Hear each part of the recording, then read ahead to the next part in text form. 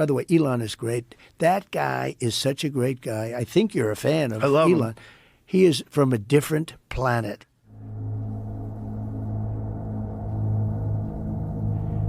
Oh, you have no idea.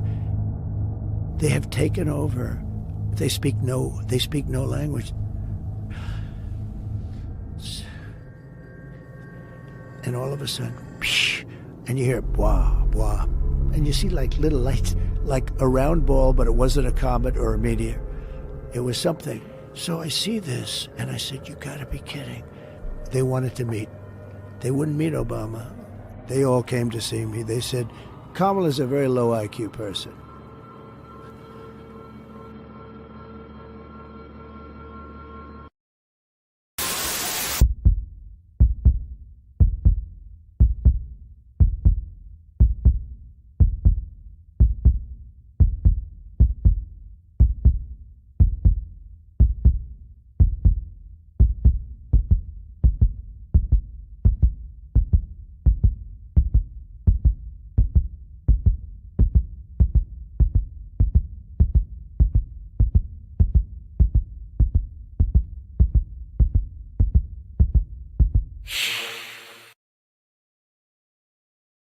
I don't want the best for you, bitch.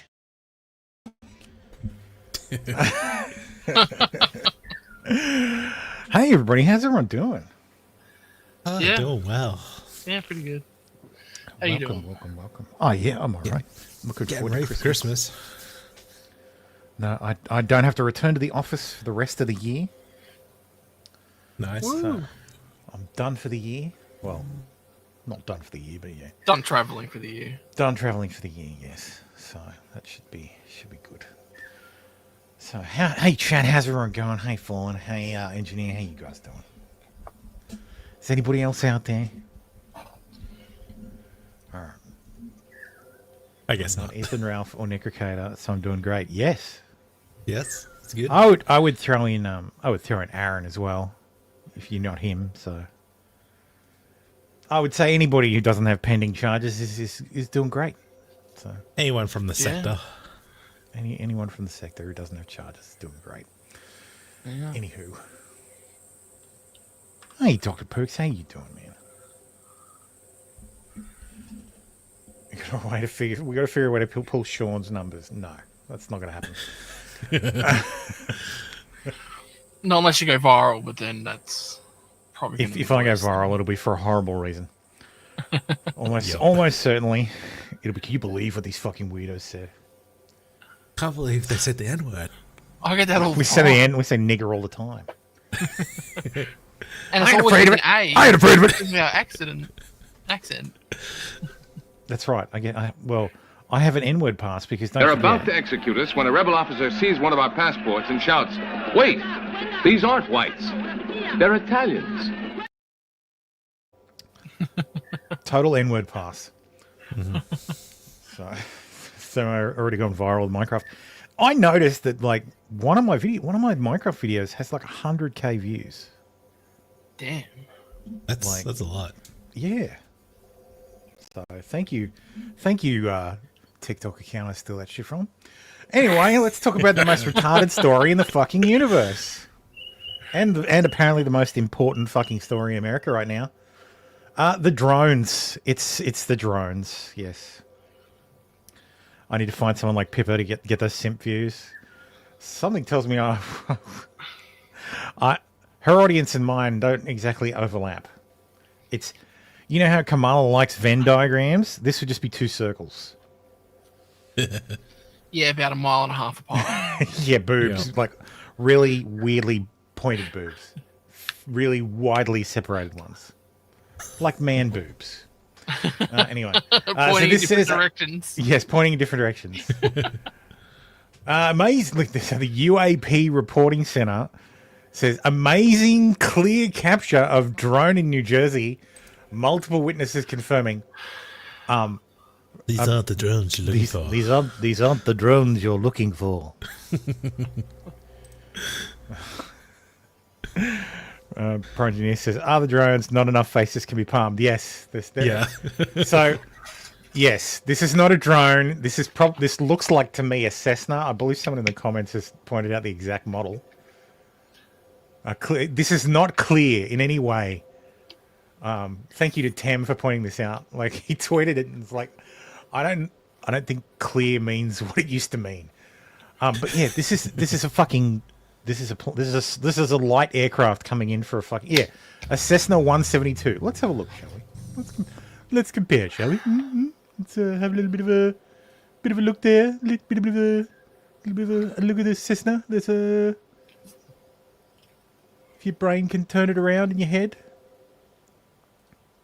A little bit of a little bit similar. Because I mean, pretty sure when the aliens get here, they're not going to be, following FAA regulations. Because the FAA regulations state what colours have to be on each wing so that you can know what direction a plane is flying. Mm-hmm. It's the same as ships. Ships have to have lights on each wing. I don't know what ships you're looking at, but they don't tend to have wings. The flying kind, of course. The flying kind. The flying kind of ships. The airships. The airships, if you will. The ships actually do have lights on the With the aliens dictated FAA regs. Yes, that's definitely more likely. Yeah. What else? So Darth Crypto's gone through some of these fucking posts. Someone thought this was a fucking drone. No, that's just It's a Cessna citation. Yeah. like this. This is not a drone, my guy. This is not a drone, my guy. This is a fucking plane. How are these people so retarded? You Literally can fucking mass hear the hysteria. engine. Yeah, because it's not like A, they're probably under a flight path, and B, that sounds like every. Oh, that's an other- airplane, but this isn't. Oh, fuck you, Twitter. Yeah, that sounds like an airplane. Like, how are these people dumb? It's that. It's a Cessna citation. Like it's Oh, look, one you of the can even most. see where the It's one of the lights most. It's one of the most affordable private airplanes. The loudest drone ever, dude. If you've ever been close to a drone, they're loud as fuck. This turned into a plane foamer channel. That's my secret, Costy. It's always been a plane foamer channel. In this case, someone recorded a visibility marker on power lines, which is in the foreground. It looks like it could be a large background object. It was described as some sort of floating sphere craft, which is almost as ludicrous as the energy orb nonsense we're starting to see. Oh, are you kidding me? Really? No, that's not. That's an example of what it would look like if you go down into the original tweet. I think that they're quoting. Oh God! For God's sakes! Yeah. This is border. This is if it's not already. This is mass hysteria. Oh yeah. Yeah. And my question is, why is the media pumping this? What story don't they want us to know about? Well, yeah, that's the question you always have to ask. But like people are trying to fly their private drones, we get a better look only to experience weird battery failures. My drone does not want to go up with these things around. There's no way the battery's dead. It's fully charged. It's zero. It won't let me. What? Yeah, so the battery isn't flat. So these things use GPS, and they talk back to a server. And the FAA can actually designate an area a no-fly zone, like If on the fly. Yeah. Oh, so they get updated. So you're not allowed to fly a drone within X amount of distance of a plane. So the planes essentially carry around them like flying dead zones for planes. It's the reason the Ukrainians couldn't use commercial drones in like they couldn't use DJI drones out of the box in the occupied territories. Right. Because DJI literally disabled them. So you can jailbreak them, but most people's like off-the-shelf drones, most normies aren't going to have their fucking their drone jailbroken. Their $4,000 DJI broken. Well, yeah. And this guy's like, this guy's the same. Oh, my drone flew up. It came back. It stopped responding. It just stopped. And then I found it, and the battery was flat. It's like, really? Well, battery was yes, probably flat because it was just sitting there. And local news is loving this shit. Like, they're fucking loving it. Mm-hmm. They love this insane garbage. Oh, fucking Christ. You won't believe this. I just got a drone video from Montville, New Jersey, doing what looks like target practice. This is next level stuff. Someone's definitely testing shooter capabilities from the air. You have to see this.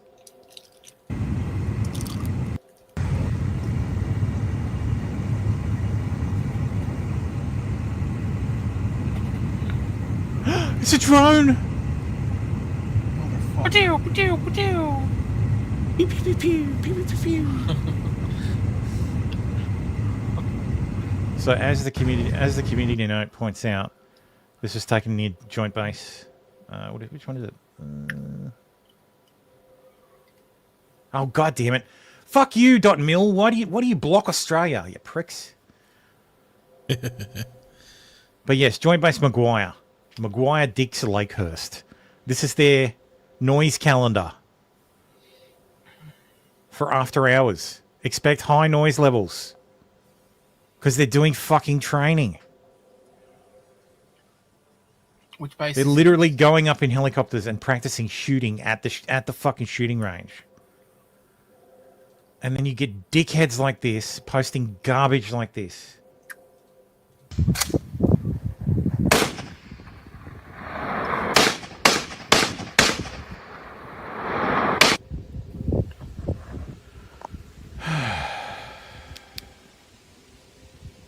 Yes, aliens use tracers, that's right. And not lasers. So, someone's firing at whatever that craft is. No one is firing at that craft. Watch the... So, A, every round they're firing is apparently a tracer.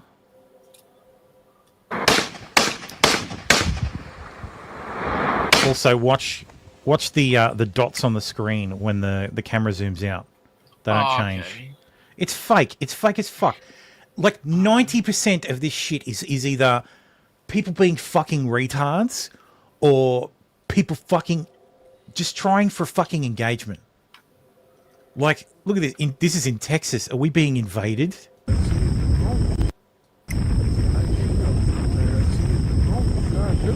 Coming right at us.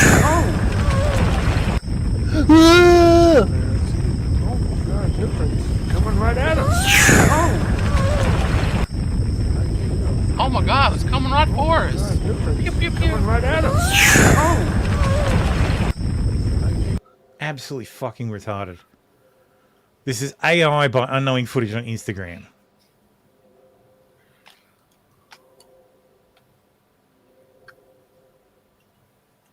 Make creepy viral videos like I do. AI video. Ugh! Like, and we all keep falling for this shit.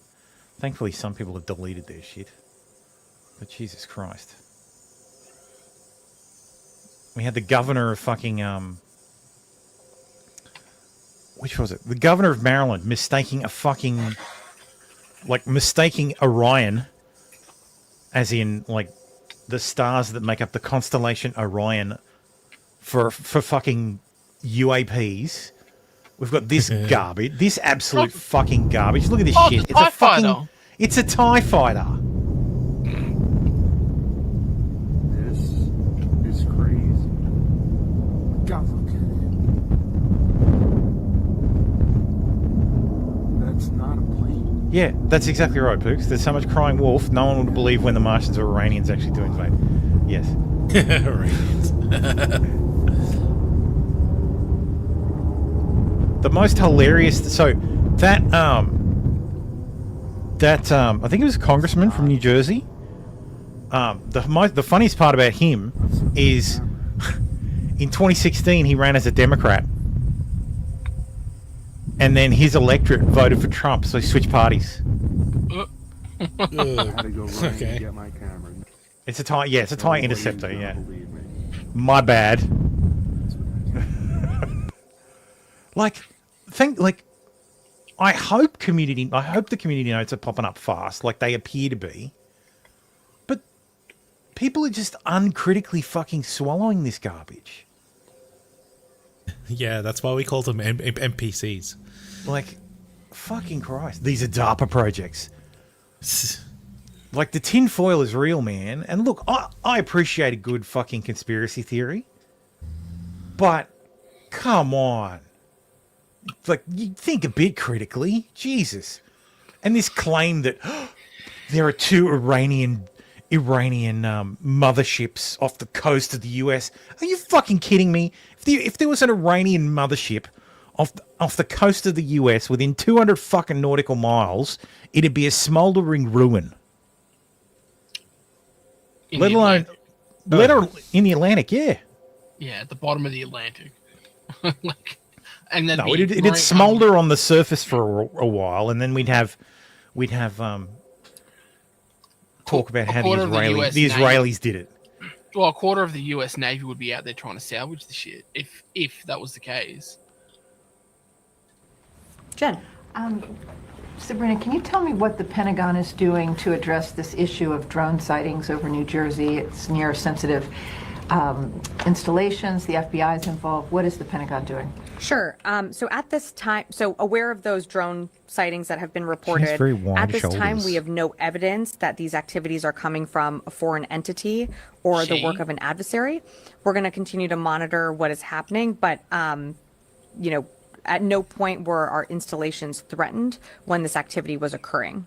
Can you rule out that these are American drones or U.S. military drones? These are not U.S. military drones.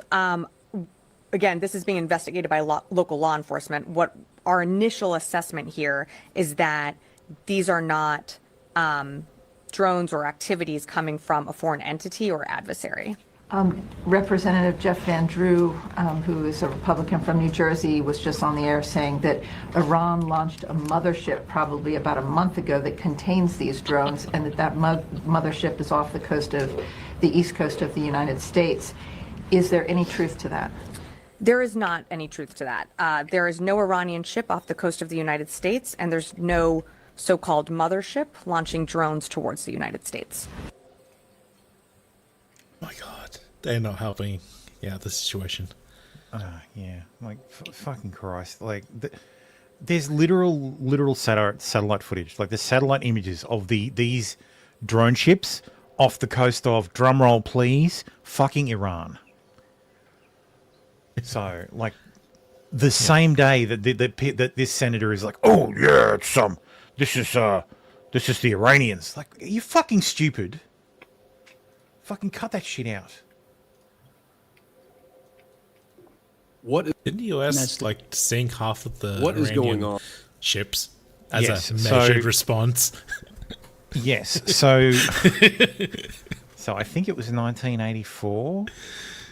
Yeah, maybe.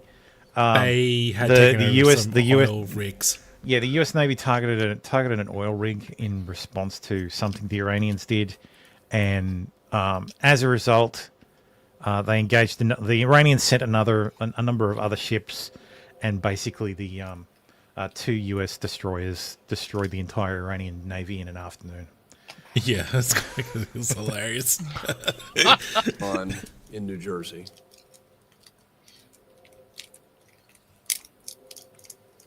So, sir, the FBI and our Newark field office, along with the state and local partners there, the Bureau is actively investigating the situation you mentioned, just the unexplained sighting of drone activity over that part of New Jersey, including proximity to sensitive sites and areas of concern.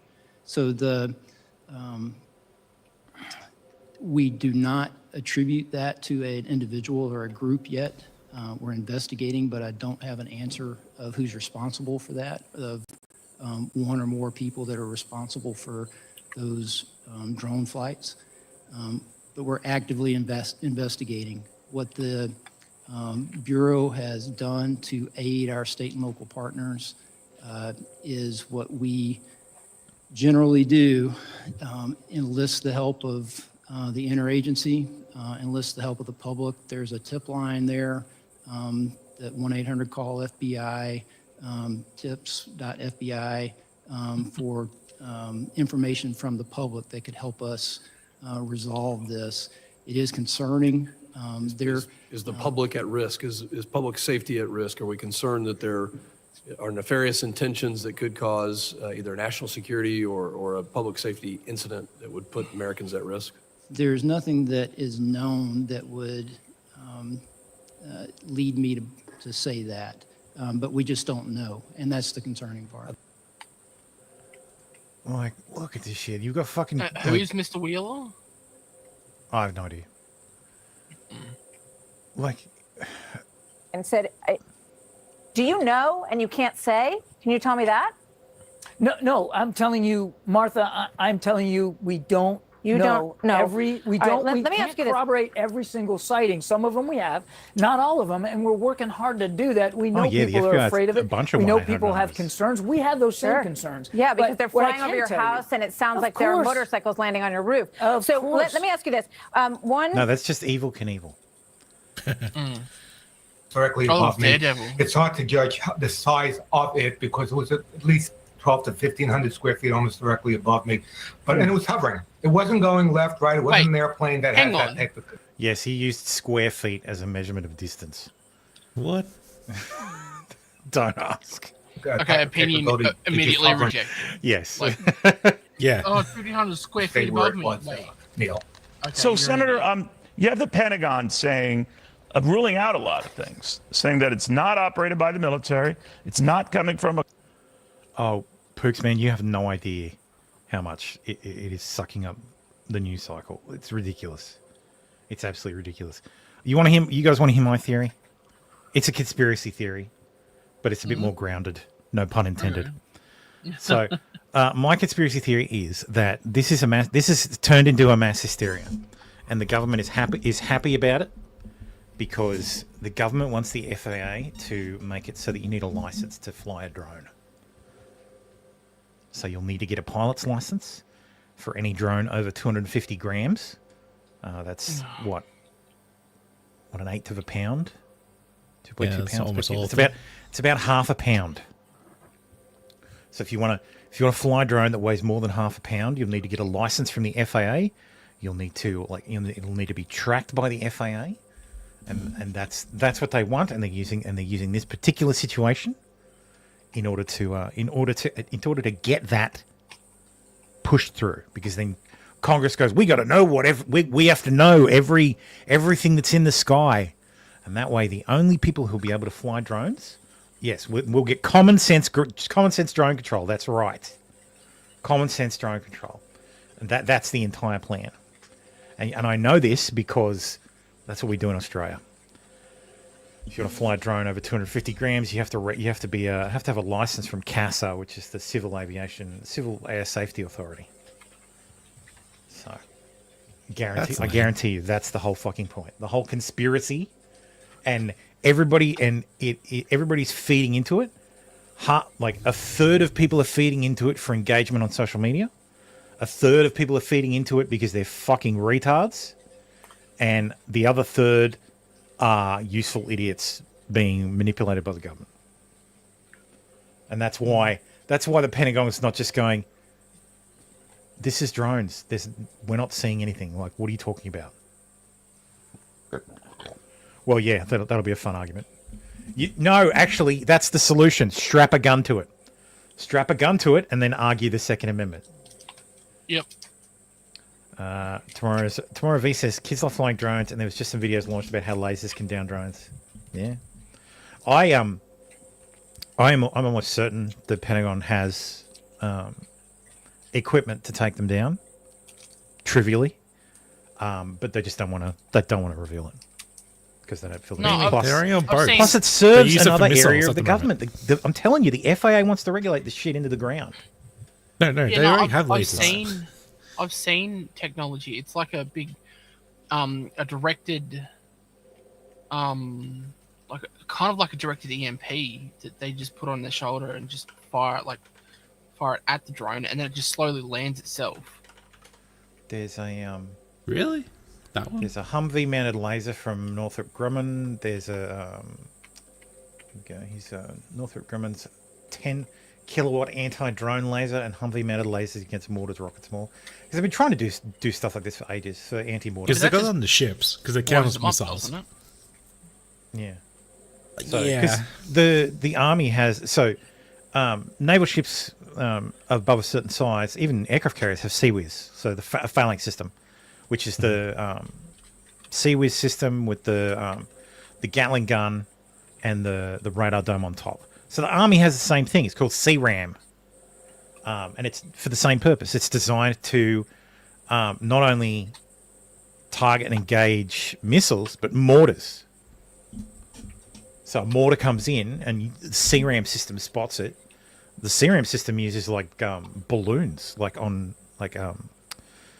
that float above the area, and just have cameras that spot mortars coming in because they don't get picked up by radar.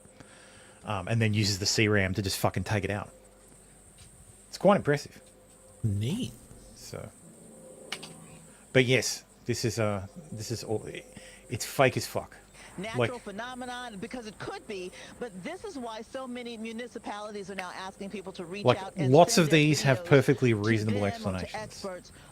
This looks like a fucking what they're seeing in the skies. We have no idea what it is. If it's a looks like the moon. Like the way it's like oscillating that way, it looks like it's light being scattered through the upper atmosphere, where there's a heat differential. What they're seeing in the skies. I'm no science guy. But it's time to shoot. Orb appears to morph into drone at 18 seconds. What's this?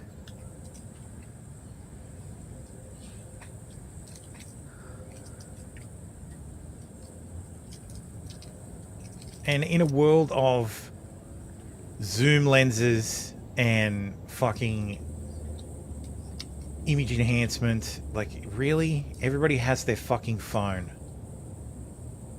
And everything's blurry.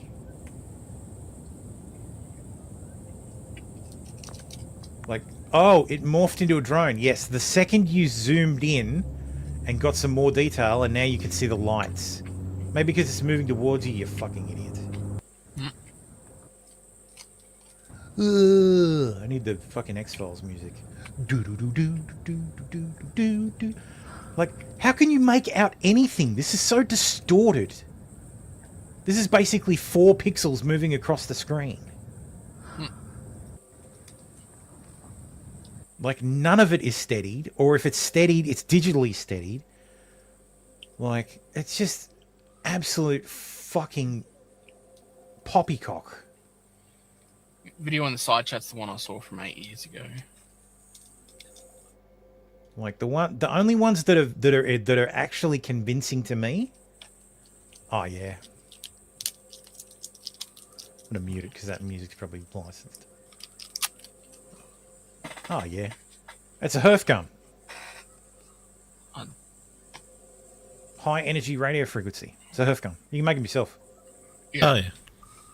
Basically, it's just a directional antenna that pumps a wide band of RF at a target and disrupts any communications. And drones, when they lose comms, lower themselves down. That's why, like, the response to EM is, oh, we'll just add AI to the drone so that it continues its mission when it's disconnected from the source. So, but AI's at the moment, AI is pretty easy to trick. So, well, yeah, if you've got a more sorry, powerful, I didn't share the screen. My powerful bad. signal coming through. What was it? It was 55 seconds, Yeah. I think. If you're pumping a more powerful signal through it to tell it to land, then well, no, yeah. that thing would land because that's no. I mean, but say it had AI on it. But if you're pumping a more powerful signal and it's a commercial drone, because that's what these are for. These are for facilities like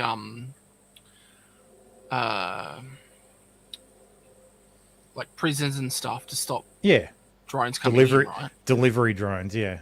Yeah, so you'd have the sequence for every drone known to the commercial market to send a land now signal. Yeah. And just have it more powerful than the signal from 2 miles away. Okay. Yeah. Drone lands. That's assuming they haven't manipulated it, so it's, not being able to be changed. Yeah, true. By, But you start with this is the one we land make.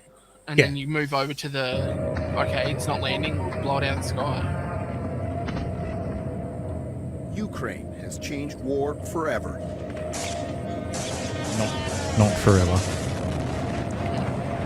In the skies over the front lines, drones define the battlefield.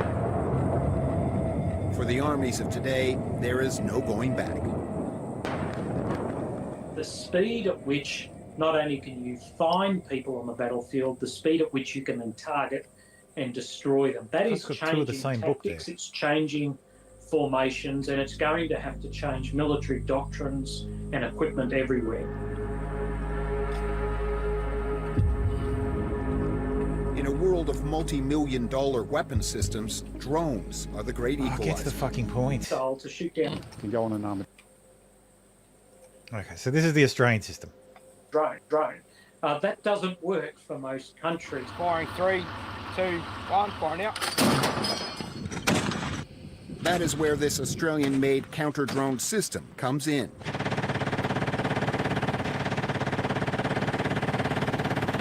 This is called Slinger.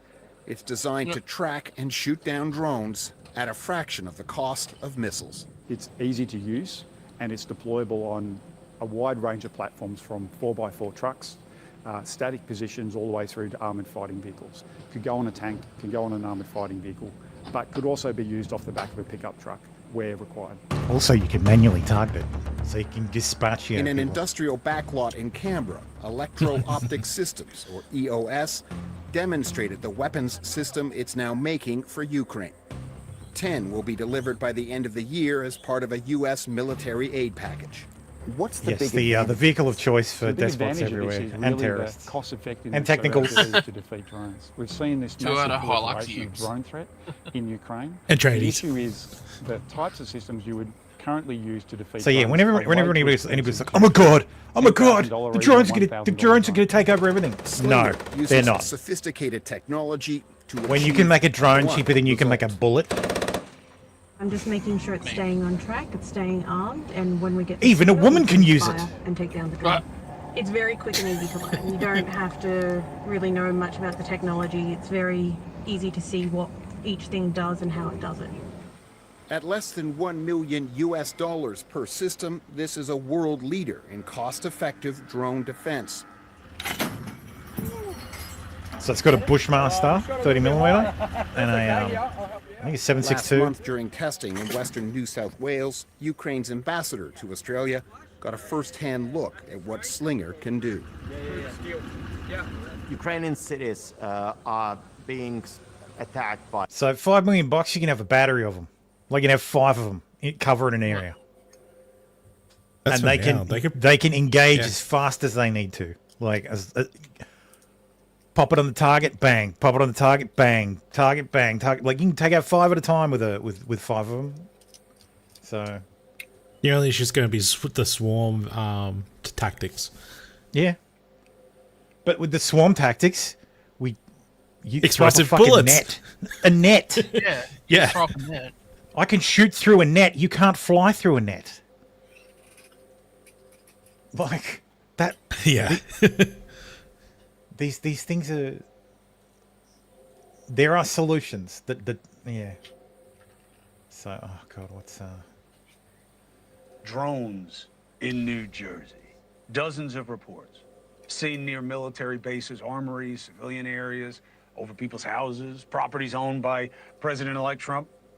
The FBI said they've been investigating it for a month. A month? But many, like my next guests, say the response has been tepid. Oh, I can't play this clip. It says storyful.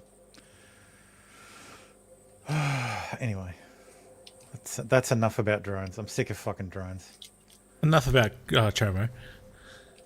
Chris Cuomo, yeah. You just said The OK Cuomo. Yeah. Anyway, Joe Biden's been on a pardoning spree and a commutation and pardoning spree. So he commuted the sentence of these 3 Chinese gentlemen as part of a what was it? It was a prisoner swap last month. So China's releasing 3 Americans, and these Chinese people have received commutations and will be shipped out of the country, and will never be allowed to return. Biden also unless commuted through the southern border. Yes, unless they come through the southern border. That's a very good point. President Joe Biden has commuted nearly 1,500 sentences and pardoned 39 people. Most of the 1,500 were people who were placed on home confinement during the COVID pandemic, and 39 other people of non-violent crimes. So he said more is coming. Democrats want him to pardon everybody, or not pardon, but commute the death sentences of everybody on currently on federal death row. They want them. Well, Ayanna Pressley and who's the other one? Who was it? Cori Bush, who unfortunately didn't lose her seat. But yes, Ayanna Pressley and Cori Bush want all the death penalty cases commuted down to life in prison. Can we just put the ones who are on death row that they want to commute, can we just put them in the same apartment for a couple of days and see what they say afterwards? Well, yeah.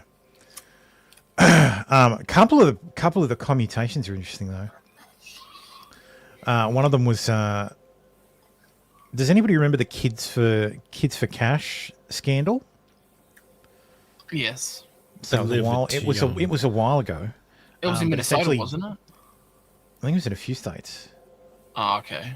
I don't think it was just Minnesota. It was in a few states because they were dealing with judges in a couple of states. But essentially, what it was is judges were taking money from the juvenile facilities and the for-profit juvenile detention centers, and in return, they were doling out harsh sentences to people. So they would you would get a minor charge, and you would end up in one of these these for-profit prisons, kiddie prisons. But yeah, one of the people who had their sentence commuted was one of the judges. He pled guilty to racketeering conspiracy charges and was sentenced in 2011 to 17 and a half years in prison.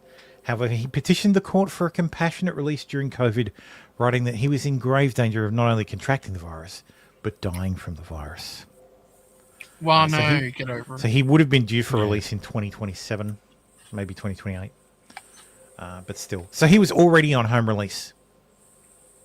So, yeah. Fuck these people. Another one was Rita Crundwell, who embezzled $53 million from a small Illinois town and spent it on luxury goods, real estate, and a horse breeding business. It was the largest municipal embezzlement in the U.S. and left a town of 15,000 struggling for many years. The city actually sued the bank that allowed the embezzlement to take place and won. Oh, good for them. They won $40 million. So did the bank then go after her? No, but the federal government did. Yeah, so yeah, I don't know if anybody's dug through any more of the. Here we go. Russell Thomas Porter, a 74-year-old decorated Vietnam War veteran in Tuttle, Washington, developed a reputation. So he had a non-violent drug arrest. I don't care about that. These are pardons. The ones I care about are like the pedos that is. Pardon. Yeah. Anyway, so yeah, I'll just go in order. So the Satanic Temple has put up a Baphomet display at New Hampshire State Capitol. Let's see how that turned out for them. I would like to thank the Satanic Representation Campaign by providing the means of this holiday display to be placed here on city property next to these other beautiful holiday displays. It is done. Hail Satan. Hail Satan.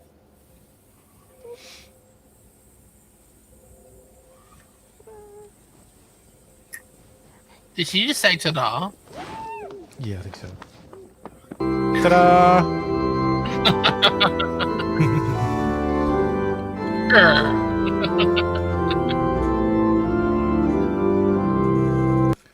Womp womp, yes, indeed. Satanist holiday display in New Hampshire nativity scene destroyed after apparent vandalism. So yeah, someone I think it was up that evening and then destroyed. They unveiled it on Saturday night. Police believe it was vandalized sometime between early Sunday morning and Monday afternoon. What? Nobody paid any attention early Sunday morning. So hours later and Monday. Oh, everyone Monday in the should have been in afternoon. church. Nobody fucking noticed in fucking almost 48 hours. Well, I don't think nobody's seeing shit. Sunday morning. I don't think nobody cares. And the only people who do care are the people who put it up. And they're like, And wait. they didn't notice. They didn't notice until like they came back 2 days later. So, whatever. They do this shit. They did it in was it Iowa where they did it in the state house? Yeah. And one of the Maybe state representatives like tore it down and got a charge. Yeah, cop the charge. It was a flag or some shit they pulled down and ripped up. I remember that. Like, look, I'm a fan of the concept of free speech and freedom of religion, but it's not a real religion. Like, it's not. I'm sorry. Like, it's not. Like, we have to. It is not. Somewhere we have to say this is a religion and this isn't. And I'm sorry. Saying you're opposite of that religion is not a religion. The entire point of this, anybody remembers the flying spaghetti monster? May his noodly appendage reach down and help your life. But the flying spaghetti monster was... Yeah, the Pastafarians, yeah. Where they wear a colander on their head. That existed to make fun of the religious allowances in law. But realistically, this isn't a religion. It's not. It's not. Like, it's not a proper faith. So, and it shouldn't have the protection as such. It's a weird fucking edgy cult. It's a fuck you to Christians. That's all it is. Yeah, it's a middle finger to Christians, and they do this. They do these stunts. They do these stunts for that reason entirely. Which does not make it a religion. Yeah, and same with Scientology. That's not a fucking religion. I don't care what you say. It's a fucking. There's a line we have between cults and religions. And I'm sorry, but Hubbard himself not a religion. said best way to control people is to start a religion or whatever. But he actually said, "Oh yeah, I'm not gonna write books. I'm gonna write a religion." And I would argue there's a whole bunch of megachurches out there that shouldn't be entitled to non-profit status because of their religious their religious followings. Like anyone that's not there's plenty of churches that shouldn't qualify. Also, Islam. And the Jews. Not really, because the Jews precede the Christians. I can make the argument. If you make the argument for the Jews, kind of got in. You kind of have to include the Jews by default. Yeah. Well, no, we moved past. What do you mean? You took half our book. Anyway, moving along. Fairy porn novels are getting Gen Z and millennials all hot and bothered. A little bit of shame. Why are women so enchanted by these novels? A subgenre of literature, a crossroads of romance and fantasy, dubbed romantasy, has soared in popularity on social media, where members of #BookTok community tout unputdownable racy fiction that has been named fairy porn. And of course, because it's women, it's not actual porn. It's steamy stories. The book's in question, namely A Court of Thorn and Roses. Let's see what this book's all about. And by Sarah J. Maas, and Fourth Wing by Rebecca Uzaro. Let's see what that one is. earned their nickname from the Almost taking steamy note. X-rated scenes between the pages, making Gen Z and millennial bookrooms both blush and rave about the works. Let's have a look. When 19-year-old huntress Feyre kills a wolf in the woods, a terrifying creature arrives to demand retribution. Bitch, this has a hardcover? This has a hardcover release? Are you fucking kidding me? There's a lot of ratings. It's only 46. Who demands retribution, dragged into a treacherous magical land she knows about only from legends. Feyre discovers that her captor is not truly a beast, but the lethal, immortal Feyres who once ruled the world. At least, he's not a beast all the time. As she adapts to her new home, her feelings for the Feyre Tamlin transform from icy hostility into fiery passion that burns through every lie she's ever been told about the beautiful, dangerous world of the Fae. But something's not right in the Fairylands. An ancient wicked shadow is growing, and Feyre must find a way to stop it, or doom Tamlin and his world forever. Dude, fucking kill me. What? Dude, it's a book set. This is like a Game of Thrones. Yeah, there's A Court of Thorns. Dude, these fucking titles. A Court of Thorns and Roses. A Court of Mist and Fury. A Court of Wings and Ruin. A Court of Frost and Starlight. And a Court of Silver Flames. Is this just smut with more fairy cringe? Yeah, it's Yes. I would if I were to guess, I would imagine it's 50 Shades of Fae. It's actually there is a map in the front of the book, the first book. Wait, And it's- why do you know this? And it's We have questions. because I downloaded a copy. Oh, you did? I did. I downloaded a copy. It took 36 seconds. I'm like, oh, that was quick. Okay. Wow. Loaded it up, and yeah. So I'm like, Yeah, it's got 47. This is 400 pages. Yeah, It's yeah, look at the 400 pages. Dude, look at the wiki on the other ones. The reason the fourth one is so small is because it's a 3.5. Like, they had to add more shit to it or something. Jesus, like ridiculous, man. The first book of the Thorns one, it's got 47. Oh yeah, that's about that looks very familiar. I can't quite put my finger on what that place is, but it appears very familiar. Oh, sorry, I'm looking at the ones on the other tab. So it's very familiar. I can't quite place it, but it looks very familiar. Looks very ye oldie. Yeah, I'm remembering something from eons past. Oh no! Did they just stole? But yeah, stole there you it? go. They stole it. 407 pages of this.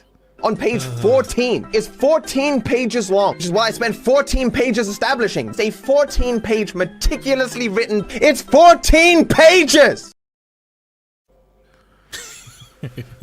Oh, and here's the other one, The Fourth Wing. Where's the description? These are all the book blurbs. Oh, yeah, there you go. The detailed interior map. Beautiful gold foil jacket. Look, I appreciate a nice hardcover, like a hardcover book. Whenever I buy a book, it will be it's always hardcover. My list of the kids know that if they buy me a book for Christmas or my birthday or something, that they should get hardcover. Just because I have a thing for hardcover. I far prefer hardcover books because they always tend to hold up better. And dust jackets are based. The hardcover but yeah. is 508 80 pages. Scroll up just a tad. Right there. No, down. Keep going. Keep going to under that. Yep. 528. 528 pages. It's 528 pages! Hardcover's great until you have to move. That's fair. That's fair. You also have to have solid bookcases. So a cheap one from Aldi does not cut it. Or IKEA. Or IKEA, yeah. I'm moving the location of my office, so I'm thinking of getting the person who builds my desk to also build a bookshelf, like a proper nice hardwood bookshelf. Anyway, that's apropos of nothing. Anyway, moving along. Oh, sorry, yeah, real quick. I think it says in more the to tell us about fairy porn. No, about the TikTokers bitching about fairy porn. They actually are complaining that they finished the series and want more fairy porn. They want more fairy porn. Okay, so Yeah. well, there you go, chat. About it. You heard the millennials and the Zoomers. Get AI to write it. Fire up the AI. Just pump that shit out. Yes, but Mayor Eric Adams after his meeting with Border Czar Tom Homan. We have 500,000 children who had sponsors in this country that we can't find. We can't find them. We don't know if they're doing child labor. We don't know if they're doing sex crimes. We don't know if they're being exploited. 500,000 children. There's a level of hypocrisy that everyone that states they want to protect everyone but innocent individuals who are victims of crimes and children. I want to support and protect children and innocent people that are victims of crime. And those who don't understand that, it's not up to me to try to convince them. I know what my job is, my goal is, and I was clear of that while running and when I became mayor. Safety means everything to me. 500,000 children, we don't know where they are right now in this country. I'm going to make a prediction. I'm going to make a prediction. Mm-hmm. He's going to run he's going to switch to the Republican Party because there's an election next year for mayor. When is it? Or Is it what's in the bet? November? What's It the is. bet? He was told to fall in line, or they were going to flood New York. No, he was You fall in indicted. line, or we're going to flood. He was literally indicted. That's why he's fucking flipped. Yeah, indicted for what? For taking bribes. He took kickbacks from the Turkish government. Oh, that's right. He did To expedite permits for their embassy. Like it was like the fire inspection. He fast tracked the fire inspection certificate, so they got to finish Wait, their embassy this is New York. without having a fire inspection. This is New York, not Chicago. So, Okay. So how much trouble did he get in for that? well, it remains to be seen. He's been indicted. So, Oh, they haven't actually. Okay, it hasn't happened yet. but he immediately was like, "This is just like Trump. This is a political witch hunt." So he started defending Trump. That's hilarious. So I think it'd be funny as hell if he switched parties and was suddenly a Republican mayor of New York again, and then the Democrats would have to have a primary for their candidate, and the list of people. Holy shit! I'll tell you what. I had it pull it up before. So this is one of an assemblyman, the comptroller, another assemblyman, some state senator, another state senator, another comptroller, an investor, like hedge fund manager, publicly expressed interest. Andrew Cuomo, the former governor of New York, Wants to be. he has expressed an interest in running for mayor of New York. I guess he's going to start again. He's going to go. I'm going to be the mayor of New York again, and then I'm going to run for governor again. Whoever the fuck that is, former deputy mayor of New York, Letitia James, Christine Quinn, Richie Torres, this guy. Fucking yeah. So it's a cavalcade of retards. Anyway, exclusive Biden races to sell off border wall parts before Trump takes office. The goal is to move it all off the border before Christmas, Arizona Border Patrol agent tells the Daily Wire. The Biden administration is using its final weeks to haul off a massive amount of border wall material away from the southern border to be sold off in a government auction, an apparent effort to hinder President-elect Donald Trump's efforts to secure the border. The Daily Wire has learned. Videos obtained exclusively by the Daily Wire from a U.S. Customs Border Patrol agent show unused sections of the wall being hauled away on the back of flatbed trucks from a section of the border just south of Tucson, a hotspot for illegal crossings during the Biden administration. The agent estimates that up to half a mile of unused border wall is being moved. I just love that there are miles and miles and miles of material to build the wall, and in 4 years, not a fucking inch was built. Despite it sitting there on site ready to be built, you could literally use the illegals crossing over to build the fucking wall. Like I don't defeat the purpose of having an open border. Well, yes, that's exactly right. Well, they could just be like, here, close the gate behind you, and you get citizenship. Yeah. You just weld this here. You know how to weld, right? Anyway. No, fucking learn. Speaking of the border wall, a special hit has been ordered by Mexican cartel leaders after a U.S. Border Patrol agent used his car to stop the illegal entry. Agents are aware of the order by the cartel leaders and expect a shooting in retaliation. A shitting in retaliation?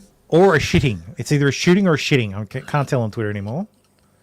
Yeah, and it is still Twitter. I don't give a fuck what Elon says. Move, Oh! bitch! Get out the way! Oh! Get out the way, bitch! Get out the way! Madre tú.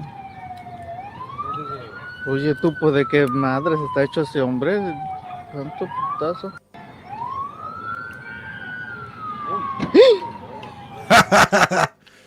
He only clipped him. That's fucked.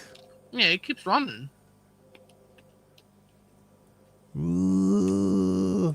Oh no! Based. Yeah, and if the cartel's stupid enough to put a hit out on Border American Patrol, yeah. federal government, No, do it. Do it. Just wait till January 21st and do it. can you Do it. imagine? It'll be hilarious watching. It'll be hilarious watching Apaches fly into fucking into Mexico. Yeah, we had one, and we had one of ours killed. This will not be proportionate. You're Yes. all gone. Yeah. We're gonna wipe you off the face of the earth. And Anyway. any ex-servicemen who want to join, let us know who you are. We can use you. And I'm talking about like the It'll mean the what's his name of 51st state Baghdad? doesn't end up being Canada. It'll end up being North Mexico. It'll be Mexico. Well, you've got New Mexico, Finally so now finished you'll have North Mexico, Which is south of New Mexico. which is south of New Mexico, but north of actual Mexico. North Mexico is just a 100-mile strip of fucking wasteland with one road going to Tijuana. Nice. Fuck it. Oh, anyway. US just takes the peninsula anyway. Just the whole thing. Just Yeah. It's just Mexicali. Just take the whole peninsula as well. Why not? I like it. It's nice there.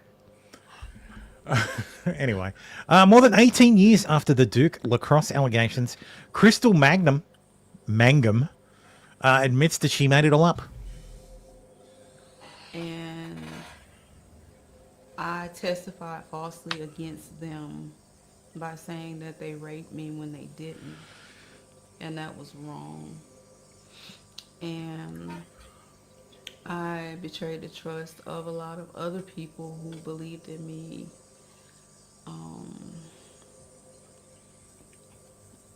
And made up a story that wasn't true because I wanted validation from people and not from God. And that was wrong. And I hope that they can forgive me. So yeah, those guys were absolutely dragged through the fucking mud. Yep. A little bit of background. A little bit of background for those young people in the audience and young people here. So 3 Duke University lacrosse players, David Evans, Colin Finnerty, and Reed Sliegman, were falsely accused of rape in 2006 by Crystal Mangum, a stripper hired to perform at a team party. Here's what unfolded. Mangum claimed she was raped at the party hosted by the lacrosse team on March 13th, 2006. The accusations led to a highly publicised case that drew national attention due to issues of race, class, and privilege. The players were indicted on charges of rape, sexual offences, and kidnapping. However, the case against them began to unravel due to inconsistencies in Mangum's account. Mangum's account and lack of supporting evidence. DNA evidence did not match any of the three players, and there were significant issues with the conduct of the investigation by Durham District Attorney Mike Nifong. Yeah, Nifong. Mike Nifong, whatever. Interestingly enough, Mike Nifong was the only person to spend any time behind bars for this. He spent a day behind bars for contempt of court. He was, however, the first Louisiana Attorney General to be disbarred. So okay, nice. Was it Louisiana? Hopefully not the North Carolina? last. Maybe it's North Carolina. I might be wrong. Durham. Sure, it was Louisiana. Durham County, yeah. Is Duke in North Carolina or Louisiana? I don't know.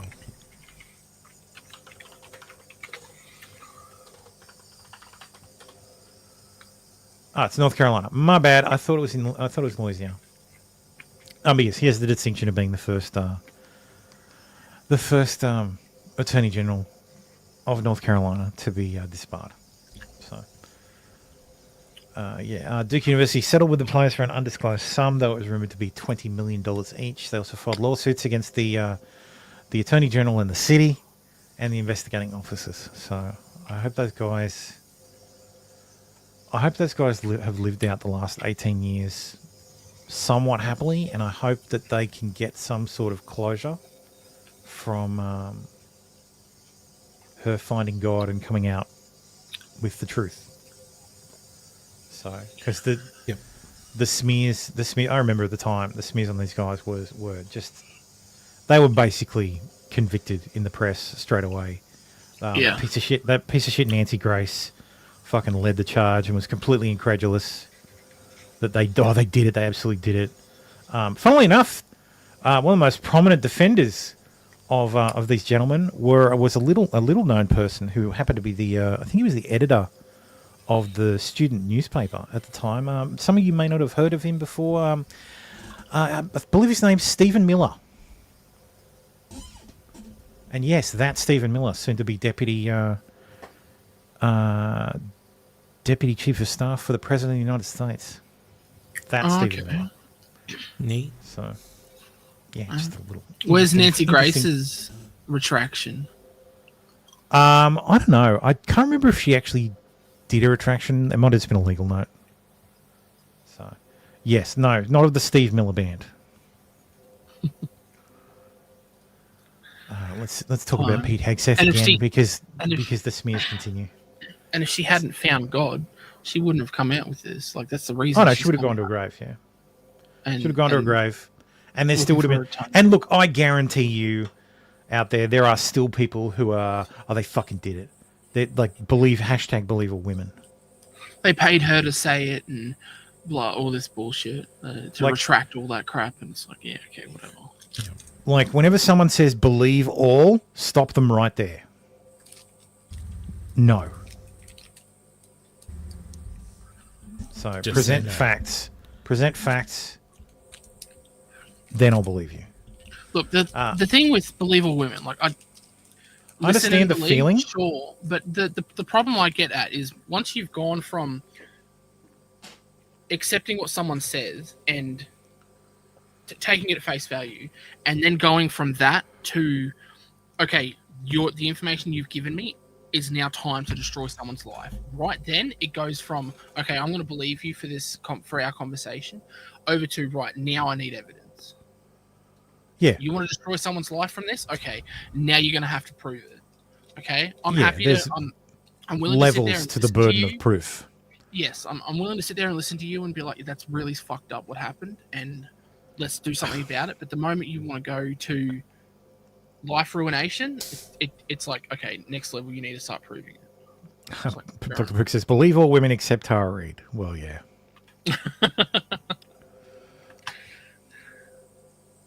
Friend of a friend of the show, Tara Reid. So let's not forget she is personal friends with Farron. So, and we are because I tell my wife all the time, I'm 3 degrees of separation from Putin. So yes. All right. So you and as you all are. Anyway, Hey, that's why I've got to file at ACO. No, that's not just why. Yeah, it's not the only reason. Big too. Holy shit. Thick file. Huge. Huge. It's a huge file. I've seen it, Baldo. It's quite a big one. Bit flaccid though. Anyway, the smearing of Pete Hegseth in the media continues unabated. This time he managed to head it off at the pass. Pete Hegseth says, "We understand that ProPublica, left-wing hack group, is planning to publish a knowingly false report that I was not accepted to West Point in 1999. Here is my letter of acceptance signed by the West Point Superintendent, Lieutenant General Daniel Kreisman, U.S. Army." And sure enough, this is a valid letter to Pete Hegseth in 1999. Yeah, welcoming him, like inviting him to learn, to study at West Point. And here's his offer of admission, his official offer of admission. He had a choice of West Point or Princeton, and he chose Princeton. So, fair enough. Okay. And what does the community note say? The community note, the community note's like ProPublica. So, I guess this is important. ProPublica contacted a representative of Hegseth Arthur in exchange with West Point, indicated that Hegseth had no file. Through the journalistic process, they found this to be inaccurate, and ProPublica is not publishing the story. So I rated this not helpful because it's irrelevant. Yeah. So this is the editor of ProPublica, who says this is a story about how journalism works. Spoiler alert: this is how we decided not to publish the story. We were recently looking at Pete Hegseth's different statements over the years about West Point, where he has said he was admitted. First stop, West Point. We contacted West Point Public Affairs Office. The first spokesman wrote on the record, according to the admissions office, Hegseth has not applied for admission to the U.S. Military Academy. We called back and asked to ask if that meant Hegseth had never been admitted, and a second spokesperson told us on the record, absolutely 100% because he never opened a file. Now, we thought we had the makings of a significant story, but the first rule of good journalism is no surprises. You must give the subject of a potential story a fair chance to respond to all the salient facts of the story. Why do we do this? Yada, yada, yada, yada, yada. We care about accuracy, yada, yada. One of the reporters called Hegseth lawyer. The attorney made a lot of angry legal threats to him, but didn't deny the facts. We urged him to contact his client to make sure Hegseth understood what we were planning to write. A second Hegseth PR person then called. He asserted Hegseth had still had his letter of acceptance to West Point. We asked him to send it to us, but then he just hung up. That gave us pause. We had on the record from Academy itself. We went back to West Point. We also sent that PR person, a screenshot of the West Point email telling us Hegseth hadn't been admitted. He responded with the image of an acceptance letter. We went back to West Point. They apologized. An Army spokesperson wrote, a review of our records indicates Pete Hegseth was offered admission to West Point in 1999 but did not attend West Point. An incorrect statement involving Mr. Hegseth's admission to the United States Military Academy was released by an employee on December 10th, 2024. Upon further review of an archived database, I believe that's meant to say, employees realized this statement was in error. Hegseth was offered acceptance as a prospective member of Class of 2003. The U.S. Military Academy takes the situation very seriously, and we apologize for this administrative error. So no, we're not publishing the story. This is how journalism is supposed to work. Hear something, check something, repeat steps 1 and 2 as many times as needed. The end. Unless you're almost any other outlet. Well, exclusive email and phone logs reveal how botched Hegseth's West Point story imploded. After a West Point spokesperson falsely claimed, yada yada. So here's the email. Mr. Powell, this is Justin Elliott, so the writer from ProPublica, to I can't remember. Is this the lawyer or the first email and more Daily Caller? So this is to Hegseth's lawyer, Mr. Palatore. This is Justin Elliott from ProPublica. I'm reaching out with an urgent request for comment on your client Pete Hegseth. We're moving quickly, so please let me know if he would like to comment as soon as possible. Our deadline is 1 hour. I can be reached at this number. My colleague, Robert blah, blah, blah, can be reached at this number. We're preparing a story about Mr. Hegseth's claims that he was admitted to West Point. The school told us that is not true. According to a spokesperson for the school, Mr. Hegseth did not even apply. Mr. Hegseth said on Jason Chaffetz's podcast in June, I got into West Point, then later repeated the claim. I mentioned West Point. I got into Princeton also. I went to visit those two schools and ultimately decided on Princeton. He repeated the claim in September and again in October. Why did Mr. Hegseth say he got into West Point when that is not true? How can Mr. Hegseth be Secretary of Defense given he's made false statements about getting into the military's most prestigious academy? Is there anything else we should know? So the lawyer was given an hour to get his client to comment. The lawyer came back with legal threats saying, if you publish this, we will sue you. This is false. So they gave them more time, to which point the PR person came back and sent them the fucking evidence. And then they went, oh, fuck. Personally, I think he shouldn't have commented at all. And I think just the lawyer sued should them have after said, the fact. this is a lie, go to hell. And then fucking destroyed them with the evidence. Immediately after they publish it. Yeah. They should have sent him the picture of Count Dankula's balls. Yeah. As a Well, look, response. as Bethany Mandel says, you called him a liar and gave him an hour deadline. Mm-hmm. Fair chance to respond. Let's have a look at the time too. So it was 1 o'clock. 2:52 p.m. So it was supposed to release at 2 o'clock? Yeah. Well, yeah. Our deadline is in 1 hour. Bitch, you don't have a printing press. Yeah. You don't have a fucking deadline. Yeah, that's You're an online fucking news, like you're an online news outlet. You don't have a fucking deadline. It's Tuesday. You can wait a fucking day. Fucking That's deadlines. their tactic for we want a response and we want it off the cuff and we want Yeah. it now. Well, no, they don't want a response because they want to write. We reached out to comment, but we received nothing before publication. But now So- they can say that they send us legal threats. So if this lawyer had missed this email for an hour, Yeah, or went into a spam folder or whatever. yeah, Or maybe it was in a conference. So Their he SMTP was- server was down. Yep. Fucking anything.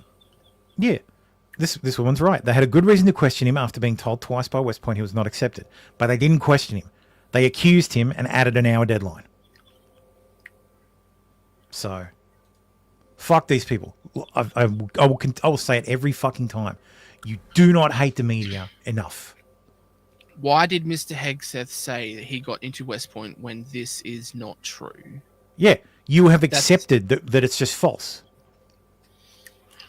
We haven't been able to prove Could you this. explain the conflicting statements? Does Mr. Hegseth have any evidence that can show that this is actually true? Yeah. Please. They We're don't even looking ask for for that. confirmation. No, it's like he lied. Why did he lie?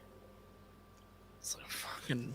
And why is ProPublica? Why is ProPublica, which is meant to be this, this ethical news organization that is out there, finding Bullshit. the truth and looking for all the big important stories, why are they trawling through old podcasts? Do we hate the media as much as health company CEOs? Yes. We hate the media If not, more. You should. We hate the Mainly media because more. the American system is almost a Ponzi scheme. I was going to do Trump next, but since you brought that up, Costi, I think we need to talk about Waluigi. They Mamma mia. Mamma Yeah, mia. what? This horrible slur on Italians. Does Guido? ProPublica hate Trump so much? Do they Yes. get that many kickbacks from the perpetual wars that are being waged? Well, it's not even that. It's purely ideological. They hate Trump. They want to do everything possible to smear him and anybody attached to him. Yeah, it would have been hilarious if they had. They want to released make it. sure every single step is as hard as possible. So Yeah. these people have no fucking scruples.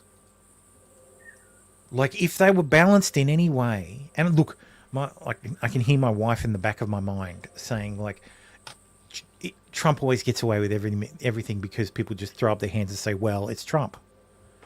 And I sort of like, no, that's not necessarily always true. Like, he doesn't get away with anything. Like everything gets fucking pointed out. If you look at Everything how the gets media scrutinized. treats like the easiest example is Biden's fucking mental acuity, man. The media went locked arm and tried to peddle this idea that no, you're all stupid. You're all idiots. You're dum-dums. He is the smart. He's perfectly fine. Who are you going to trust? The media or your lying eyes? Behind closed doors, he's perfectly fine. He's got a lisp. He's got a speech impediment. This is just a speech impediment. Why are you being so mean about an old man with a speech impediment? That's only Like the media wrote op-ed after op-ed about fucking the special counsel coming back and saying, "Oh, he's just an old man with a bad memory." Like, are you fucking kidding? They were fucking outraged. Like, just and don't even get me started on fucking MSNBC, which shouldn't even be allowed to call themselves fucking media or journalists in any way, shape, or form. They're purely propagandists. Well, And the look, only reason I accept propagandists because my wife would say, "Well, Fox News does the same thing." I'm like, "Well, okay, but everybody shits on Fox News all the time. So, okay, can everybody be shitting on every other bit of media as well then? Because they do the same thing. But it's different because it's Trump. Yeah. Anyway, I didn't organise it. Give me a second. I have to organise this into a coherent narrative. What did you do, Luigi? Why, Luigi? What did you? Why, Luigi? Why?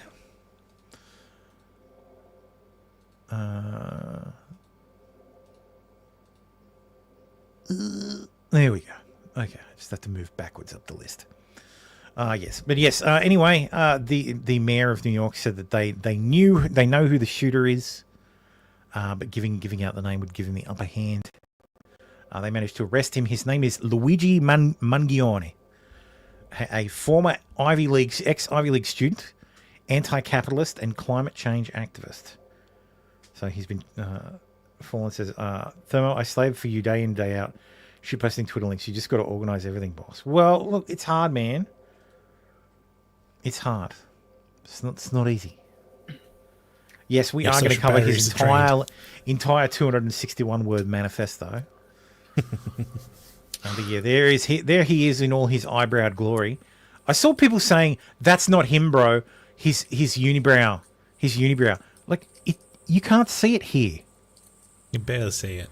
Like it's barely appearing there, and all the other footage we saw was shit cameras. So of course you can't see it there. But yeah, this I believe was bullshit. So this was Luigi's X account. Further corroborates that the account and video were fabricated using his X account images, content, and were not published by him. So this was a fake. It was a fake fake news. It was total fake news. Apparently, he was the valedictorian of his high school. Oh, here's his speech. Let's have a look. Is it recorded? It is. Ooh. Hello. Let us hear the killer speak. Let him cook. Congratulations. Thank you.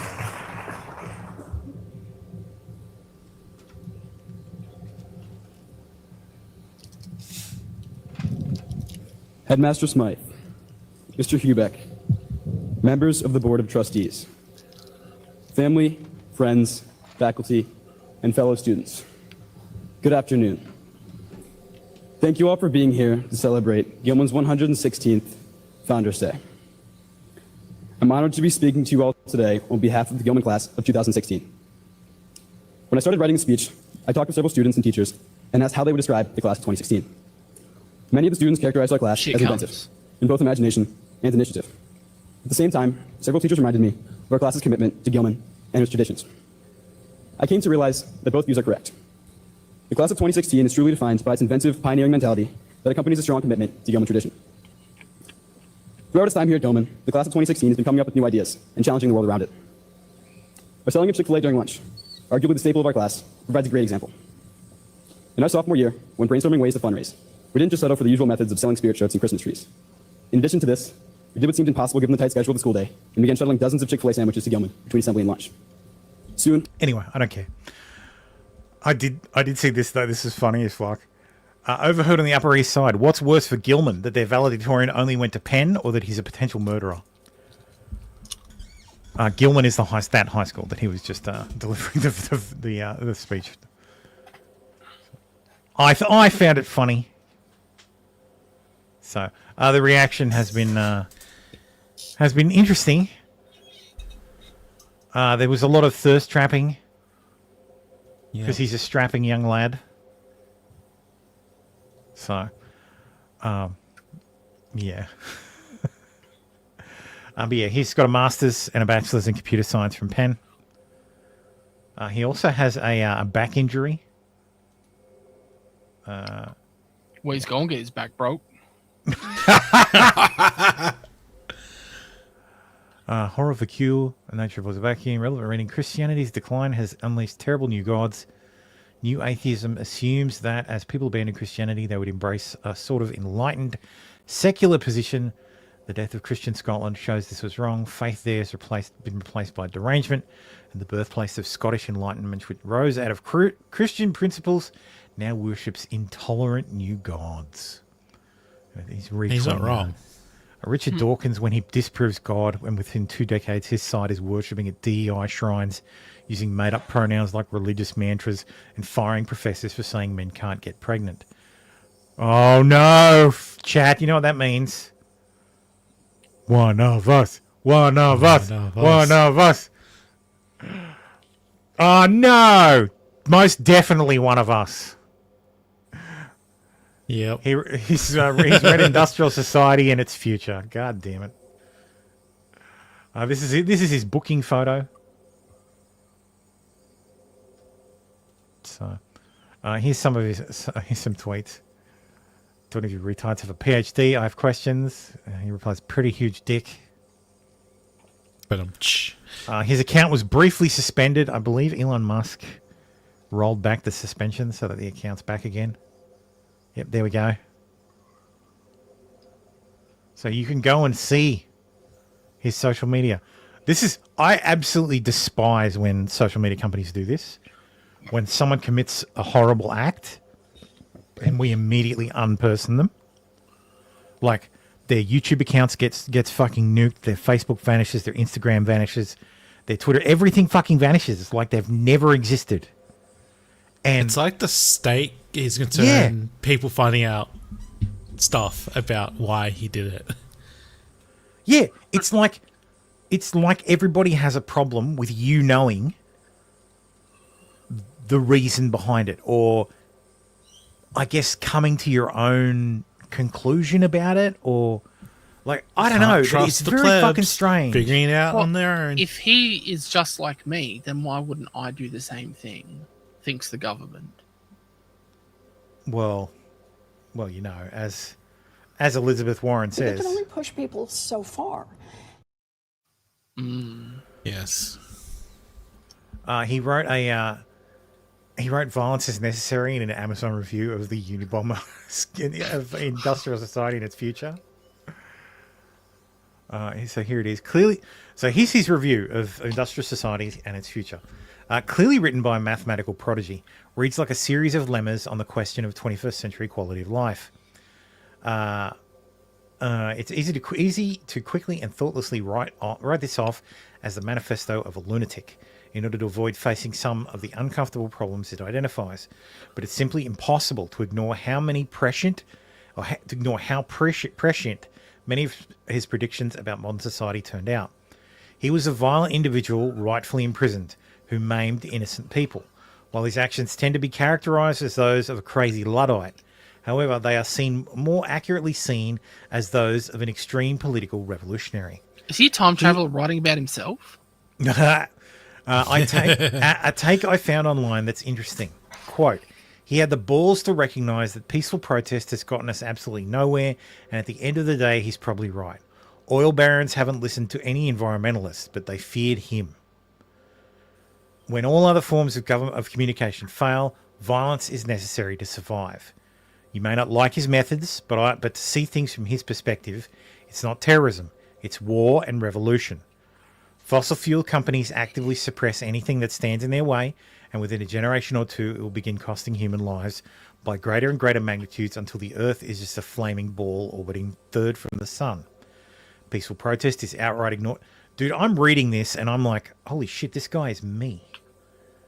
Like, how many times have I said I would respect these environmental groups more if they actually nutted up? That's what I'm saying. You that's why they lock down all their social medias, because when rational people read what they have been saying over and over again, the government doesn't want people to realize that at some point, rational people do irrational things. Yeah. Where was I?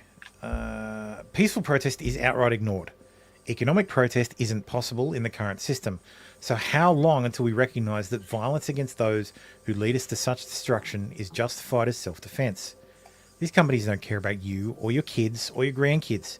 They have zero qualms about burning down the planet for a buck. So why should we have any qualms about burning them down to survive? We're animals just like everything else on this planet, except we've forgotten the law of the jungle and bend over for our overlords when any other animal would recognise the threat and fight to the death for their survival. Violence never solved anything is a statement uttered by cowards and predators. Yeah. That was January this year. His back must really hurt. I think the question Data asked is quite true. If violence never solved anything, why does terrorism work? Well, yeah. Mm-hmm. There are many circumstances where terrorism works. Yeah.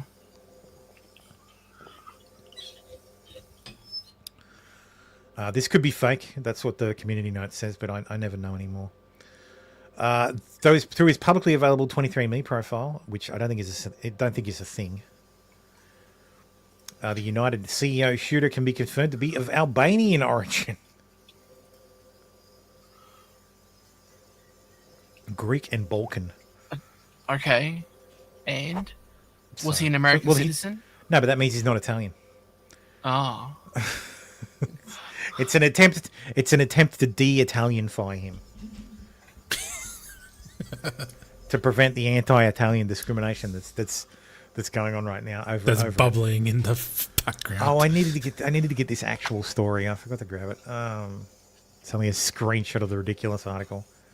But yeah, Luigi Mangione played assassin video game Among Us with friends. Extremely ironic. No. Yes, I understood that reference.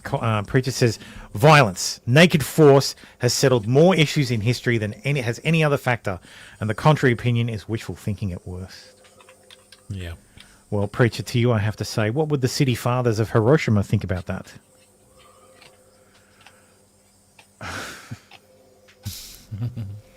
Luigi Mangione's disturbing claims about cruel way his mother made him eat.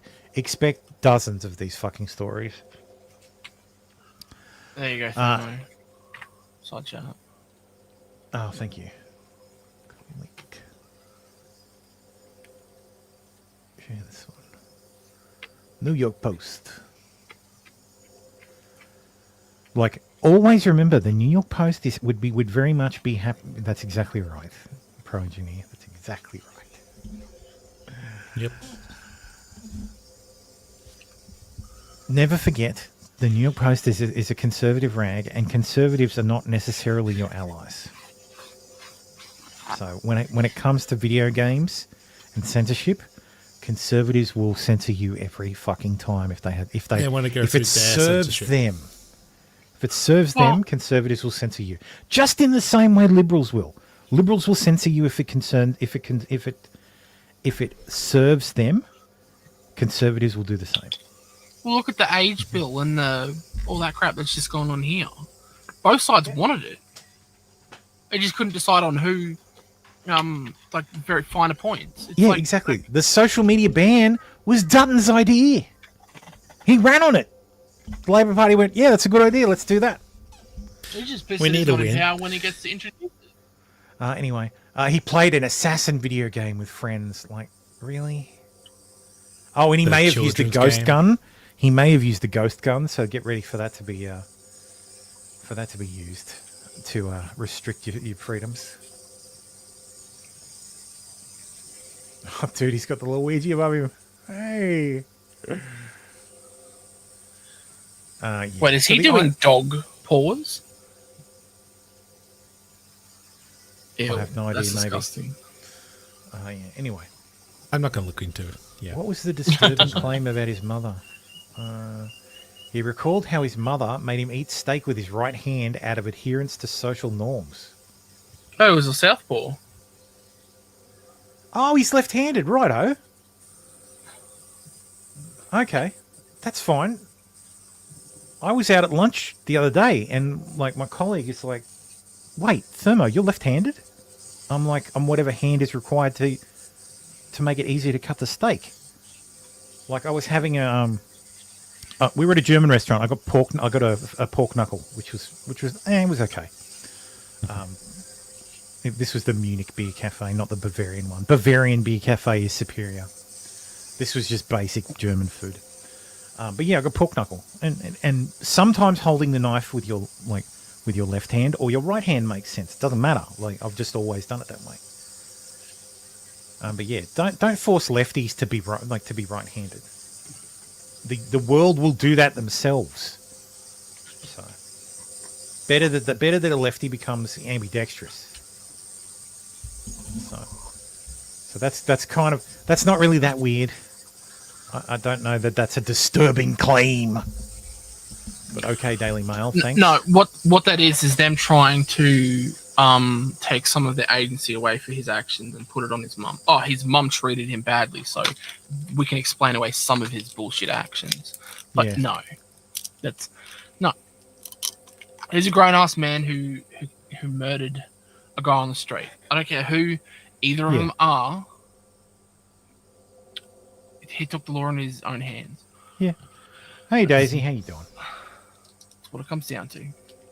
And look, I'm not against taking the law into your own hands, but the person he killed has committed no crime. You can't call this guy a vigilante.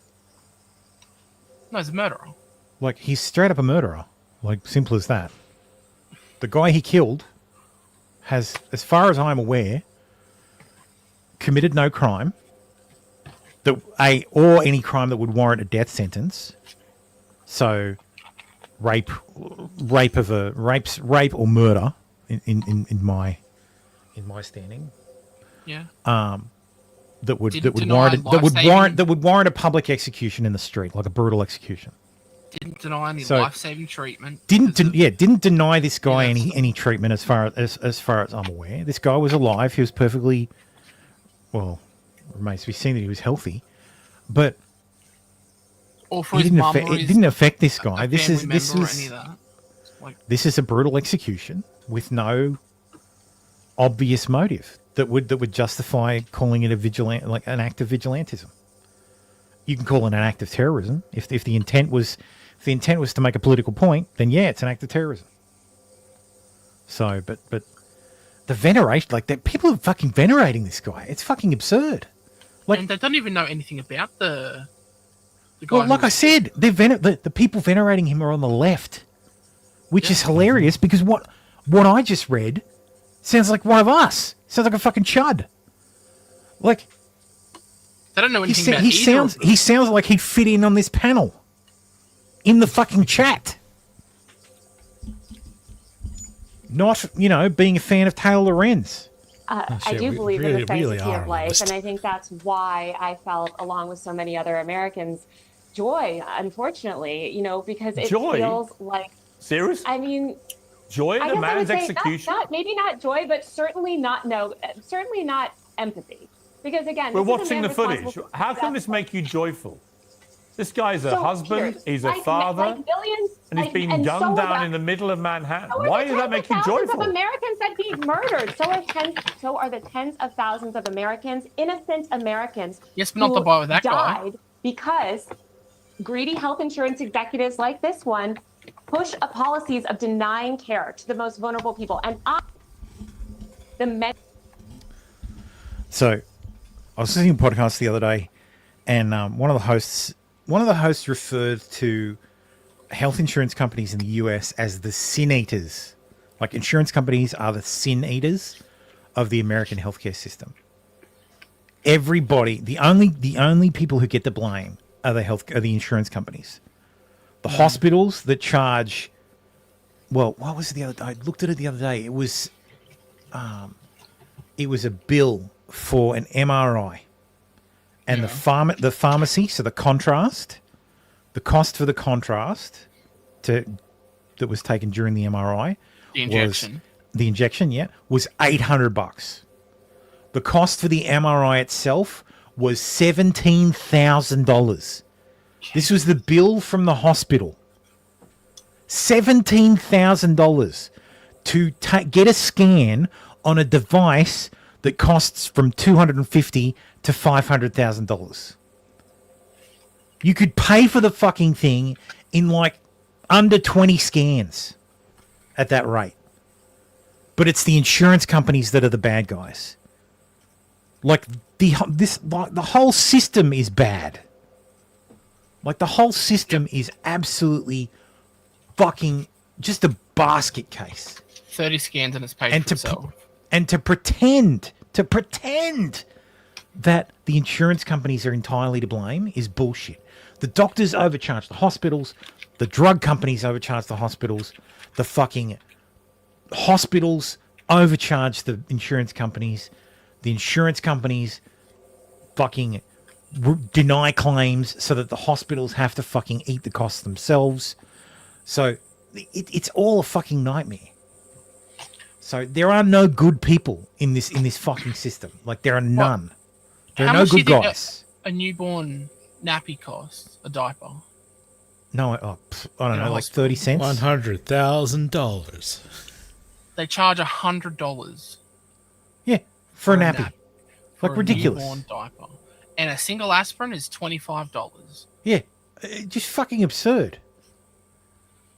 It Absolutely doesn't cost that fucking absurd. much. You could literally pay someone an hour's worth of wage to go down and buy a box from a pharmacy and give it to a patient for less. And that would be cheaper than the cost that they charge for the individual nappy. Yeah, like for the ridiculous. individual aspirin, but yeah, the nappy too. It's like how Pro Engineer says the most the MRI machine will cost is $1.5 million. At that rate, the machine will be paid off in 88 sessions. Healthcare scams start at the hospitals. Yeah, absolutely. And the hospitals will argue, well, we have to upcharge the patients that have insurance in order to pay for the patients who fuck us. And it's that's like, bullshit. No, you don't have to do that. It's bullshit because there was a couple I followed many years ago who prepaid for a birth. And it was going to cost them and their insurance company somewhere like 25, 30 grand to have a baby. And they prepaid it. Guess how much it cost them prepaying it? Here or in the US? A couple of grand? In the US. Prepaying? Yep. 20 grand? It was grand? going to cost $30,000. 25 to 30,000. Prepaying? 10 grand? 5. Yeah. 5. Yeah. And they paid it off over the 9 months she was 6 months she was pregnant.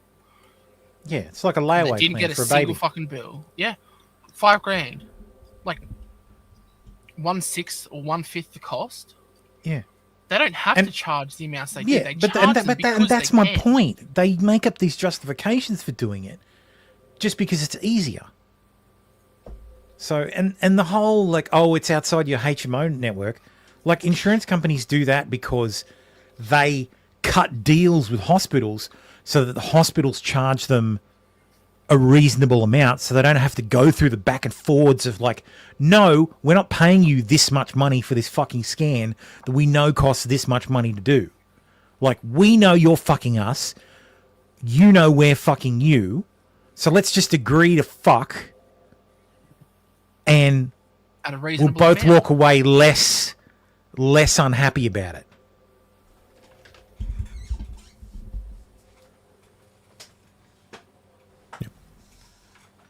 It's just, I don't know how it hasn't been solved by now. I really don't. It's Any millions of Americans that have watched people that I care about suffer and in some cases die because of lack of health So care. should they all be And killed then? Should they all be killed, these healthcare executives?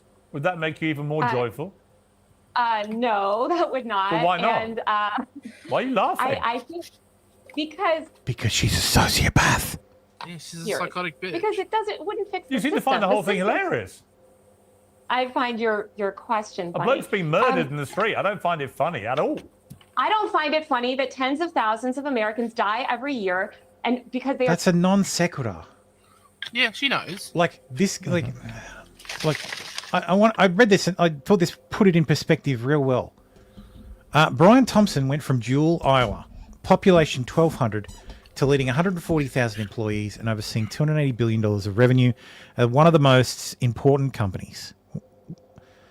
His mum worked as a beautician, his dad at a grain elevator. They were probably really proud when he graduated valedictorian of his 50-person high school class. He played basketball and the trombone, was elected homecoming king, and worked in soybean fields and meat processing plants during the summer. While studying at the University of Iowa, he met the woman who would become his wife, with whom he would have 2 kids.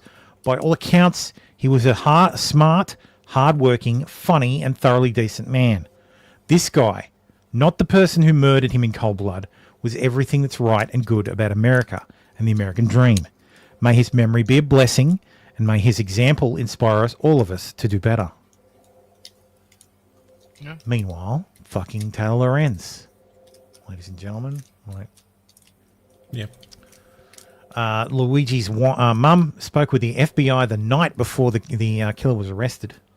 So she may have dropped a dime on him. He was arrested at a McDonald's. So RFK Jr. was very, very disappointed.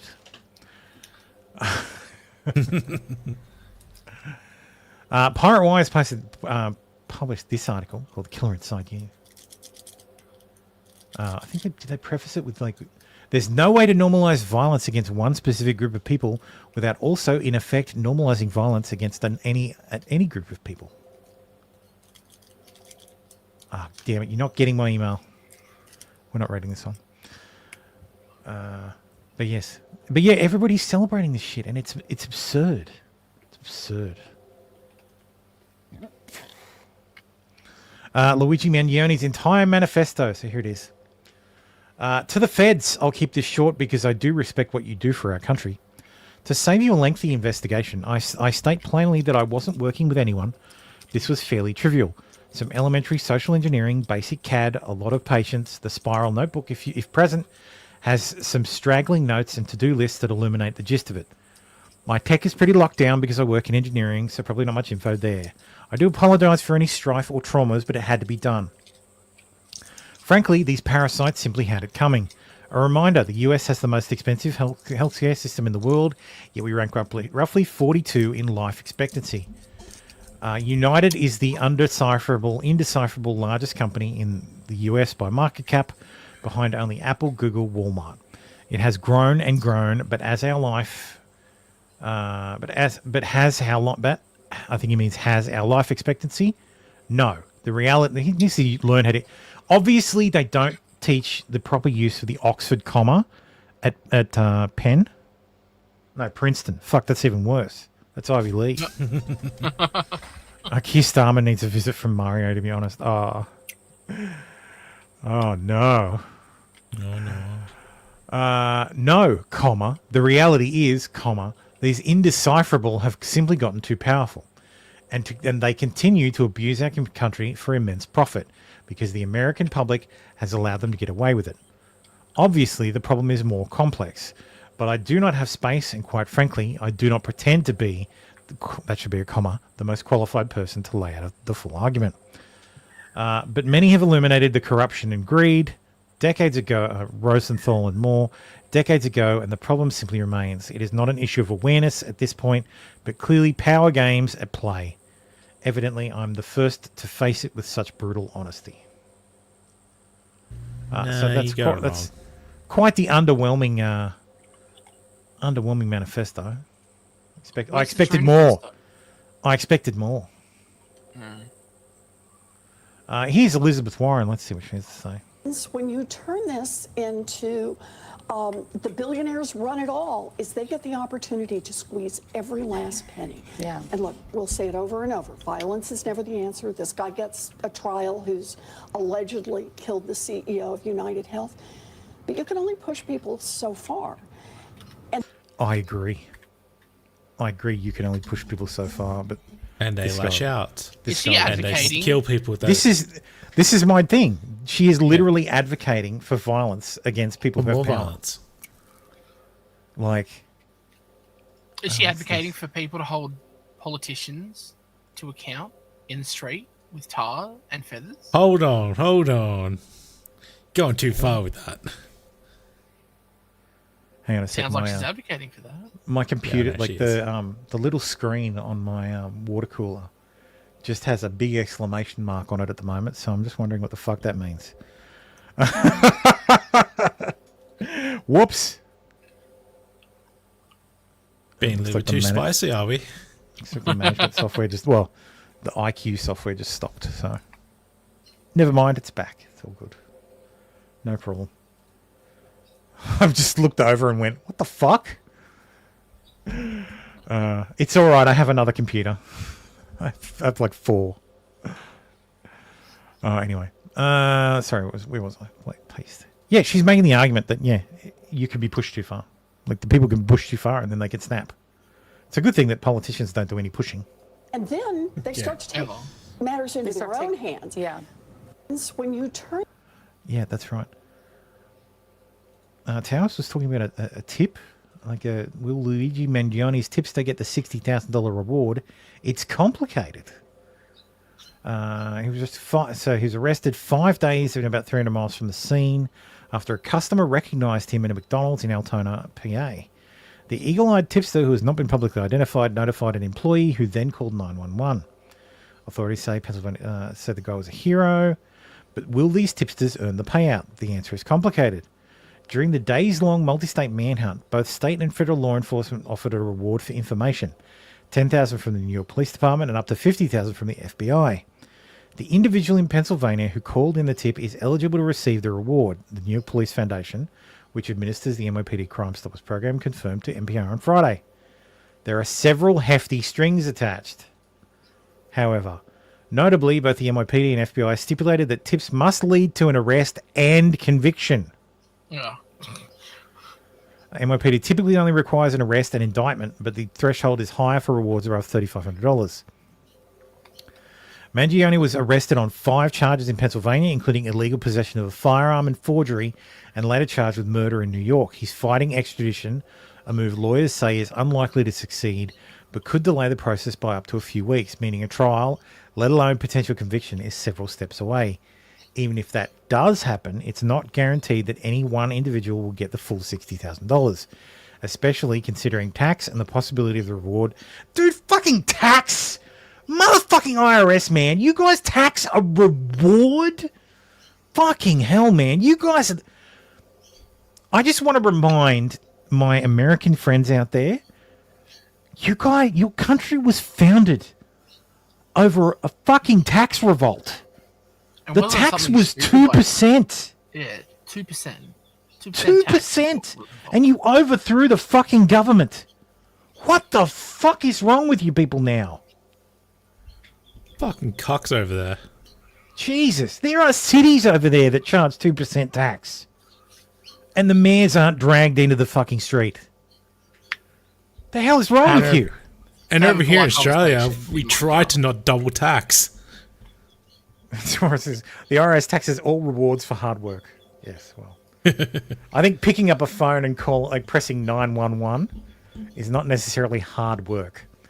But yes, I get your meaning. Fallen says, Thermo, we told you why, but you called us anti-Semitic for telling you why. NYPD officials said that more than 400 tips came in during a 5-day period, with about 30 of them proving useful for the gunman's whereabouts. Oh, what a fucking absolute... That's retarded. Oh, so they get $2,000. Next, they'll be telling me that the guy who killed Bin Laden doesn't get the reward.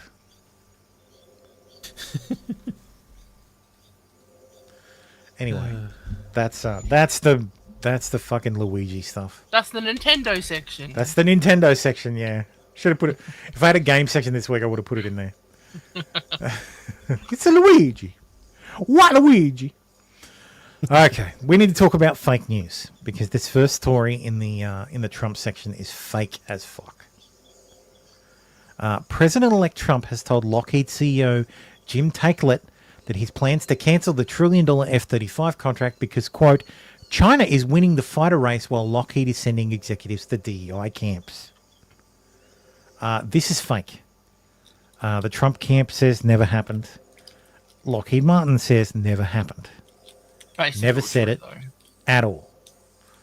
Also, it's not true. Well, yes, they're sending executives to DEI camps, but China is not winning the fighter race. So that they made a Temu version of the F-35 that doesn't have that. They can't manufacture. They have to use, and people are like, "This one has 2 engines," and everybody's like, "Wow, that's impressive! It has twice the number of engines." It has twice the number of engines because they have to have 2 engines in order to outperform the F-35's engine, which is made by the Brits, because it's better. Like it is superior in every way. So. And they're also incapable of supercruise, which means they're not a 5th generation fighter. The Shangyang J-35. The J-35, yes. So they stole the design. They stole some of the design schematics and just made something that looks very similar to it. So it's the Wish.com F-35. The only country that's making a jet that will maybe be a 4.5 generation fighter and maybe be a decent fighter is, strangely enough, the Turks. The Turks have their own fighter program. They're trying to build a 5th generation fighter. They have the same engine problems that the Chinese have because the engine tech is top secret. So yeah, this idea that China is this unstoppable, like, ooh, this is so amazing, their technology is amazing. Like, but BRICS. But BRICS, Forget about BRICS. Let me find it. Like, it was fucking cringe as fuck. What was it? Did I put it in a section by itself?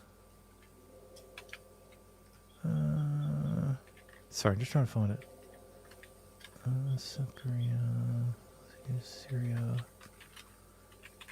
God damn it! Let's just use the search feature. BRICS news. Where are you? Brick them in the head.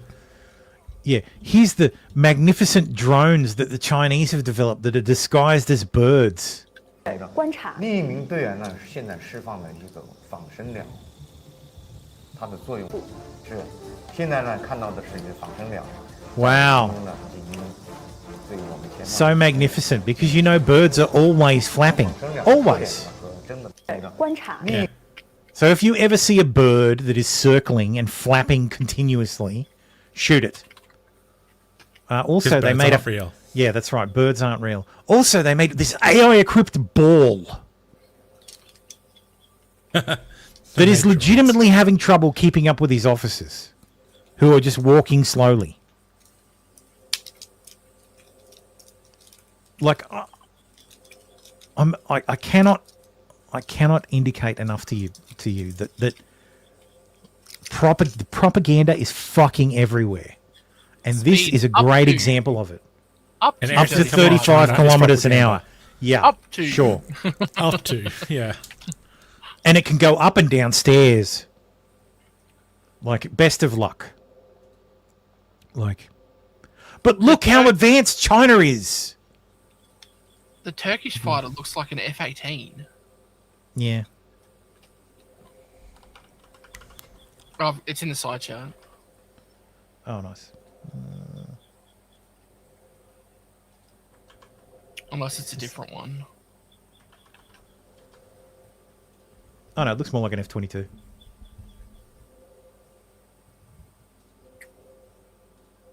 Oh, yeah, I suppose.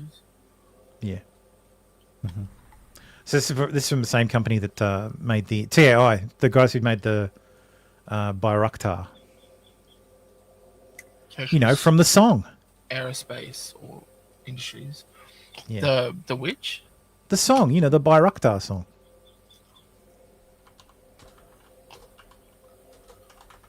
Yeah. Don't know. Let me find it.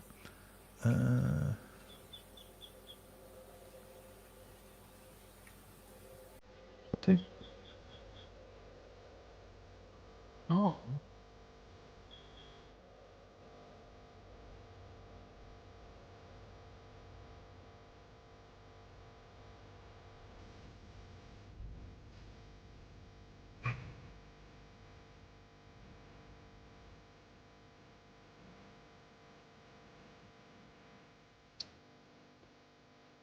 See? Great song. Oh, okay. Anyway. Okay. Donald Trump says, I am very pleased to announce the appointment of Kimberly Guilfoyle as the United States ambassador to Greece. For many years, Kimberly has been a very close friend and ally.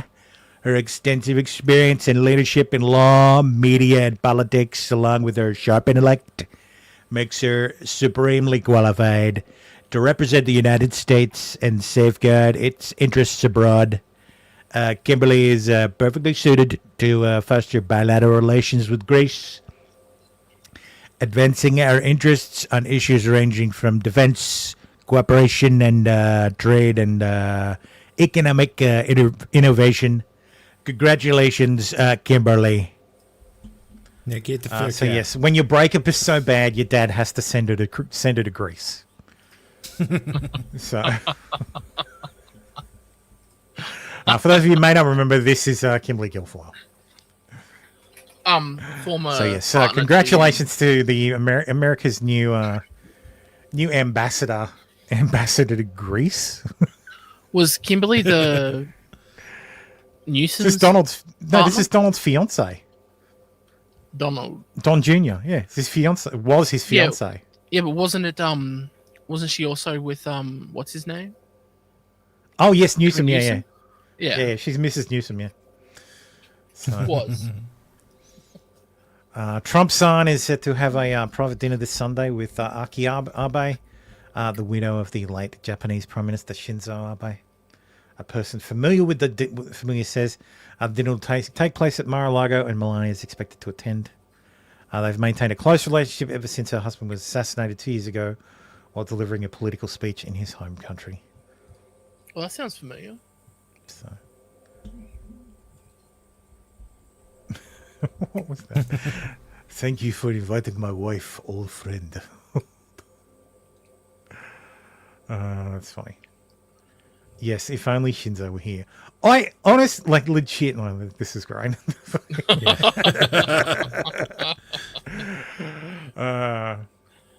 It's so fun. It's so funny who he's managed to like who he thinks of as friends. I think that's fucking hilarious that he and Shinzo Abe like were best, like were actual legitimate friends. Trump, Abe. Let me find the photo. Where is it? This one. Everybody remember this? No, not this one. That's a good one as well. This one. I love this photo because it fucking says everything. You immediately know the two guys who agree.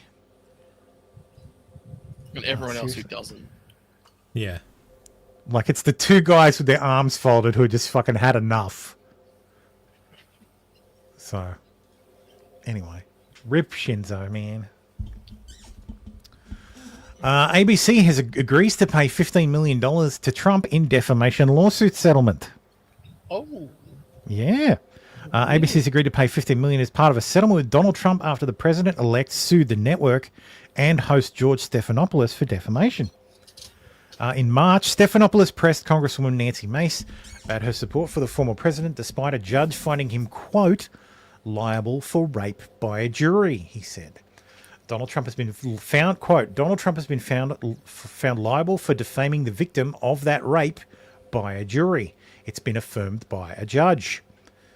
Juries in New York found Trump liable for defaming and sexually abusing E. Jean Carroll after he repeatedly called her a liar for speaking publicly about the allegations that he assaulted her in the 1990s. Trump has appealed the ridiculous $90 million in judgments.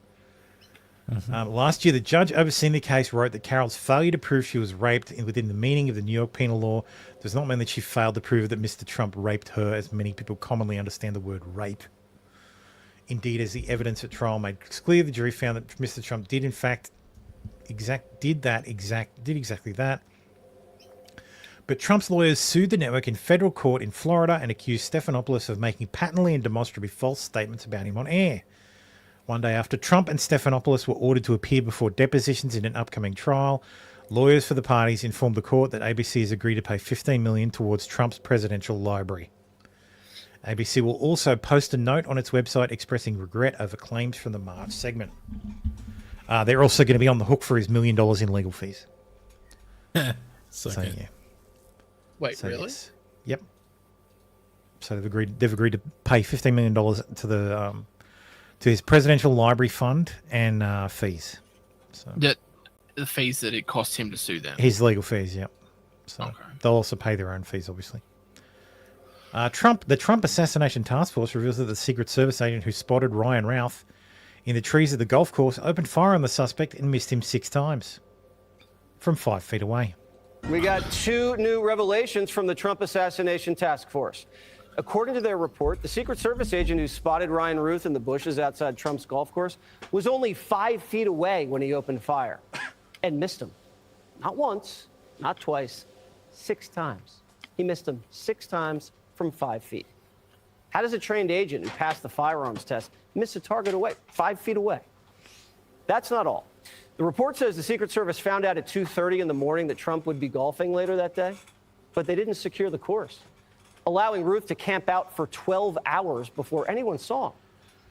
Meanwhile, Routh appeared in federal court this morning, and his legal team signaling they're going to go with the insanity defense. I would too. The guy looks like a lunatic. How convenient.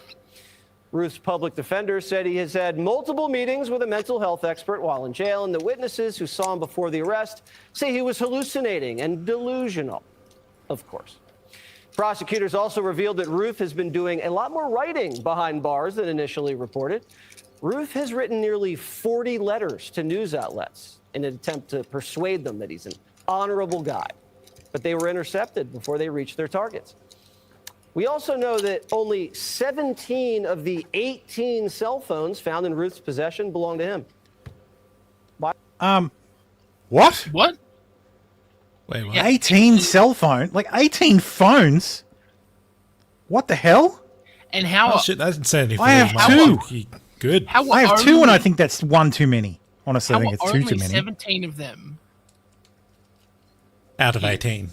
Like, where'd the other one come from? Were they all burners? Did he rob 17 people? Who owned the other one that he's got? I'm going to need some more information on that one. Like, Jesus. What the hell? That activates the old almonds. Like, even CIA agents are not carrying 18 cell phones. No, but there were that many agencies in America that were trying to make this happen that they all just gave him a phone. They were just like, here. All gave him a burner. Only ever contact me on this phone. Yeah. Hey Bob, I'm starting tomorrow. Who's Bob? Shit, wrong phone. No, he's got what's it called? He's got the tape. The labeler, like he's got a label maker. He labels all of them. CIA, FBI. Like Yeah, CIA 1, CIA 2, CIA 3, FBI 1, FBI 2. I mean, it's this meme like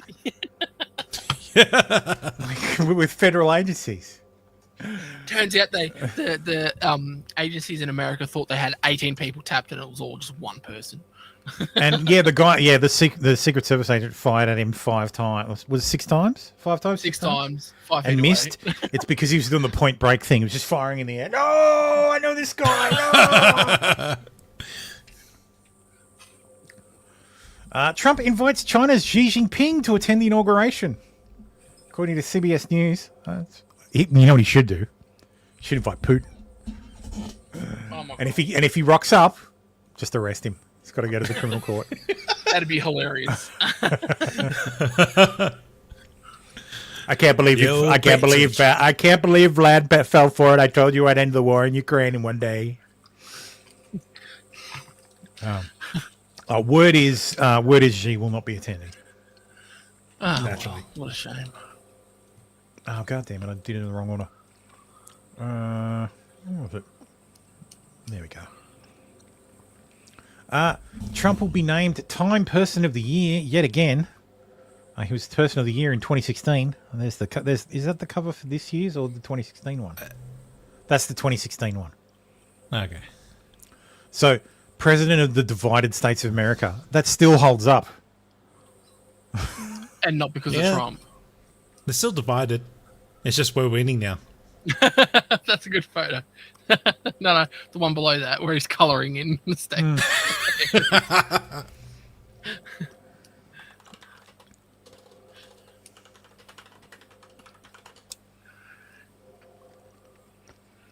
I just want to point out magazine or MAGA. There it is. So there's the December issue of wait, what is that chair? Yeah, you go back to the 2016 one, I think Kay's talking about. Back. What is that chair?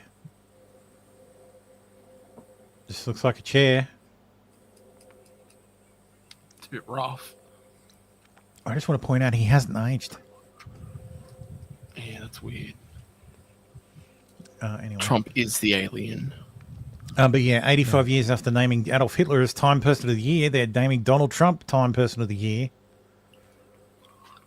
Yeah, sorry. Yeah, but did they name unless you're Adolf going to Hitler call unless you're going to call everyone who's been Man of the Year or Person of the Year as Hitler. Oh, look, it's Tadoff Switler.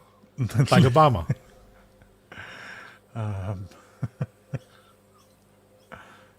Yeah, Barack Obama, Joe Biden, and Kamala Harris.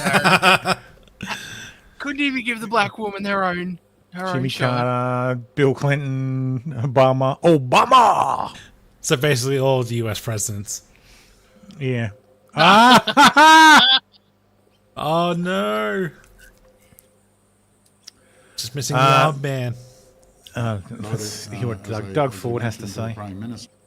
This is the is he the mayor of Ontario or is it he's the premier of Ontario? Is this the same Doug Ford that was a crackhead? So yeah, that's what I was thinking. Governor, right? Yeah. Yeah. Okay. The premier. About it, as I mentioned to the Prime Minister, the rest of the premiers, we need to be ready. We need to be ready to fight. This fight is coming. Oh shit! Trump's going to invade. 100% on January the 20th. That's actually taking it January serious. 21st.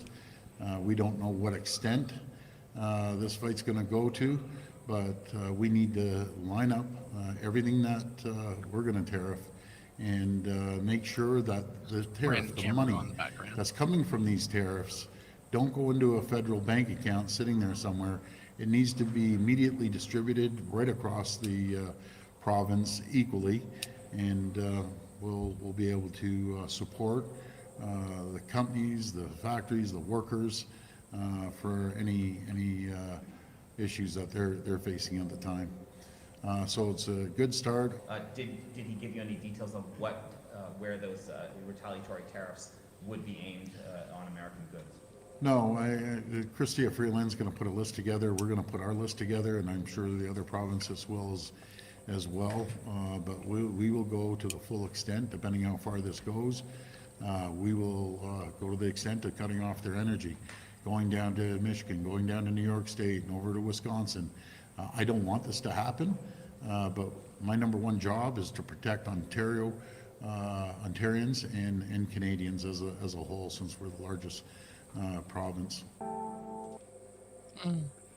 So yeah, there you go. Doug Ford is threatening to cut off fuel to the US if Trump's tariff Canada. Sweet, an excuse to invade. Like, yeah, like maybe that's what it is. Like maybe that's what they're like, yeah, please, just come and do it. Canada's GDP is about $2 trillion. We could easily have the Fed print that and just buy the country instead of dealing with these silly threats. I'll take 2 years of inflation for a giant new state. Would you really want that as one big state? That'd be though? hilarious. Take Greenland and everyone buck Quebec. Yeah. And be Look, like, the purpose is to keep out Quebec out. They don't even want Quebec.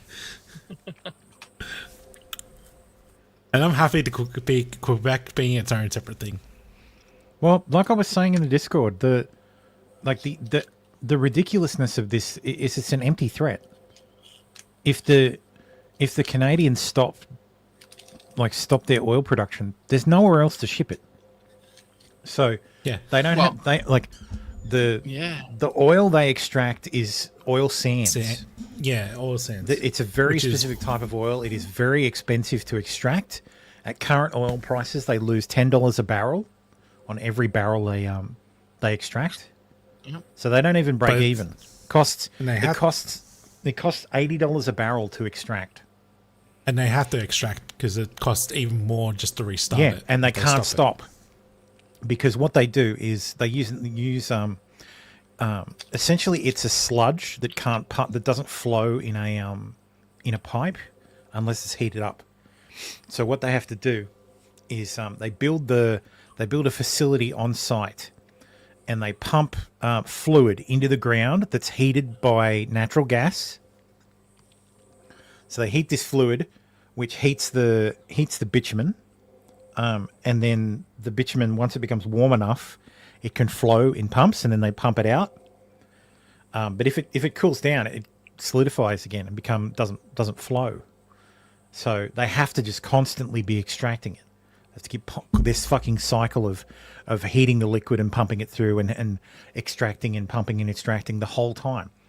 So that's why they never stop. Because ordinarily, if you had a well that wasn't breaking even, you'd just cap it and go back to it when you needed to, or you'd stop pumping. But they can't do that because to restart would cost them far more than they losing $10 a barrel on the extraction. So, and the other problem is they don't have the infrastructure to send that oil to the coasts to ship it overseas. And also, the pipe infrastructure is geared to go to the US, where the US refineries are built to process that particular type of oil. Why can't they? Because I think we've talked about this before. There's different grades of oil. Like there's sweet and there's sweet. There's two scales. There's sweetness and there's weight. So sweet light crude is the highest quality of oil.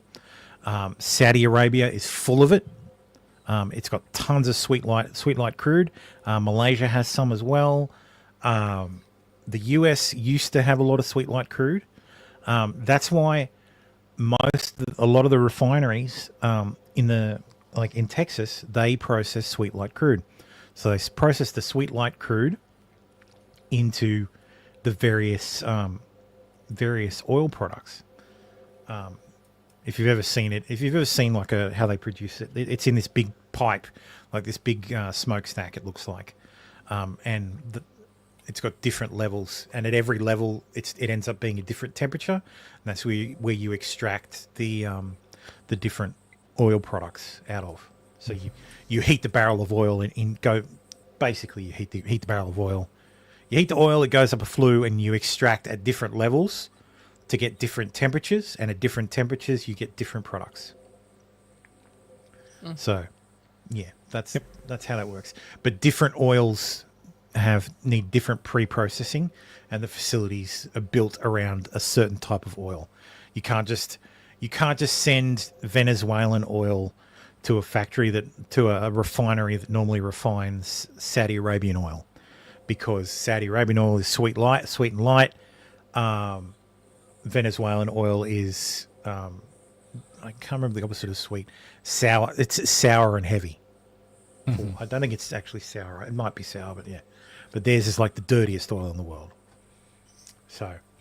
And there's only a couple of places that can process that, and I think US. So yeah, the whole energy thing is an empty threat unless there's energy generation plants in Canada that send electricity across the border into the US, which is which is possible.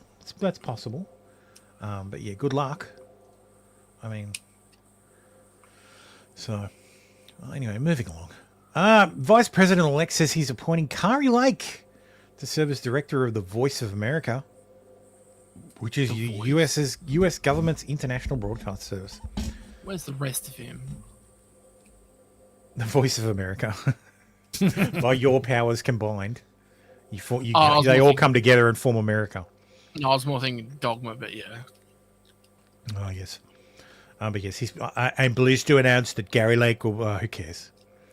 It's Kari Lake. She's. The only bad thing about it is I don't think it's an overseas post. If it was an overseas post, she couldn't run for something in Arizona and screw it up again. So. Yeah, take votes from the Republicans. Shifty shift. He's at it again. I don't think the incoming president should be threatening his political opponents with jail time. That's not the kind of talk we should hear from a president in a democracy. Nor do I think that a pardon is necessary for the members of the January 6th committee. We're proud of the work we did on that committee. It was a fundamental oversight. Dude, I hope there is an FBI file on him that has been sitting in a corner somewhere that has him dead to rights. And I hope Kash Patel goes looking for it day one. That'd be hilarious if he just gets handed this smug, I would love to see this smug cunt go to jail.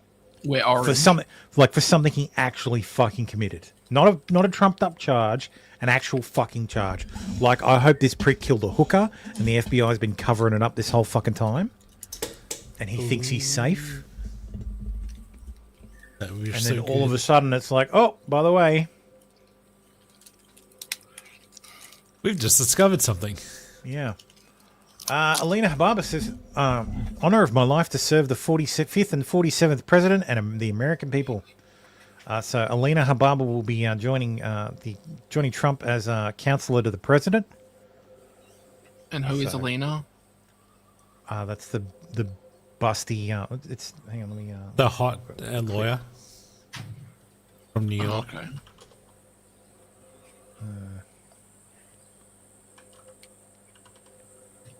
This one. Oh damn! It's making me upload it. God damn it. So, for those of you who don't remember, this is her. Somebody said to me, Alina, would you rather be smart or pretty? And I said, oh, easy. Pretty. I can fake being smart. Yes. I'd just like to point out, no, she can't fake being smart. And she's not a very good lawyer. So I hope she's going to be a good counselor to the president, I guess. Maybe she'll provide him some good counseling. Maybe 2 good counselings. Anyway, let's see what Trump had to say. We're subsidizing Canada to the tune of over $100 billion a year. We're subsidizing Mexico for almost $300 billion. We shouldn't be subsidizing. Why are we subsidizing these countries? If we're going to subsidize them, let them become a state. We're subsidizing Mexico, and we're subsidizing Canada, and we're subsidizing many countries all over the world. And all I want to do is I want to have a level, fast, but fair playing field. We're subsidizing. I think he's talking about the trade deficit between the countries, like when he's talking about subsidizing, which is not technically the same, but yeah. Well, yeah, lol. Yep.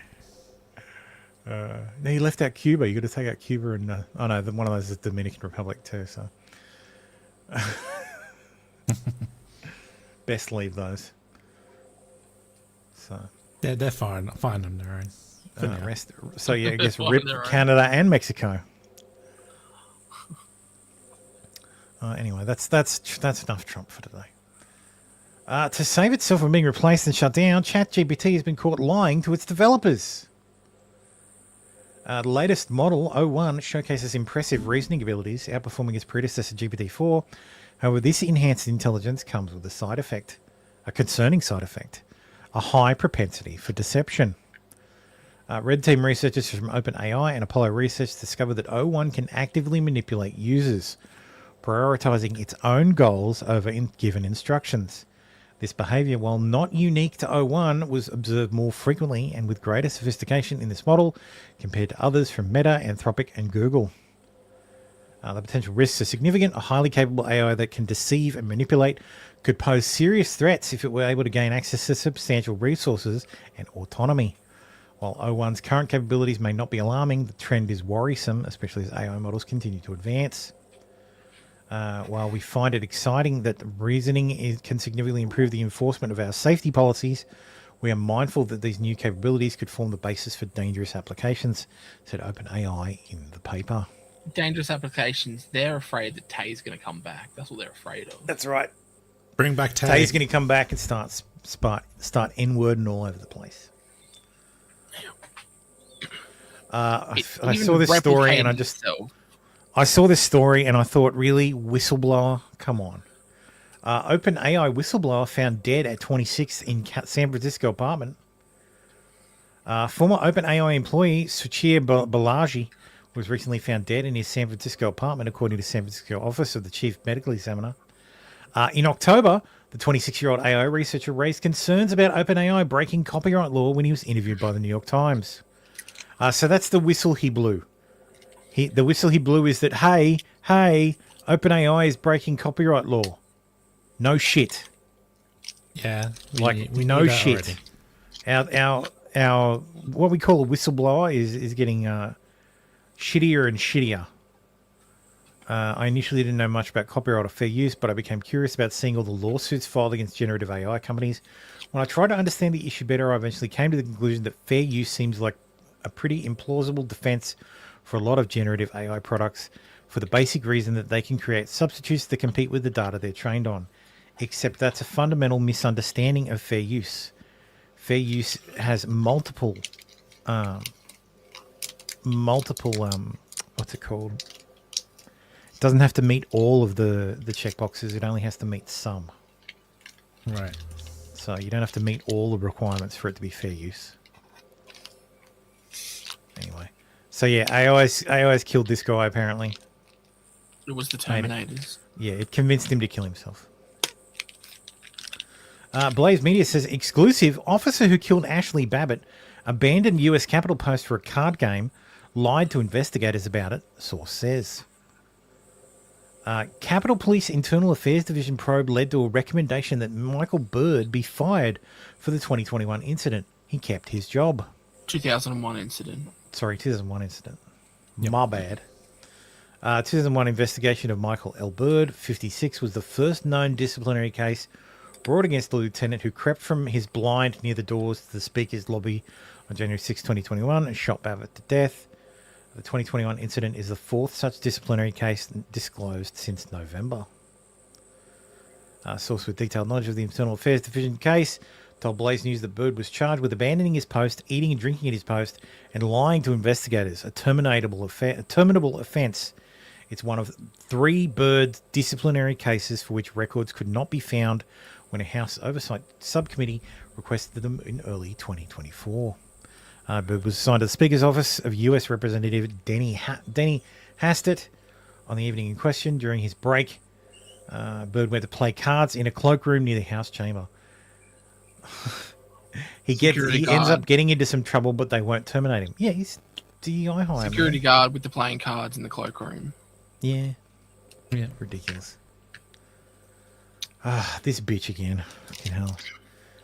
Shame on the men exploiting Lily Phillips.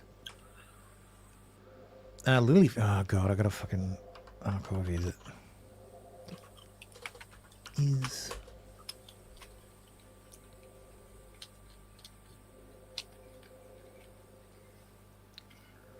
The adolescence of P1 for all you old farts out there, where an AI kills someone by changing their insulin prescription to cause death by poisoning. Ooh. Neat.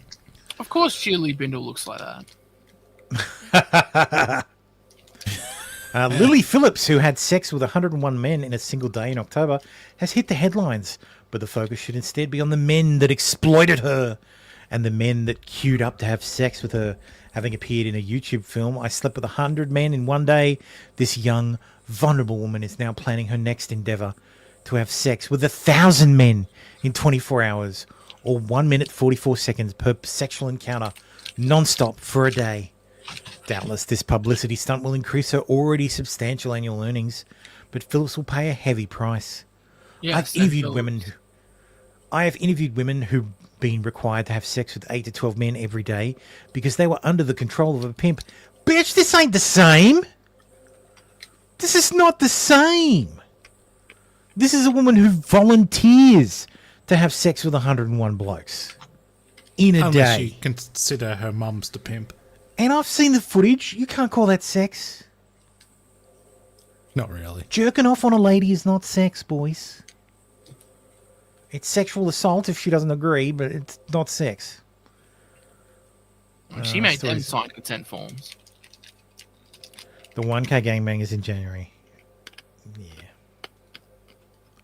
I saw the thing. I saw the thing go out. So, it's been posted on Twitter. While Lily's picture has been splashed across the newspapers, this week the spotlight should fall instead on the men who created the demand for harmful sexual services. We should not be fooled by the money Lily is supposedly making, but rather need to be aware of the danger she is in and the money being made for OnlyFans. The site and others like it should be shut down. The women caught up in pornography and prostitution should be supported to get out, and the men that drive demand for such content condemned and be held accountable. Julie Bindle is a feminist campaigner against sexual violence. She's the host of the Lesbian Project podcast. Of course. Enough said. It's all men's fault. Yep. But she's not wrong about OnlyFans should be shut down. I'm a fan of freedom. If men want to pay to see these women get fucking railed by just random strangers, more power to them. But there are so many we can people, socially shame them. There are so many people talking about how the men are to blame, and it's all men's fault. And Well, we're always to blame, Baldo, man. And no one's saying. Welcome to life. There are very few people who are saying, yeah, but yes, they're creeps, but it all comes down to she had sex with 101 men in one day, and every man there had sex with one woman that day. Yes, that is correct, Poker. I'm a fan of dictatorship, but only if it's me dictating. That's right. I will be your benevolent dictator. I will decide what you do and what you say. Anyway, this guy's a cuck. The meeting is recessed until December 16th at 1 p.m. You are disgusting. Please can embarrass you. You're a coward. Wrong, baby.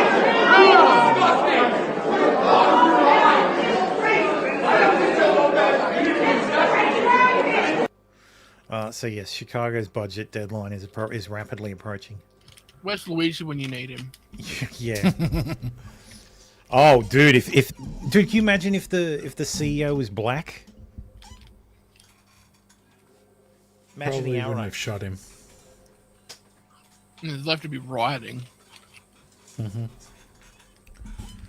Black Lives Matter would certainly be kicking up a stink. Instead of supporting him. The U.S. Conference of Catholic Bishops has officially disavowed groypers by name in a newly released document. This makes it clear you cannot simultaneously be a Catholic and a groyper. Nick Fuentes is not a Catholic, and the groypers are not a Catholic movement. Turned into a meme. Remember the groyper movement, a movement of far-right activists, internet trolls, and white nationalists. Its following, known as the Groyper Army, seeks to bring white nationalist ideas and content to mainstream audiences. A key figure in the movement is Nicholas Fuentes. It's Nicholas J. Fuentes, not to be confused with Nicholas F. Fuentes. Holocaust denier and peddler of anti-Semitic content, known for his roles in the 2017 Unite the Right rally and the insurrection in the United States Capitol on January 6th, 2021, for which he has received no charges. While the cartoon on its face is not problematic, Pepper the Frog has become associated with far-right anti-Semitic figures. As a result, Fury has sued organizations using the cartoon as a hate symbol. So, lol. I don't think gropers are compatible with Catholicism. Correct. Rare Catholic. Rare Catholic win, yes. Win. Rare Catholic W. Yeah. Except for the first, second, third, and fourth Crusades. Apart from that, like, what has the Catholic Church done? We have to talk about Blue Sky again. Kay says, no defense of gropers, but traditional Catholics wouldn't call the general sentiment anti-Semitic. Yeah. Fuentes is an edgy boy. I don't know he's an actual anti-Semite. I think he just plays one on television. You can only have a 2-inch knife in Chicago and no guns, yet they have one of the highest murder rates. Yeah. That's how it works. It's like disarming law-abiding citizens doesn't prevent criminals from obtaining weapons. Yep. Like, who would have thought? Yeah. Blue Sky at a crossroads as users petition to ban Jesse Single over anti-trans views harassment. So there is a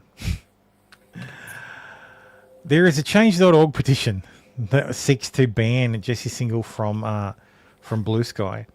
He hasn't violated any rules. I think we covered this last week. He's been labelled as anti-trans, labelled as because you can label accounts. So the thing about Blue Sky is they have publicly available moderation tools. So you can flag your account, like you can flag an account with any number of tags, and they are publicly visible. So you can build basically tools to moderate your experience for other people. So if you don't want to see furries, you could go through and find all the furries on Blue Sky, flag them as such, and in your account say, don't allow furries to interact with me at all. And furries will be blocked. So you would have a dynamically generated block list that contains everybody who's been tagged as a furry, and they would be blocked. Okay, quick question. What's stopping people from going in and completely fucking with that? It's being like, well, Donald Trump, furry. Furry.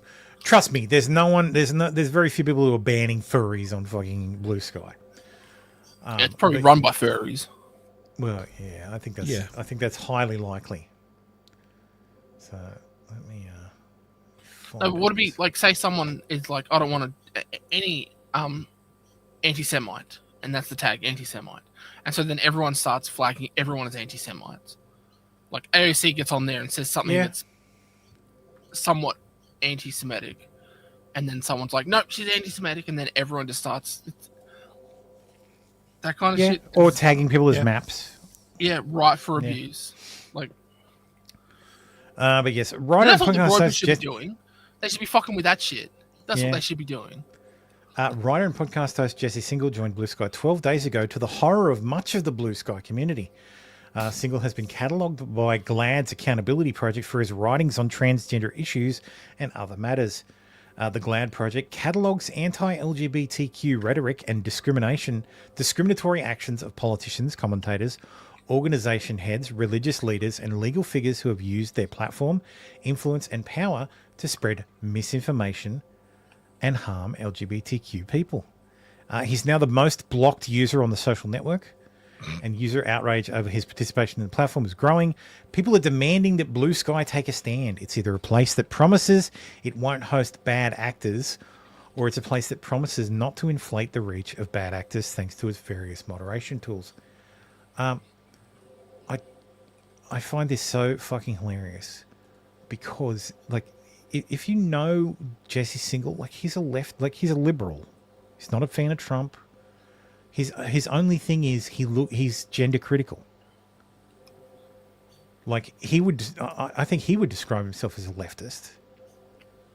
Like he's a leftist Jew. Shock horror. I know. Who would have thought? But he's milquetoast. Like he's not at all a threat to anybody. And the kvetching over him, like what he has done to the horrible things he's done to trans people, is just ridiculous. Like I'm just trying to find it. I thought I must have just added it to my bookmarks. Maybe I didn't post it in the Discord, which means I didn't find the link in the chat. Oh, here we go. So this is like one of the things he's most. So Jesse says, in case it helps to have it in screenshot form on social media, here's the entire origin of the ridiculous leaked medical records rumor. Oh, actually, let me go back. Where is it? Oh no, there it is. It's actually in the second post. Because this is the kind of shit Alejandra Caraballo posts on about him. Those kids can't get their medical privacy or their healthcare back. Many of them were forced to leave Missouri because of what Singal did, publishing that. I hope he never knows a moment's peace. Here's what he did. Reed never sent me this child's medical records. Rather, she shared exactly one new line from the therapist's letter that had jumped out at her and which she had copied into a notes document. The other lines I included in the story, the line with the helicopter language, had already been published in the affidavit, which itself was republished by the St. Louis Post-Dispatch and other outlets, and therefore was already public. Here is the context in which the other line appeared. I'll bold it. The patient was quoted in the letter as saying they identified as a communist attack helicopter, human, female, maybe non-binary. The therapist also wrote that the patient reported that they, quote, hoped for the transition to feel better in my body and no longer just in a flesh box. Despite these major red flags, or at least what Reed saw as red flags reading the letter months later, the referring provider nonetheless finished the letter by saying the young person was ready for hormones. So this line here, this one line that says, hope for the transition to feel better in my body and no longer just a flesh box, is what Alejandro Caraballo says violates these children's medical privacy, that they'll never get back, that they were forced to leave Missouri over because that's what Jesse Post published. Like, it's absolutely unhinged. Like, and no one should be fucking surprised because Alejandro is a tranny. And they're all fucking unhinged. Yes. You're surprised that a troon is unhinged? Yes, well... yes. It's fucking insane. Like, it really is.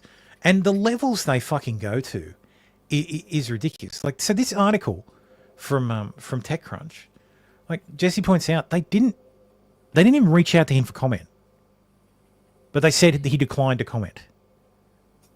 Like, it's just absolutely absurd. This guy's... So this is even crazier too. So Jesse Single says, a Kiwi farmer emailed me claiming to have figured out the tech problems that appear to be unique to my handle on Blue Sky. Here's their post.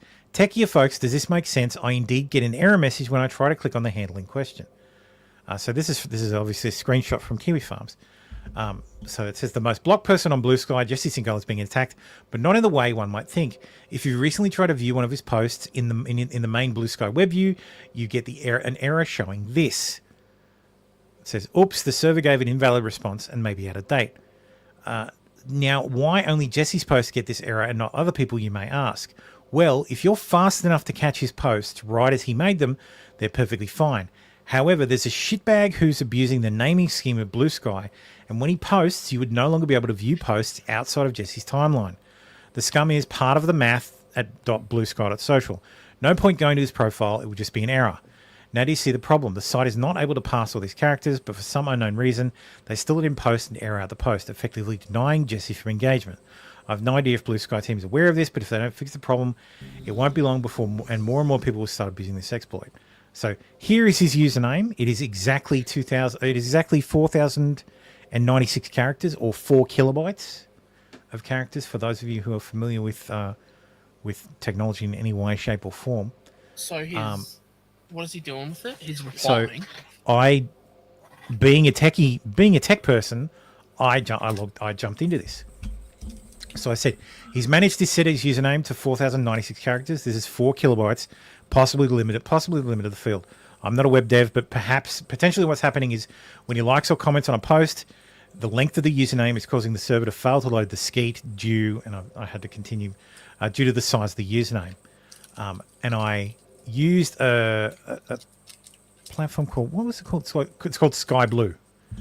And Sky Blue lets you, it's like VX Twitter or Nida. It lets you view a skeet. Yes, that's what they fucking call them.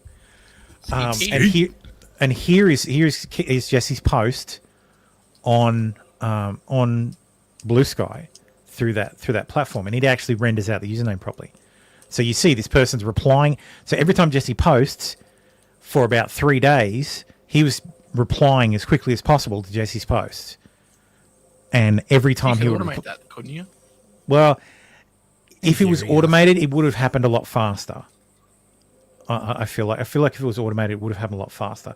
It's usually a few minutes after, so he gets between 5 and 6 engagements, so people replying or liking the post, before this person replies, and then there's no more replies because there can't be any replies. Okay, so because this guy's username is 4 kilobytes long, the server errors out. Yeah, that's right. So this guy's a bit more on the technical side than me. Like I'm obviously not a web dev or a dev in any way. This guy says HTTP API says 640 characters, less than 640 characters. Creating a user and giving it a name in the web interface crops to 64. So I tried to change my username. The field itself is blocked. I used inspect element to work around it, but I didn't want to apply it because I thought, oh fuck, that'll break my account or get me banned. So I just left it and just surmised that's how it was done. Because I said I think you can bypass it using DevTools. This person tested it and it does verify on the server side. So somehow they've managed to at some point make their username this long string of characters, which they know breaks anything they reply to breaks Blue Sky. So yeah, that was funny. Fun. So, he then was getting shit on Blue Sky for posting the reply, like for posting this on Blue Sky. People are like, see, he's a fucking Kiwi Farms user. That doxing site, the murder site, like it's just unhinged, absolutely unhinged. Exactly what you would expect from these fucking trans people. Oh, stay away from Blue Sky. The only reason to be on Blue Sky is to watch these people fucking hyperventilate. That's the only reason to fucking be there. Or troll them. Yeah, troll them. I would not advise anybody to go there and troll them. I think it is a waste of energy. Blue Sky will ban you. It's fucking retarded.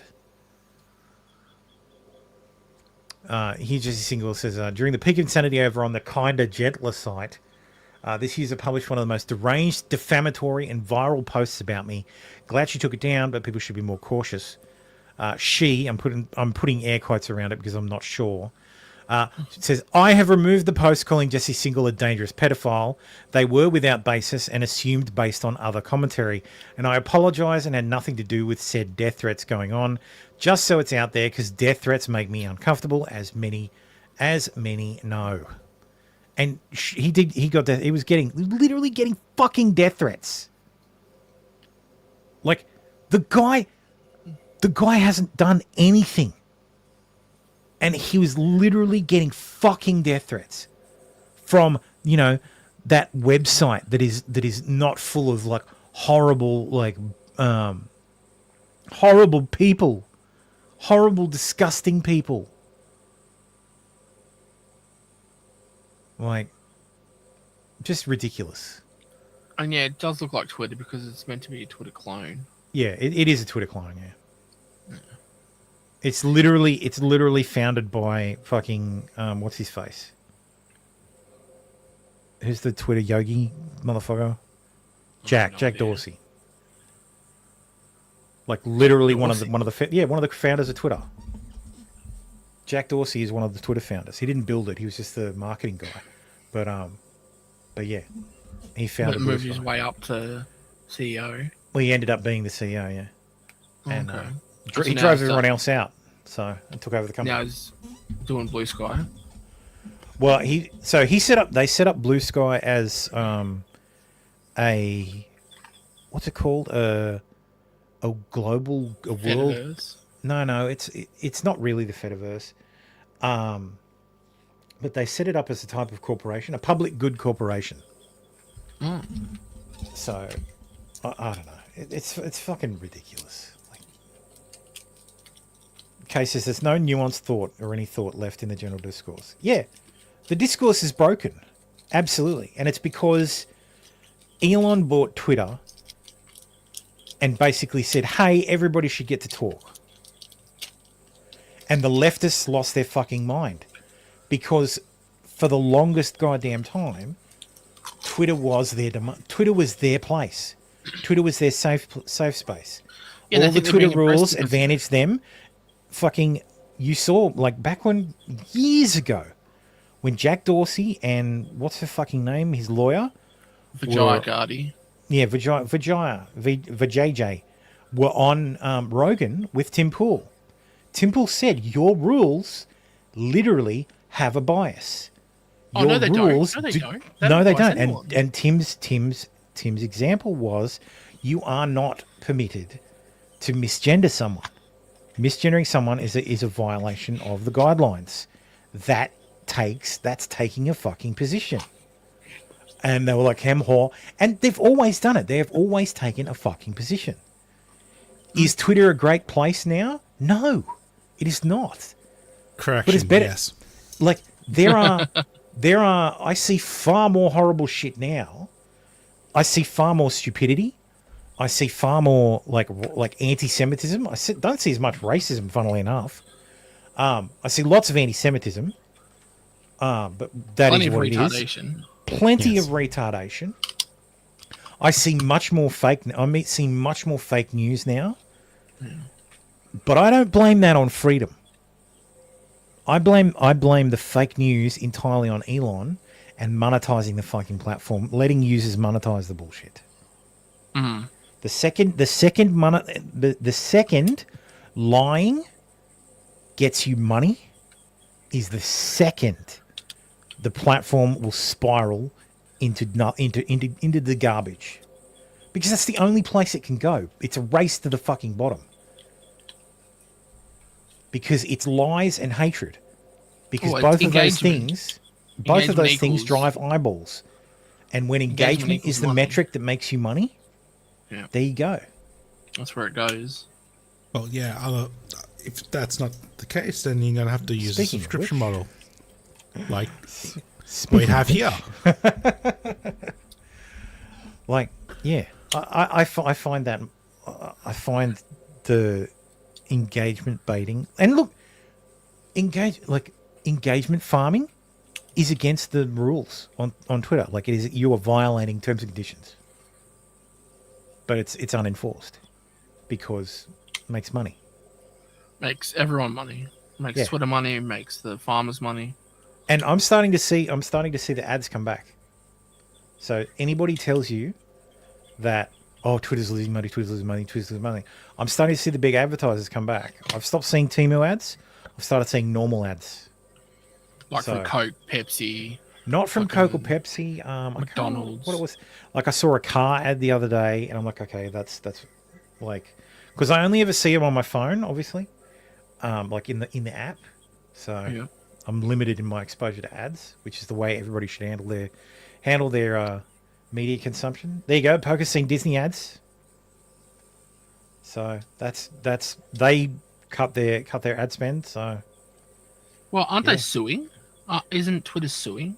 Twitter's suing a whole bunch of people. Over the ad stuff. Twitter's newspapers and TV stations have always engaged in lying for in money. a way, but helping others sue Disney. No, I'm talking about What the else? Twitter's suing some global something or other for the Yeah. It's ad stuff. Yeah, for the the advertising companies. So it's an organization that organised the boycott. So, yeah. Anyway, so yeah, I Blue Sky is just Jesse's not a terrible person. Like, is he a lefty who doesn't like Trump? Yeah, but the hatred he gets is just absurd. Like, he writes stories about trans stuff, and he's gender critical. Like he's less gender critical than fucking like J.K. Rowling.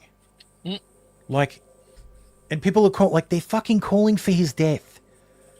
Yeah, they're lunatics. Like, they were fucking lit. I can't find the tweet thread now, but let me check I might have put it in my where is it? Profile. Where are you? Oh, it's under more, isn't it? Bookmarks. Might be my bookmarks. Oh, gotta love this. I love Italy. I put that there to make a clip. Oh, and this one. And Joan Shingang Shimgam Shanga Kawawa. And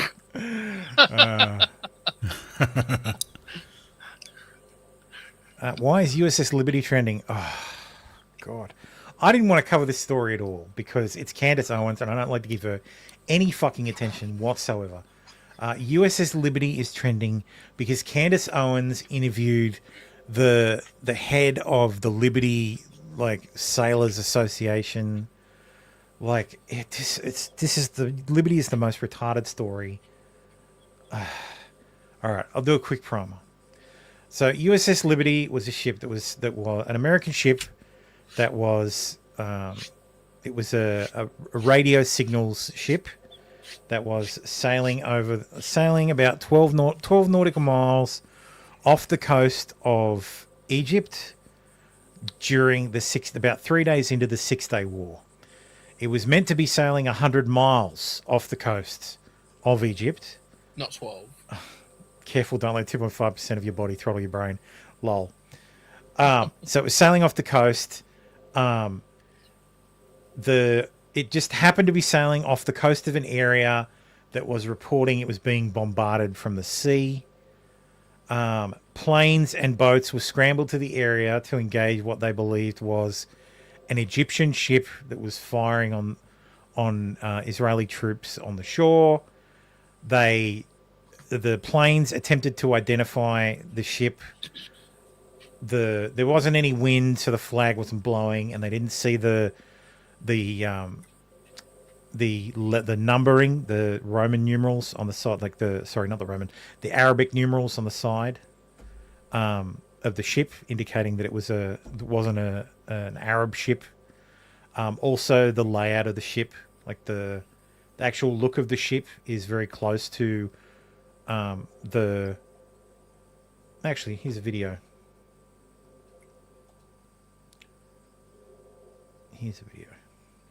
Liberty.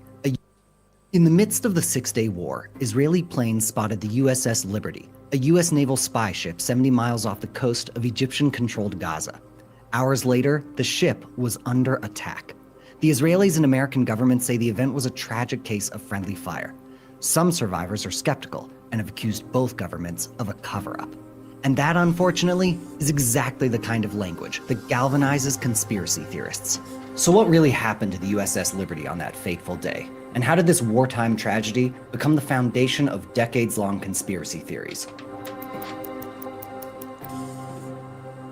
To start, let's walk through the details of the incident. The funniest conspiracy theory I heard was made up on the spot, and it was that LBJ sent the ship there intentionally to be attacked so that the US could be drawn into the war and take over the Suez Canal. And realistically, LBJ has form. That's how the US got into Gulf of Tonkin incident was a false flag attack. So, and look at the points on which survivors disagree with the official story. In May 1967, with tensions rising across the Middle East, the USS Liberty was sent to the Mediterranean to intercept Egyptian radio transmission. Tomorrow says, Candace did well to cover the USS Liberty story. It's an interesting story about a complete stuff up. Yeah, but the problem is that she and the guy on the show didn't frame it as a complete stuff up. They frame it as the Israelis knew it was an American ship and they intentionally murdered Americans. Well, I've heard reports that the Israelis knew after they started, and one of the Israeli commanders was like, "Keep firing." After they were told it was an American ship. So the planes realized after one of their passes that it was an American ship. Later on, the torpedo boats approached. Like the boats finally arrived. They signaled the ship, like they signaled the USS Liberty, and one of the gunners on the USS Liberty opened fire on the torpedo boats. At which point the torpedo boats fired at the USS Liberty. One of the torpedoes hit the USS Liberty and is responsible for killing 21 of the 34. It's responsible for 21 of the 34 fatalities. Fair enough. By June 8th, Israel was on day 4 of the Six-Day War, and the crew aboard the Liberty found themselves unwittingly in the midst of a war. Israeli forces first spotted the Liberty at around 5:55 a.m., but they weren't sure whom the boat belonged to, so they left it alone. According to the Israeli investigation, the vessel was marked as a neutral ship, and after a few hours without updates on its movements, the ship was cleared from the board and was forgotten by the ship that came to replace them in the morning. At 11:24 a.m., Israeli forces reported a huge explosion at El Arish, a town on the coast of the Sinai Peninsula that was recently captured by Israel. When they looked to the water for the attackers, they spotted the Liberty. But according to Israeli reports, the Liberty didn't have any markings or flags raised. In hindsight, it's obvious the Liberty wasn't attacking anyone. It had just a few .50 caliber machine guns, basically pea shooters for a ship. But the Israelis didn't know that at the time. They saw a foreign boat and grew suspicious. At 1:48 p.m., Israel sent 2 waves of fighter jets to attack the Liberty. The first jets reached the ship at 1:58 and began firing. Immediately, the Liberty's crew tried to radio for help. They couldn't reach anyone for 11 minutes. Some survivors believe Israel jammed their signals, but Israel disputes this. A second wave of fighter jets also attacked the ship, this time with napalm. The pilots noticed the ship wasn't firing back and stopped attacking by 2:11 p.m. They also saw Latin script on the side of the boat, but the pilots didn't get a good look at the markings and thought it said CTR-5.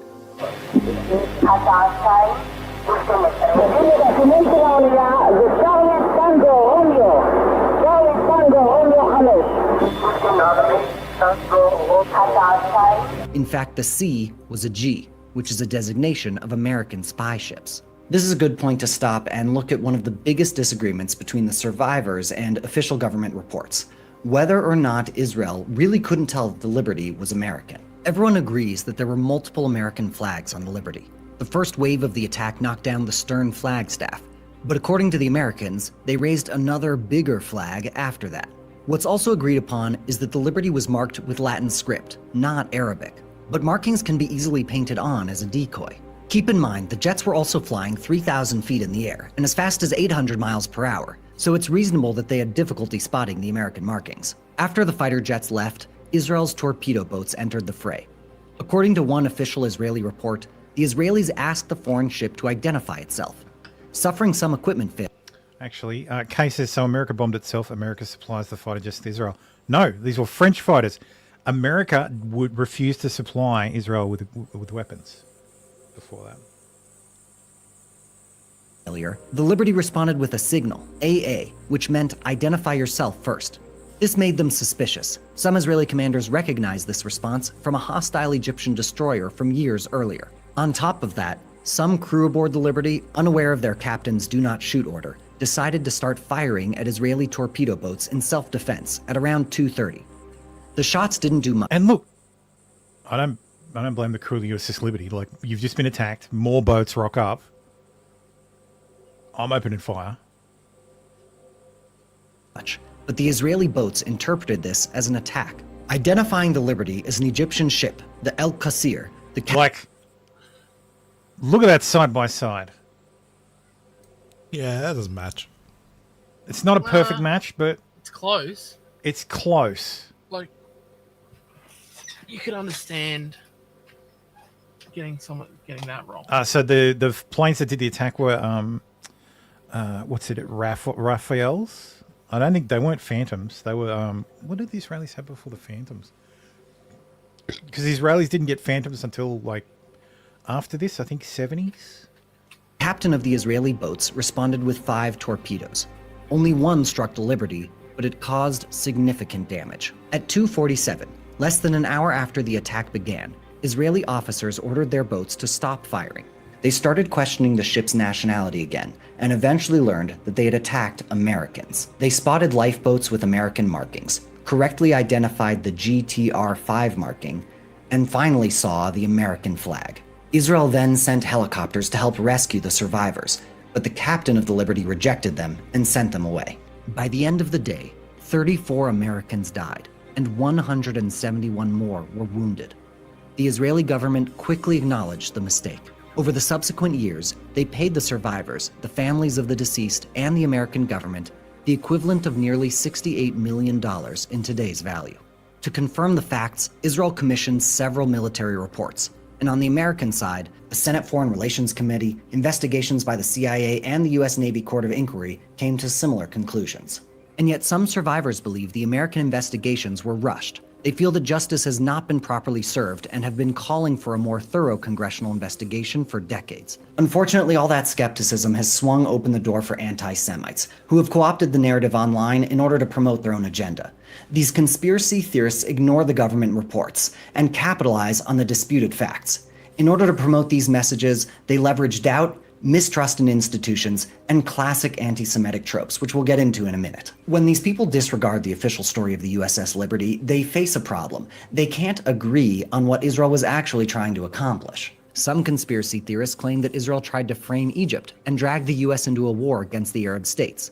Others disagree. They say the whole incident was orchestrated by Lyndon Johnson to somehow advance his security goals in the Middle East and possibly topple the Egyptian government. Some people even think Israel wanted to spark a third world war. I mean, the real point here is that Israel can do anything, including murdering 34 American service members in cold blood and attempting to murder every single member of the USS Liberty, so as to justify a policy which would have sucked American sons and daughters into a third world war, because Israel does not have the integrity nor the courage or any kind of honor whatsoever to go and attack its enemies itself. The conspiracy theories surrounding the USS Liberty, with innocent Americans dying at the hands of Jews, fantasies of Israel egging America into global warfare, fit well into pre-existing anti-Semitic conspiracy theories, specifically blood libels and Jewish world domination. The blood libel is a claim that has gone on for hundreds of years, which claims the Jews secretly kill non-Jews to use their blood for nefarious purposes. While the late 19th century book, Protocols of the Elders of Zion, popularized the claim the Jews are secretly orchestrating world domination. Yeah, look, and this mixture of lingering questions by the survivors. And look, I don't blame survivors for asking questions about why it happened, but yeah. Like, I don't blame the guy in charge of the association for going on Candace Owens' show. He goes wherever he's invited. So, were they jets or were they prop planes? They were jets. They'd be jets by then. Yeah, I think it was like the Mirage, and I don't remember what the other fucking planes were. Survivors and long-standing anti-Semitic tropes creates potent soil for conspiracy theories. And yet, I wish when they made these videos, they would just don't talk about anti-Semitism.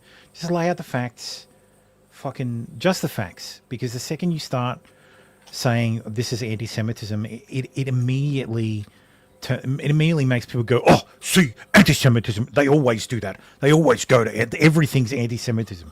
It's like, yes, that a lot of times stuff that is not anti-Semitism is treated as anti-Semitism, but some stuff is anti-Semitism. There isn't any evidence to support these theories about the Liberty. They're the result of anti-Semites taking advantage of questions being asked by the survivors of this tragic accident. Questioning our past is critical to avoid repeating the mistakes of history.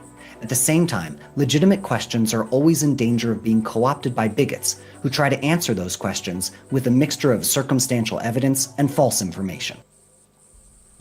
So the jets in question were Mirage 3s and Dassault Mystery 4s. So they were French jets. And yes, the French used to make jets. They were actually pretty fucking good. Mirage was actually a pretty damn good plane. So yes, that's the USS Victory. That's why it was trending. So I completely forgot what I was doing in the first place anyway. So anyway, moving on. So look, a lot of people like look, arguably it's friendly fire accident. It was friendly fire. Fishing. It was an accident. Israel admitted their mistake. They fucked up. So yeah, that doesn't make sense to blame Egypt when Israel immediately said no, that's our screw up. Yeah. Also, the NSA over the years has declassified and released the radio intercepts of the Israelis going, what the fuck? Wait, this is Americans? What the hell? So it was no accident. Well, yeah, fair enough. It wasn't an accident. They set out to destroy this ship. It was an accident that it was an American ship. So, yeah, the French are surprisingly good at weapons. So, no, they still are. They still make some good shit. They make some pretty decent subs, man. Yeah, we were going to buy some. So yeah, we were going to buy some. Remember? Yeah. It's just that we were asking the French to turn their nuclear submarines into diesel submarines so that we could buy them. And then in the end of the day, we ended up buying nuclear submarines from the Americans. And wasn't there a committee on something to do with how submarine? Oh, there was a dumb question someone asked. I think it was Pauline Hanson. That was completely how do they operate underwater? Fallen says you won't convict this ex-sailor. Sorry, boss. Well, look, I mean, it's your prerogatives, man. Do you remember that story? I would just ask you, Fallen, who benefits? What was there? Why? Why did they do it? What possible reason is there? Were they trying to frame the Egyptians? Were they acting on the orders of Lyndon Johnson? They didn't just go, let's kill some Americans today. And I mean, if that was their intent, why did they stop? There were three torpedo boats there. Because the people who weren't on board with it found out the Americans were there. If they actually wanted to sink the USS Liberty, it would have been sunk. So, it would have been sunk with all hands. Quote, scuttled. So, anyway, YouTube TV hikes its price to $10 to $82.99. YouTube TV is their cable service. Because I'm like, what? No, not another increase. They last raised their price in March by 12%. So they're doing it again. So when they first launched in 2017, it was $34.99. So when they get the $10 mark, raise it by $10. Yeah, they raised it by another $10. Yeah. Oh, okay. So. Hooray! So yeah. Speaking of money. Elon Musk has become the first person to reach a net worth of $400 billion. I doubt that unless they're saying to publicly reach a net worth of well, yes, $400 billion. We all know Putin is much richer than everybody. Well, I'm thinking Saudi princes and shit. No, their stuff's public. Yep. Most of that stuff's tied up in the value of Saudi Aramco. Really? Okay. Yeah. Norway's campaign to cut energy links to Europe as power prices soar. Country's energy minister describes shit situation as domestic prices hit highest levels since 2009. Is that because of inflation? Yeah, inflating profits. Yeah. Kay says, I think you'd like the No Agenda podcast. They said YouTube TV is a good service, but likely losing money. Well, I had a look at like YouTube TV. Like I had a look at their actual website because I thought, what the fuck do they offer? So, and if you look at it, like, okay, so it's 90210, that's my zip code. Doxed Los Angeles area. Yeah, I totally live in the Beverly Hills area code. I can't afford to live in Beverly Hills. I live in fake Beverly Hills. I just have the area code. So these are the channels. So you've got the local ABC affiliates, ABC News. Some like it's just cable. This is basic cable shit. Oh, look, TYT's a part of it. Yeah, TYT is a part of it. TLC, the Weather Channel. God forbid the Walking Dead network. What? The Walking Dead universe is a fucking TV channel.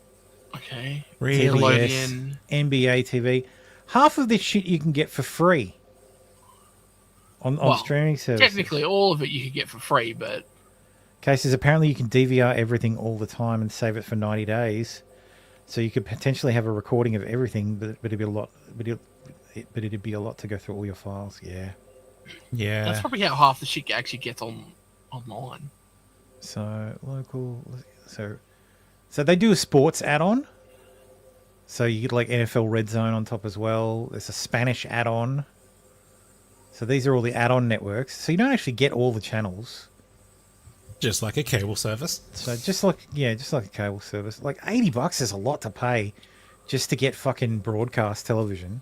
What's basic Because cable realistically, these days? that's what this is. This is basic cable. Like you've got your ABC channels, like your local affiliates. Yeah, but Discovery, Disney, Nickelodeon. Yeah. All But that's those all basic aren't- cable. Cartoon Network, that's basic Yeah, cable. basic cable, yeah. Mm. But they're just like you said. This is basic cable. Just And this gone is the from that's the basic a set-top bitch plan is $89. Sorry, It's gone from $82.99 a month. That's US.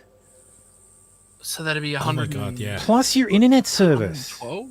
Oh my god, that's ridiculous. Like, that's just, yeah. And then you got to pay for like the season, like Sunday ticket. Oh, you gotta be kidding Like, it's just ridiculous. So, anyway, yeah, it's. I don't think it's ceased to be good value. That's what happens. Yeah. So it's become And that's why they're losing money. the enshittification continues unabated. The reason it's costing so much is because that's not just one network that they're just copying. They've got to pay multiple different people, multiple different companies to rebroadcast their stuff. That's why it's costing so much. Is because everyone wants their cut. Yeah. It's not like They everyone want a gets big cut. You get Well, $5. when you think about it though, like think about our like free to air in Australia. So we've got 7, 9, 10, ABC and SBS, and they all have their own streaming platforms. Yeah. Granted everybody except for Channel 9 are web based. They're all pretty feature rich. Like there's no like you can watch live TV or you can watch catch up. Yep. They're all ad supported except for ABC and SBS. Well, SBS Naturally. has ads between the shows. But yeah, they're all pretty feature rich. They're all on every TV. If you don't, like if you have an antenna, you can get all of them. All the stations are there. If you don't have an antenna or don't want an antenna, you can just stream the live channels through the apps, and it works fine. Yeah. So, like, broadly, I think our broadcast television situation is a lot better than the US. It's just when you try to go into we just don't have cable. Yeah, but Yeah, cable cable was a thing here. It still is, but it wasn't as It's big mainly as for sports. it is over in the States. Yeah. Well, we've only got one provider. Like No, it we've got depends on. two. Foxtel and Optus. Not really, because there were back when Foxtel and Optus rolled out, there were areas where you got Foxtel, and there were areas where you got Optus Vision, and never the two shall meet. Yep, fair enough. So, cases. It also sounds like Australia's going down the same road we tried with trying to save mainstream by forcing the platforms to pay for news stories.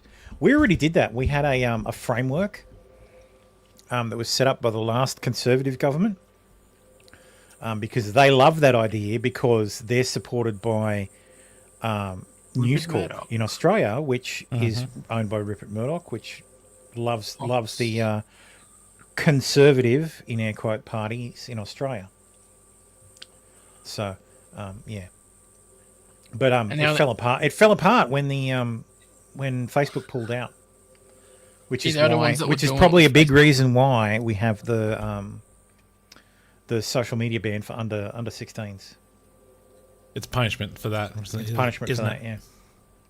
Anyway, apparently the lack of wind in Germany and the Northern Sea is going to push power prices in Norway to $1.18 per kilowatt hour. That's Holy US. Shit. That's a lot of money. Yes. Like, I haven't checked my latest bill, but I'm pretty sure my max per kilowatt hour is still 79 cents. Actually, I can check it now. Can't I? Hang on, max kilowatt hour. Max cost per kilowatt hours. Down below. Energy Australia rates. Energy and gas plans. Let's see. Postcode. That's fine. Let's see. Flexi plan. Electricity and gas. I'm looking for just electricity. Electricity. 15% discount. Show electricity rates. Okay, so that's the supply charge. Oh, shit. Okay, it's even less than I thought. So peak usage. 36 cents per kilowatt hour. God damn. That's a lot. That's the peak usage. That's a lot. That is a lot, but comparatively... To $1 or something? Well, compare 36 cents per kilowatt hour to the poor Norwegians over here with their $1.18 per kilowatt hour US. That's almost quadruple. That's $1.58. Yeah, so that's $1.58 equivalent for us. Sorry, I was wrong. $1.85 per kilowatt hour. $1.85, not 50. $1.85 per kilowatt hour. Holy shit! Yeah. Let me just glance over at six six times. So it is 3:48 p.m. here. My little power meter here says 32.25 kilowatts. That's how much I've used today. So do the math. Fucking hell. That would be fucking insane. If power was $1 a kilowatt. How much? 32.25 kilowatt hours I've used.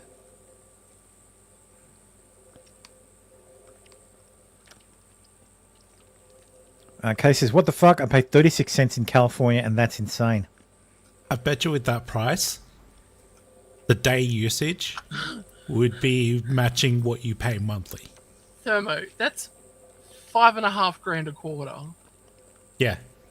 At $1.18. At $1.85 Australian. Yeah. Yeah. That's $5,300.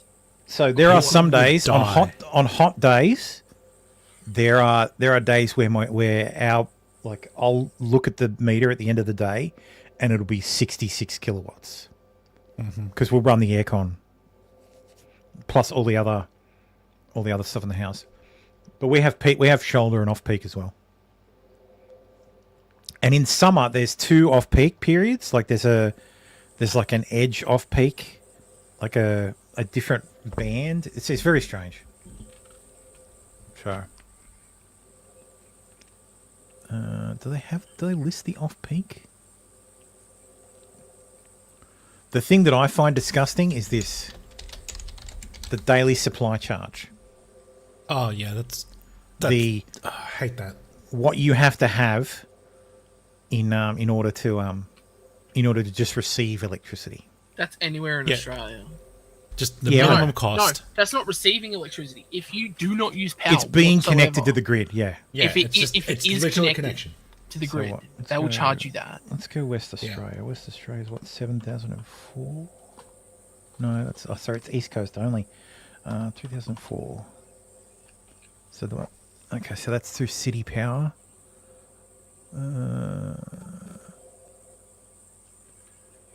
Show electricity rates. Okay, so there's 3,000. What's that's up your? Oh, that's down in Victoria. Yeah. So down in Victoria, the supply charge is higher, but the peak usage cost is lower. Yeah. What's Brisbane's postcode? 4001. Oh, they don't supply it. Yeah, 4,000. Oh, there you go. They do 4,000. Energex is the thing. Show electricity rates. Woof! Holy shit! Yeah. And the rate's higher. Not if you know, not if you go through with the right people. Okay. Ours is around 23 cents. $4.46 is the feed-in tariff. I think my 4.6 feed-in cents. tariff. I think my feed-in tariff is higher. So I said 4.6, not 46. Yeah, I said 4.6. Yeah. Yeah. Yeah. So my feed-in tariff is slightly higher. So, but I think in Victoria it's higher again. Ausgrid. Single rate feed-in tariff, 3.3 cents per kilowatt hour. Time of use feed-in tariffs. That'd be nice. What is the asterisk, the caveat for that? Excludes GST. Is that all it says? I don't see the carrot down here. Oh, it might be down the bottom here. No, it had the I shouldn't. You should be able to just mouse over it or click on it. So from 4 p.m. to 9 p.m. every day is peak for You're not the going to get feeding. good sun for that. Well, that's exactly right. Yeah. So off peak's probably the middle of the day when you get all the sun. Off peak is 10 a.m. to 2 p.m. every day. Yeah, okay. You do it 1 cent during the middle of the day. Yeah, fuck you, Victoria. Fuck that. Oh, anyway, back to this story. Yeah, fucking you over. See, no, the but way yeah, you apparently do it is you'd charge during the day, put it in your batteries, and during the high, the 4 to 8 or whenever, 4 p.m. to 8 p.m. That's when you'd feed into the grid, but you wouldn't bother wasting the. Kay says my bill is $70 to $80 a month. Oh, my sweet summer child. My you do not want to know what my bill is. It's $5,000. No, I think my last bill was $1,200, and that was with the 18% on-time discount. Oh my god! No, I don't even have a pool, and I have gas for hot water. So, anyway, but yeah, it looks like Norway is going to elect a right-wing government next election, and the right-wing government is going to cut off power to. Well, they're going to make it so that Norway doesn't give power to Europe unless the price is low for them. So, yeah. I hope they can make it work. Well, apparently because Norway is picking up a lot of the slack with the war in Ukraine. So when it comes to electricity. So anyway, moving along. Actually, I might do this story. Let's do Daniel Penny. Daniel Penny was found not guilty. Which he was acquitted of surprising. criminally negligent homicide after previously deadlocking on the more serious charge of He manslaughter. did not choke that man. I did not choke that man. See, I was thinking it was going to go the other way. I thought, we can't get him on the big one, but let's all agree that I think if they didn't try homicide, I think if he didn't even bring the manslaughter charges, yeah, I think he would have been convicted straight up. But the motherfucker got greedy. So.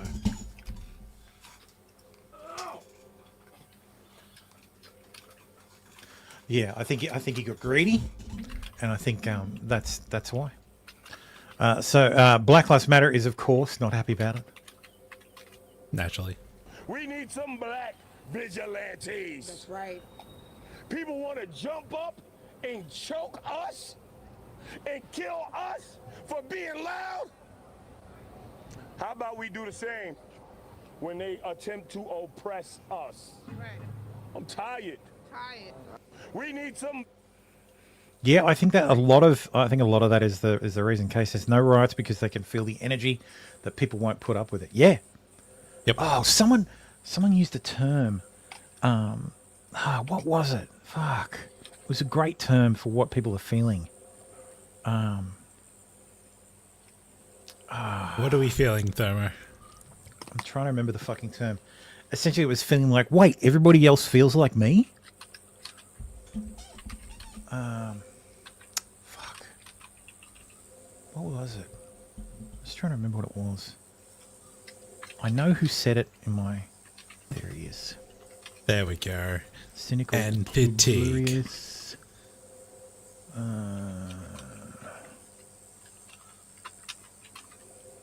What was it called?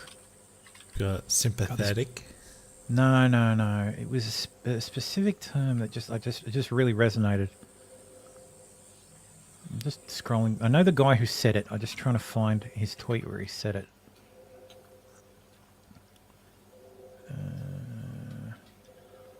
Fuck. It's in a reply to something, in which case I've got to fucking scroll through his replies. Sorry, I know this is great. Great entertainment. God damn it. The term escapes me. It's there in my head. I just... Please hold chat while... find it. Thermo finds a word. It's busy. Please hold. Please hold. The great realization. So,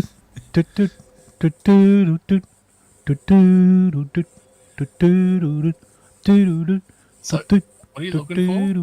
I'm trying to find a tweet that phrased something in a really good way that immediately resonated with me. But resonated so hard that it resonated out of my fucking brain. And it was about how people are feeling. They were recognizing that, hey, these feelings that I'm having, everybody else is having the same feelings. But it was put much, much more succinctly. Look, here's the thing. Fine. Listen, I'm going to be honest with you. I'm kind of retarded.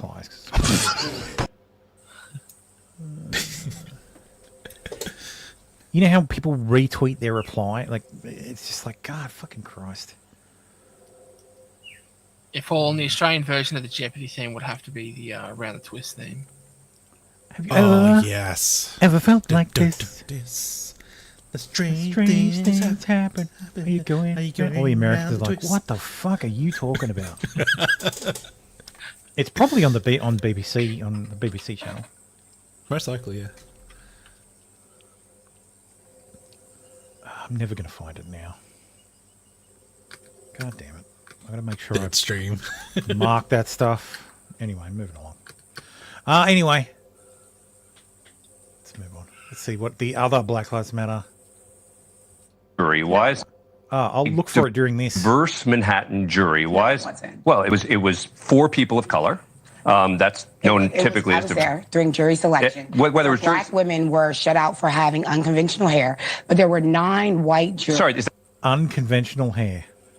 that what they said? They said it was for unconventional hair. Or you're just presuming it was that. unconventional hair. A juror was dismissed for having unconventional hair. That's made up. No, Come it's on. not. Who No, said? it's Which lawyer said that? The defense attorney. Which one? He said what? He said that she had unconventional hair because her hair was purple, that she would have unconventional thoughts. And that, were you in the courtroom? No, I was not. For 7 weeks? I was not. But I understand. I was. But the I was idea, sensationalized. right? Well, but again, the notion that she's being dismissed because of her hair. I assume you're assuming it's because of her race, right? It absolutely was about weight. Right.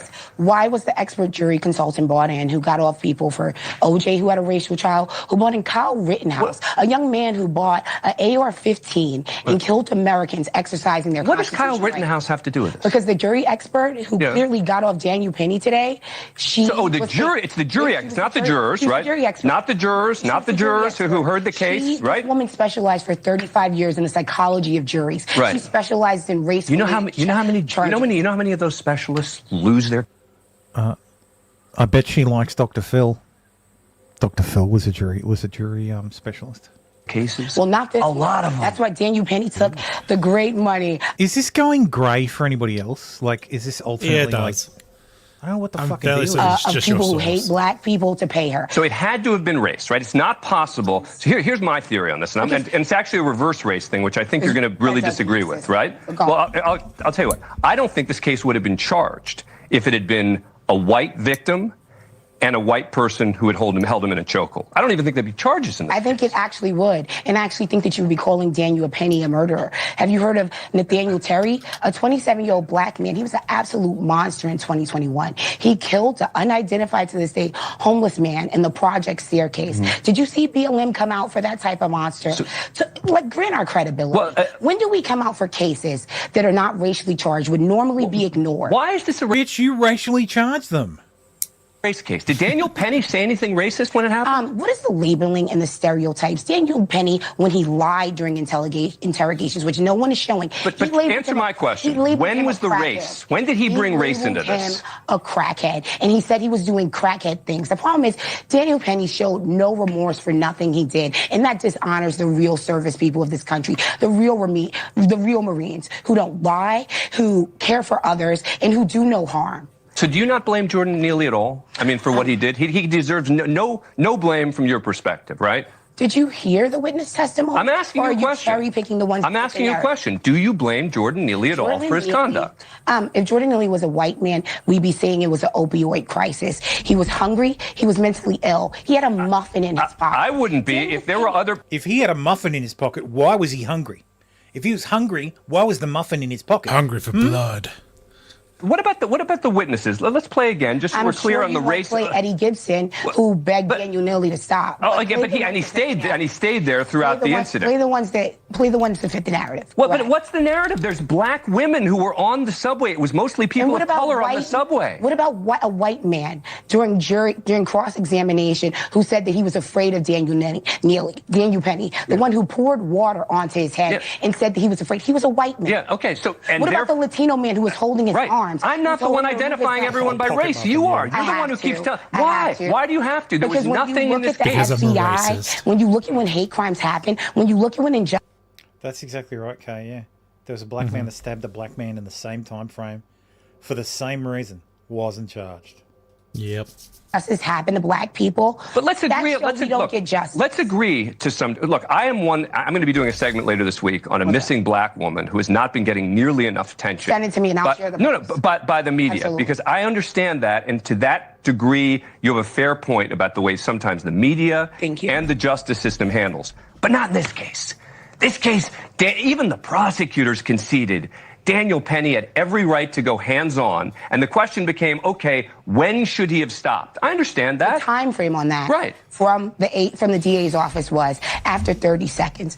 Can you not concede that Daniel Penny was a trained killer? That he not have his gray belt? United States Marine Corps is an assassin. Sure, but he knew. Holy shit! Yes, the U.S. Marine Corps is a bunch of assassins who can barely read. Fucking Christ. Every Marine is a shout out to my jarheads in the chat. Black Marines and white Marines have reached out and actually told us he went too far. Going too far is different from criminal. Let me break it down. A chokehold, a blood chokehold, which he did. You're only supposed to hold someone in that move for 8 to 13 seconds. Yeah. You're not supposed to do it longer than 2 minutes. Why did Daniel Penny, when the train was completely clear, everyone was on the platform? If he had done what she said, Daniel Penny would have stopped moving after 8 to 13 seconds. He continued to struggle because he wasn't in a chokehold. He was in a headlock. Why did he hold it for nearly Because 6 he was minutes? scared. He was a Marine is scared of a crack of someone Yes, Marines get scared, you fucking bitch. he labeled as a crackhead. he Again, never saw is it coming. not possible that Daniel Penny, when he's doing this on the spot, stepping up to help people of many different races, moves in and doesn't have a clock with him to decide when he should stop and when he shouldn't, which is why, in the end, the jury acquitted, right? No, actually, Daniel Penny was trained very well by the United States Marine Corps, and he knew what the signs were. He knew when Jordan's body was slacking. He knew that Jordan was going to die. Why didn't you show his face, Dan? You're a good man. Of when he laughed and when the first response, I'm critical of the police. We know this, right? NYPD tried to save his life while they were doing chest compressions. Daniel Penny laughed and said chest compressions. A good person, a hero. One last thing. Why did he never ask about the well-being in that police department about Jordan Neely? So you're He was asking, a hero. you're asking a lot of questions that are sort of rhetorical questions, right? But the ultimate question is, why did the jury acquit? Is it because they're racist?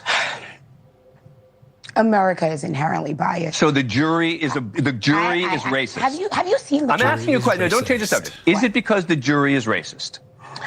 Yes. Fucking retard. Seriously. Oh my god. So I found it. It's preference cascade is the term. People suddenly realizing that they are not alone in their thinking, and that so many others share their thinking, and that it's okay to say those things out loud. It's an emperor has no clothes kind of thing. It's okay That's to be what I white. was looking for. Yeah, well, that's the thing. That was what that's the 4chan was looking for when they were putting up those posters. The entire purpose behind those posters was to trigger a preference cascade. Mm-hmm. So, and that was the term I couldn't remember. And it's a great fucking term. Like it very much brings to mind what is happening. So, and it's the reason the media is doing like sit-down interviews with Trump and actually being fair. And because I saw a couple this week, and I was like, wait, what? Who is this 4chan? He's a notorious hacker, Fallen.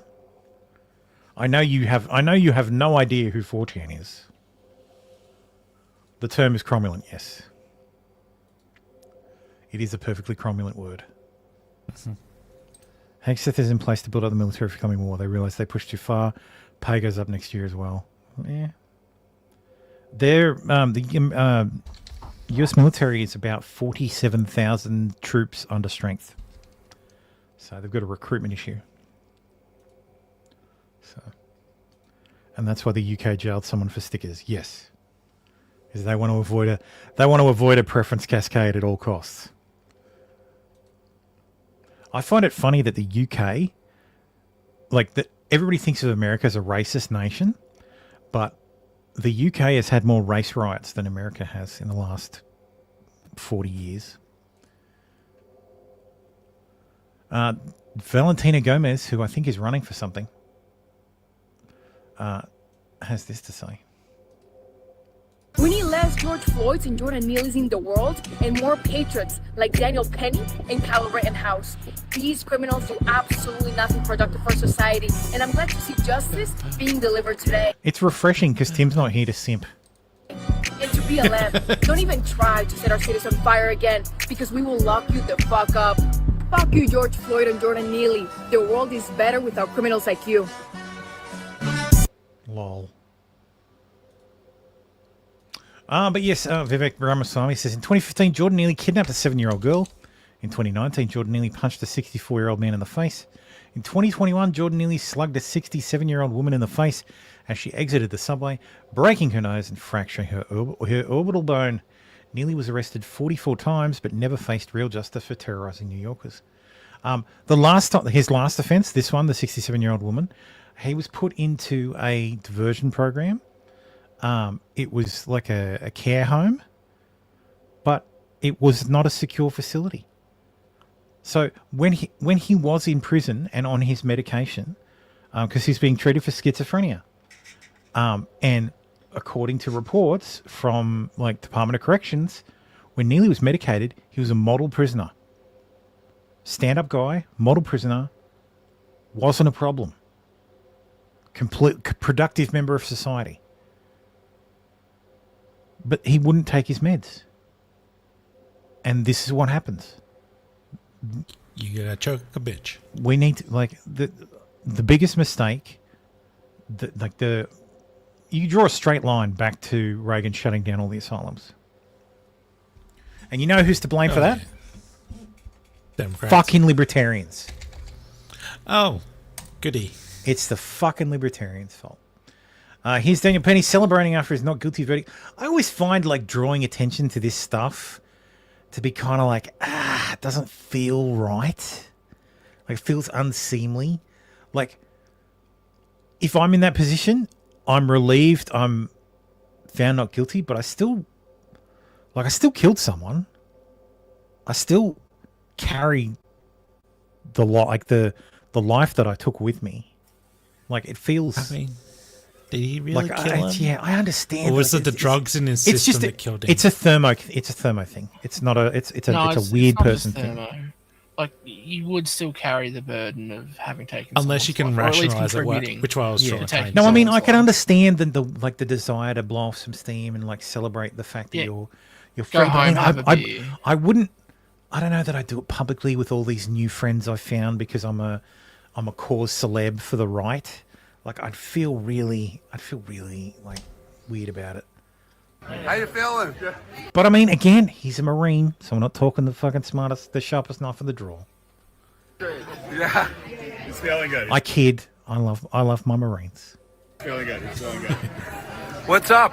Semper Fi, baby. Semper Fi, ladies. How's it going? How's it feel? Feels great. He's finally got the justice he's deserved. Did you think it was going to happen? Sorry? No, we think that this should have happened probably on day one, but the important thing is it happened. So we can't control the timing of it, but we can. Costi says, no, not guilty derangement syndrome. Yeah. Give him a break. Yeah, look, like I said, I recognize that the feeling in me is not, that's not a normal way to think about it. So that's why I'm like, it doesn't feel right. But me personally, I would avoid the glare of the media. I wouldn't be doing a tour of like I wouldn't be doing like appearances with Trump and Pence. Not Pence, not fucking Pence. Vance.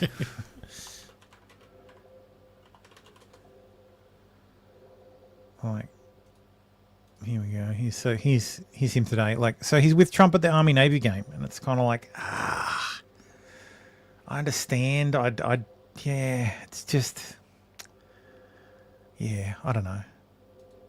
So, bit of ambush journal. Yeah, absolutely. But it wasn't exactly a huge party.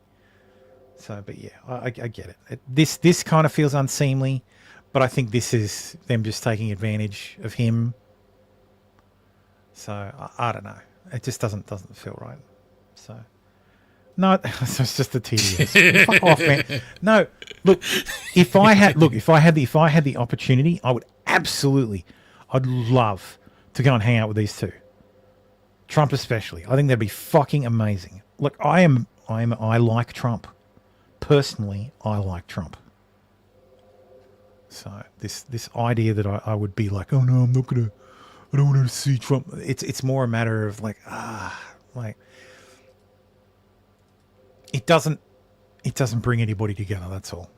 So I think it just solidifies this retarded shit.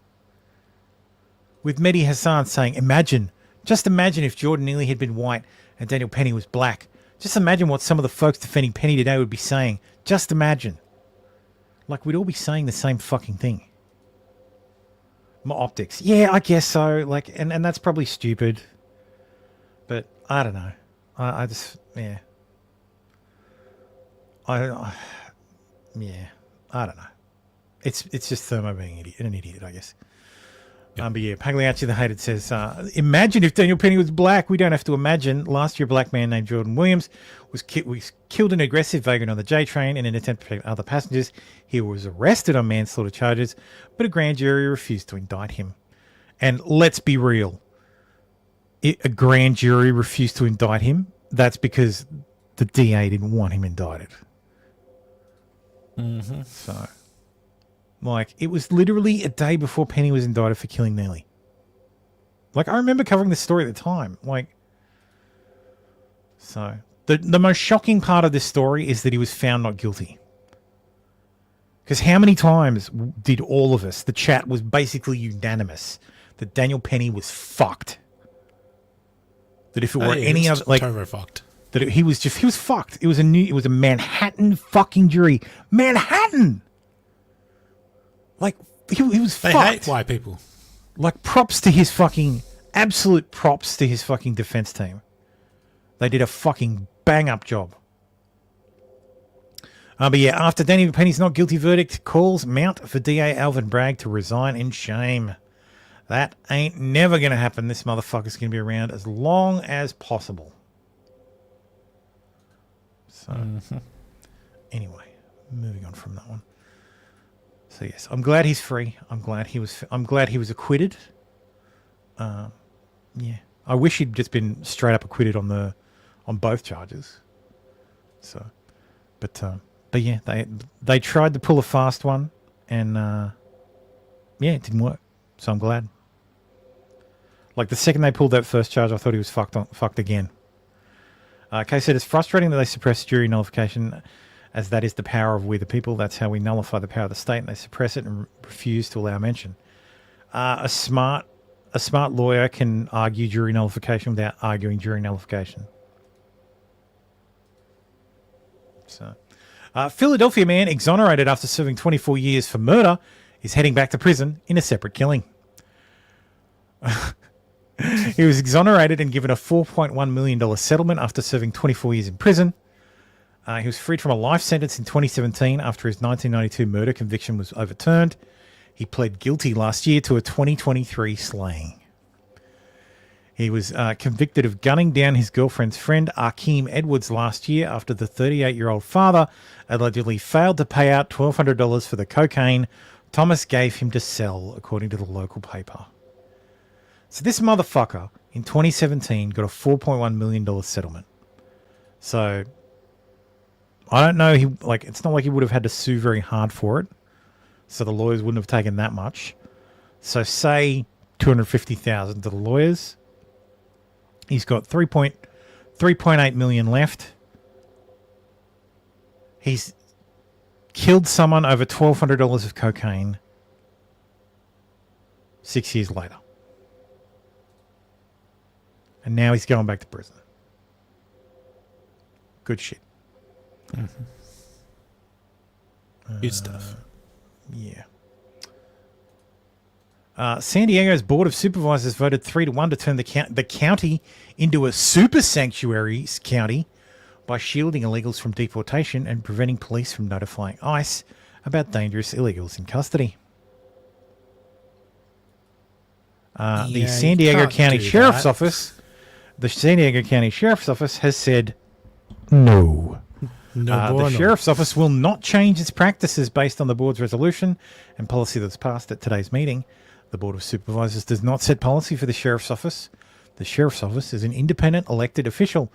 It sets the policy for the Sheriff's Office. California law prohibits the Board of Supervisors from interfering with the independent, constitutional and statutorily designated investigative functions of the sheriff, and is clear that the sheriff has the sole and exclusive authority to operate county jails. So yes, sheriff says no. Sheriff says no. I was talking to a colleague at work the other day about investment opportunities around who manages the federal prisons. Because my point was, based on all of these localities and cities and even states saying, we're going to obstruct the federal government from deporting anybody. That's a crime. Yeah. Aiding and abetting is a crime. It's a federal crime. And if you think you aren't going to be arrested and charged and imprisoned, think again. Because I don't know if you noticed I don't know if you've noticed that there has been no pushback on the Attorney General about her being unqualified, that one's going to fucking sail through, at which point you're all fucked. Because she's going to have absolutely no qualms about instructing the AUSAs to fucking have you arrested and charged. That's Matt Gates' replacement, right? Yeah, Pam Bondi. The Bondi, one damn that's it! very close. The one that's very close to Matt Gates. Yeah. The one that's arguably probably worse. But, Yeah. like, worse for, like, that will not Willis fuck around. Media, you shot your load too quickly. Now the West Yeah, that's one's right. going in. So yeah, I actually said, oh hey, what do you think is a company that manages like that would be a good investment vehicle, like a reflect, and are we investing in them? He said no, and he gave me the company, and I looked at it, and I shit you not, their stock doubled the day after election day. Oh, that's very good. Fucking hilarious. They manage all the like food services for all the prisons. So, oh snap! They're expecting an increase. Yep. So, anyway, sorry, a little aside there. Breaking via AP, a federal judge on Tuesday night rejected the sale of conspiracy platform InfoWars to The Onion. U.S. bankruptcy judge Christopher Lopez's decision means Alex Jones can stay at InfoWars in Austin, Texas. This is such a shit show. Yeah. Well, the judge basically said to the trustee, was it a trustee? The person executing it would be a trustee. The bankruptcy, yeah. So it said, basically told the trustee that no, like I'm voiding this sale. This was bullshit. Your job is to get the most money for the creditors. You can't be pulling this shit. It doesn't have to be another auction, but you need to make sure you need to basically go back and sell it again properly. Yeah. So I think that's fucking hilarious, and I hope Elon buys it just just throws a couple of million in and buys it just to have it. That would be the funny outcome for that. Well, the company that so Alex Jones's father owns a vitamin company. Yes, Project Bluebeam is trending. Yes. So Alex Jones's father owns the vitamin company, and that company, which advertises on Alex's show, was going to buy InfoWars top to bottom $3.5 million, which is arguably probably what it's worth, probably a bit more than what it's worth. Yep. The Onion was going to spend 1.7, and they were going to do some deal where the families would be like, it's fine. You don't have to pay us this amount of money yet. So it wouldn't reduce the amount of money he owes. So it wouldn't settle the debt. It would just defer the debt, and they wouldn't become preferred debtors. So it was so skeevy from the get-go, and fuck these people, and like just ridiculous. We know what you're doing. Yeah, it was so obvious. Like, yeah. Doctors warning cooking oil used by millions may be fueling explosion of colon cancers in young people. That's a really explosion? Explosion of colon. Isn't that just diarrhea? No, colon cancer is very serious. I've had colon. We can't joke about it. I've had colon cancer. My mother died of colon cancer. So, okay. I have to get my next colonoscopy soon. So, I could have it right now for all I know. So, consuming large amounts of seed oils. Just stick your hand in and feel it out. Ew. Consuming large amounts of seed oils, which includes sunflower, canola, corn, and grapeseed, has long been linked to inflammation in the body, but now a study analysing the tumours of more than 80 patients with colon cancer has found they may also raise the risk of one of the fastest growing forms of the disease. So that's why I'm booty blasted all the time. I'm sure I've told this story before. So for whatever reason, I got a referral to to a gastroenterologist, and he's like, "All right, well, we'll stick a camera up there and have a look around, make sure everything's fine." Because he's like, "Well, look, your mum's got colon cancer, so you're at risk too. So we'll check that out." So they did that, and they found a polyp, and they did a polypectomy and took it out. It was only small, and they sent it off to the lab, and sure enough, it had cancer in it. And last time I saw my gastro, he literally said, "I was as shocked as anyone else." You actually came up in one of our discussions about how unlikely it was that it was cancer, and it was caught so incredibly early. It's literally cancer cells. He's been doing this for 20 years. He said he has never caught a cancer that early. So yeah. So that's how lucky I am, I guess. When it comes to cancer, at least. So I have had cancer. I didn't need any chemo or anything. But yeah. So it's not like Boogie, where he's like, "I've got a cancer." It's like, no, I've had cancer. It was incredibly small. It was taken out. But for the rest of my life, I'll have to have a colonoscopy every 2 years or so. So yeah, and my brother will as well. Butt stuff every 2 years. So, well, the worst part about a colonoscopy, there's two bad things. There's the prep. The prep sucks. The prep sucks. Like the shit you have to drink for like a day and a bit before. Some of these stories are cancer. I'm surprised you didn't get it sooner. That's fair. Thanks, Fallen. But yeah, the prep is bad. You get used to it. You get used to it after a while. There was a period there where I was having I had 4 colonoscopies in 2 years. That was no, not 2 years. It was just over 2 years. Probably 30 months. Too much red meat, seed oils, fasting regime helps. Yeah, I was doing keto at the time, so I had to stop doing keto because my GP said my cholesterol was getting up there.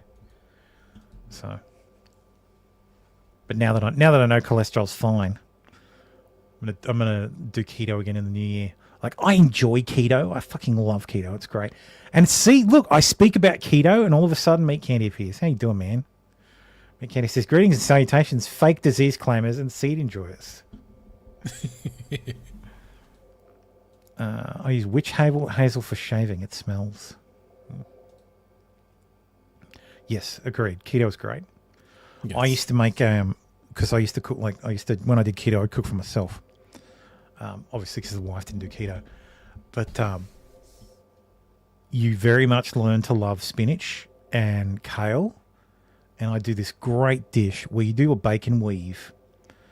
So you weave bacon, and inside the bacon weave, you have a mix of like cheese and kale and spinach, and you bake it in the oven. Oh my God, it is so fucking good. Like, just amazing. I haven't had it in ages. I really need to. I'm really looking forward to doing it again. Though bacon weaving will be a lot more expensive now because bacon prices in Australia have gotten fucking ridiculous. Yes. During COVID, you could get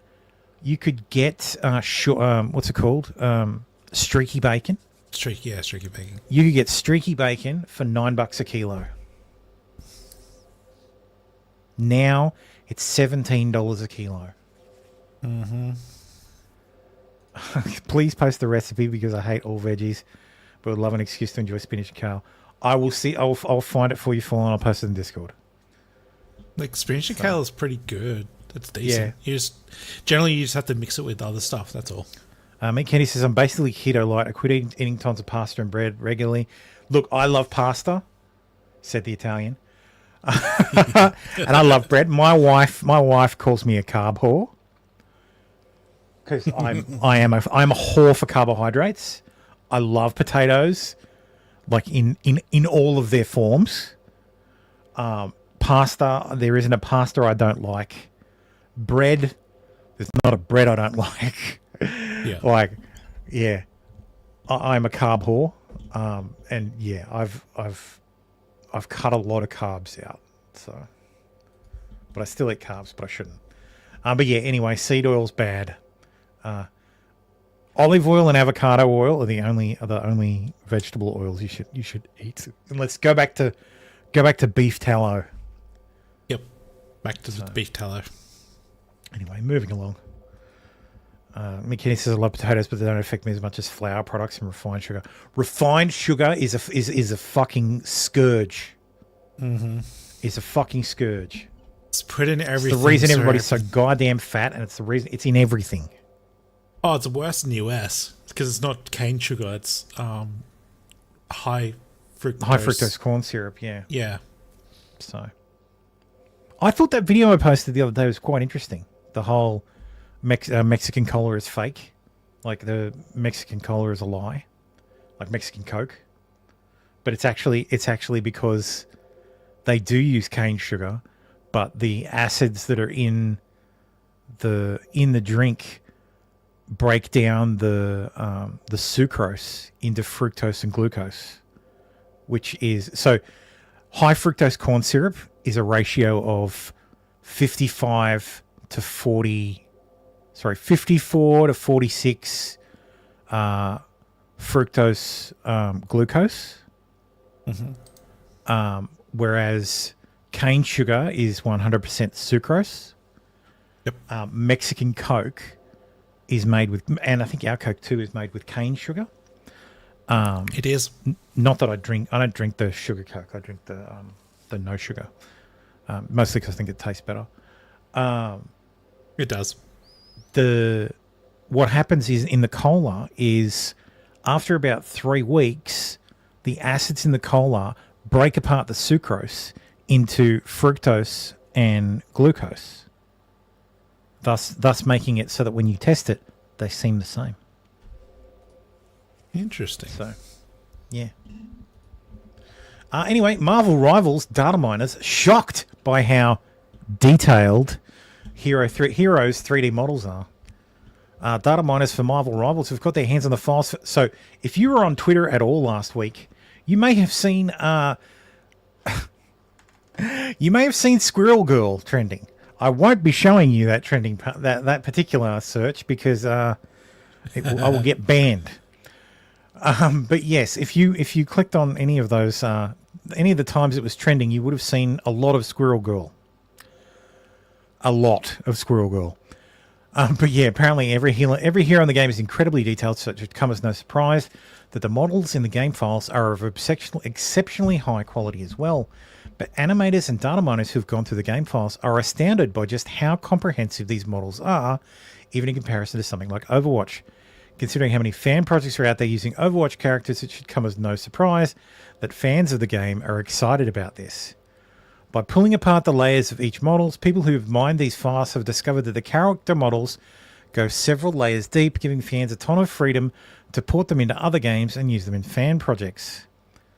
If you wanted to port over these heroes into other games, it'd be pretty easy to do so. Maximilian Marvel vs. Capcom Infinite, a fan remake project, would be a perfect example of something that would benefit using character models in these games. I don't know if the models themselves... I don't know. Sorry, I just want to clarify. I don't know if the models have by default nude hash and like nude, not hashes, nude wireframes. But I wouldn't put it past them. And if they don't now, they definitely do already, because I was checking this morning, and sure enough, there's a whole list of models available that are very detailed. So, anyway. Welcome to the internet. Yes. Mick Kenny says, I actually prefer the Coke, Pepsi, DP0 stuff. Now, not for health reasons, because too much sugar, and I was starting to dislike the taste. Yeah, look, I prefer. Look, if we have cola in the house, which is most of the time now, it'll be Coke no sugar or Pepsi Max. I would love if we could get Dr. Pepper Zero in Australia. There is no bottler in Australia for any Dr. Pepper. If we could get Dr. Pepper Zero in Australia, I would have. That's what would be in the house. There would be no Coke or Pepsi in this house unless one of the kids was drinking it. I was It so would be Dr. disappointed Pepper. when they stopped doing Dr. Pepper in Australia. And my wife bought me a whole bunch. So they had import can. We import it. So the can for a can at like one of like Coles or Woolies, it's legitimately $4 a can, not cold. My wife bought me a whole bunch the other day because they were on special for half price. So my little mini fridge had a whole bunch of Dr. Peppers and Coke, cherry Coke, but they're not the no sugar version. So they've been here for like 2 weeks because I'll drink like one a day is the fucking limit. I cannot drink more than one a day. Like I just can't, which is good because it lasted a while, but I just can't. It's too much sugar. It is. It's too much sugar. So when I was younger, I used to drink like legit 2 liters a day of this shit. Like of the full fat stuff, like the fucking sugar stuff. Like since I was a kid, and it's terrible for you. It's fucking terrible. Like never do it. Avoid it at all costs. But a kid's body can rebound from that. Like the phenylalanine that they put in in Coke No Sugar is probably gonna fucking kill me. Like 10, 20 years down the track. Yeah, long-term problem. But yeah. Poker says I drink it once a week.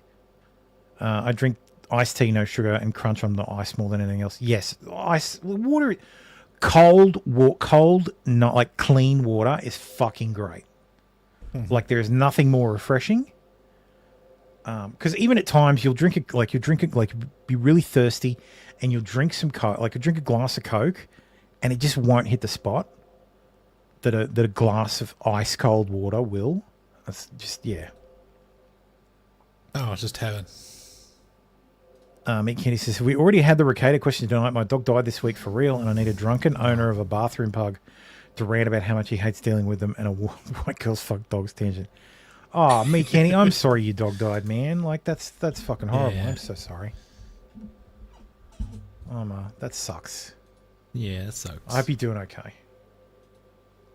Let us entertain you with Nancy Mace. Nancy Mace says, I was physically accosted tonight on Capitol grounds over my fight to protect women. Capitol Police have arrested him. All the violence and threats keep proving our point.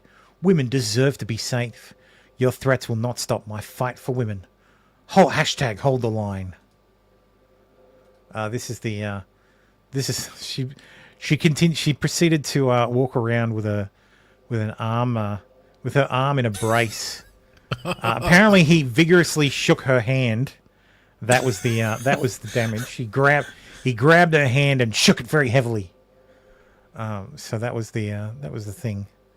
So he just didn't know his own strength.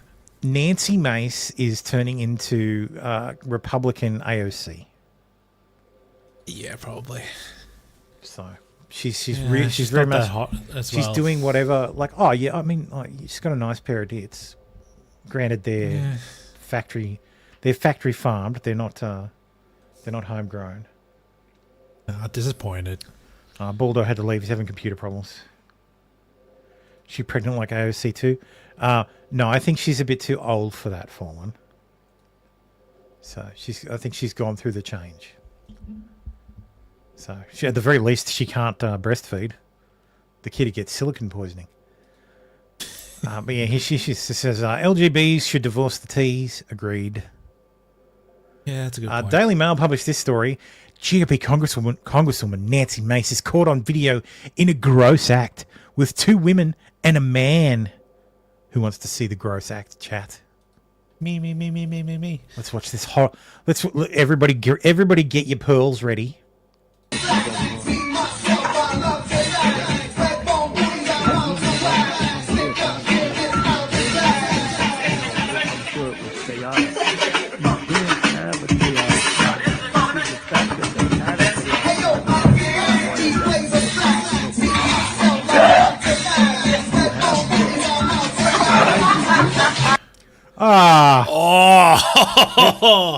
At least she was the start of the chain.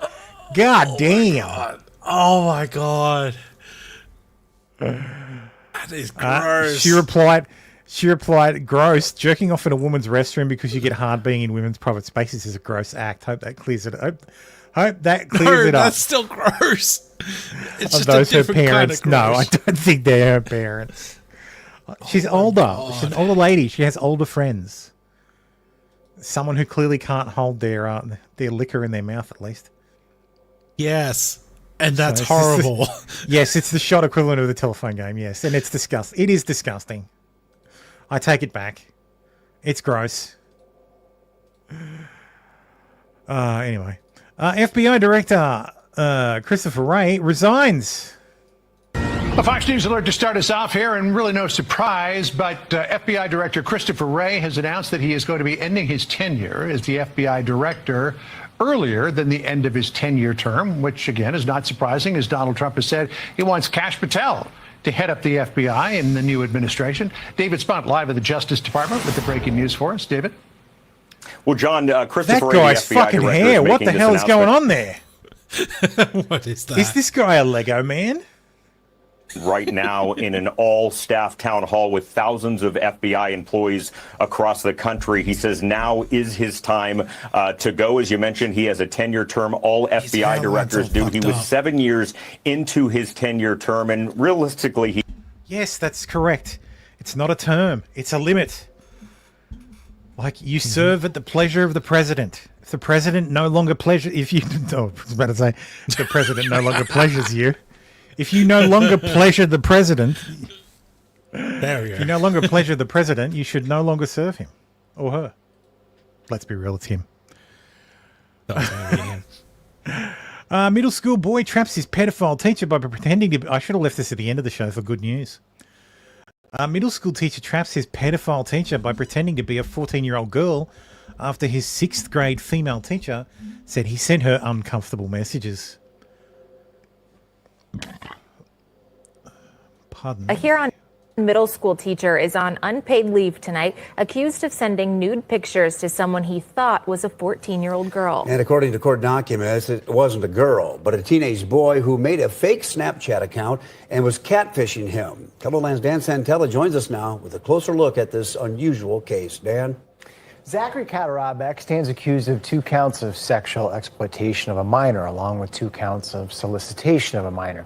He's scheduled to be in court in January when he'll have to respond to the charges.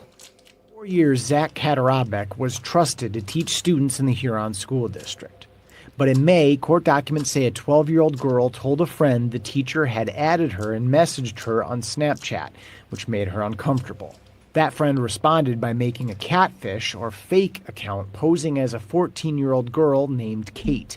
He added Katarabek on the social media app. The two exchanged numerous messages. Court documents say when Kate said she was 14, Katarabek responded, quote, "Oh, so only 4 more years," and a winking face. The documents also say Katarabek made sexual comments and sent photos of his genitalia. But you can only push people so far.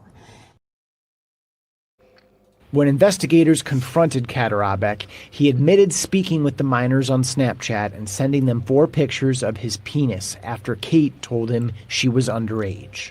Tonight, Katarabek is still listed as a middle school teacher on the Huron School District's website. However, the school board took unanimous action yesterday on the status of his employment. To change Zachary Katarabek. Case says, wait, the male, so a male teacher said the male student pictures to begin with. No. So, male teacher male teacher sends female student Snapchat request. That should be a fireable offense straight away. Yep. Because there's no reason for a teacher to be messaging a student on Snapchat. The only reason to be messaging anybody on Snapchat is to send them a picture of your dick. No, male friend of student set up a catfish account. Up. Let's catfish this. That's pretty up. weird. This guy's probably a pedophile. Let me make sure. And then catfish the teacher, which is based. Yeah. Leave from, or administrative leave from paid to unpaid. Is there any... Dude, really? We're treating these people like cops now? He's like, oh, he's on unpaid leave. What? He's on administrative. Hand me your badge and your gun. Discussion or comments? Okay, seeing none, we will vote. Those in favor will say aye. Aye. Opposed? Okay, motion carries. Dan Centella, Kellerland News. Today I received an emailed statement from Huron School District Superintendent Craig Steinhoff. It says in part, quote, the Huron School District is communicating with its attorney and is cooperating with law enforcement. All policies, procedures, and laws are being followed. The full statement is included in this report on... Well, we all know what to do.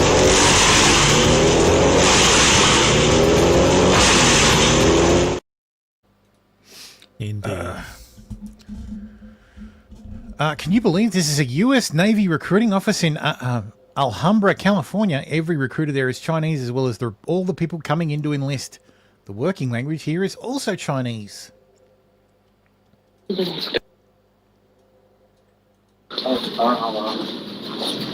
这是我单位的领导。你好，就简单的 PRT 的一个 brief 就而已，不会真正的 PT 的那种。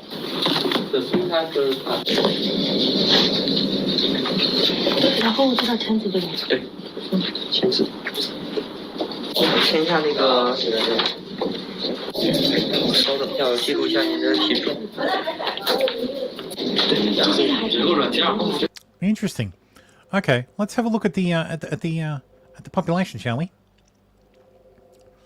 Let's see. Asian alone, 52%, 51. So, in the county, 51% of the population is Asian. So this recruitment agency is targeting Is reflecting half the population. reflecting the fucking population of the goddamn electorate of the goddamn county. Disappointing they're Like, not using English, but you can't win them all. So, fucking Christ. I'm not surprised. This is the way this is supposed to work. Yeah, that's the most offensive thing, Kay. Is wear a fucking mask. Yeah, the mask. Yeah, 36 Hispanic, no whites there. The Asians are the whiteys. So, anyway. I saw that and thought, that's going to be a beat up. But I thought I'd look up the demographics just after it started. Where is Alhambra? I'm in SoCal. Alhambra. I did see it south in California. Alhambra is a suburb of LA. So it's not a county. It's a suburb. And in that suburb, almost everyone is Asian. Must be near Chinatown.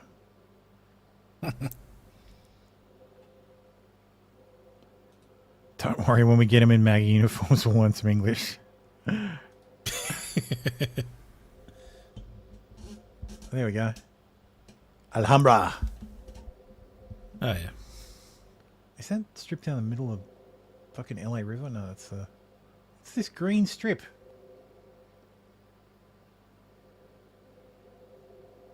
What is this green strip that disappears when I zoom in? Is this delineating something? Might be just bing, bang, bing.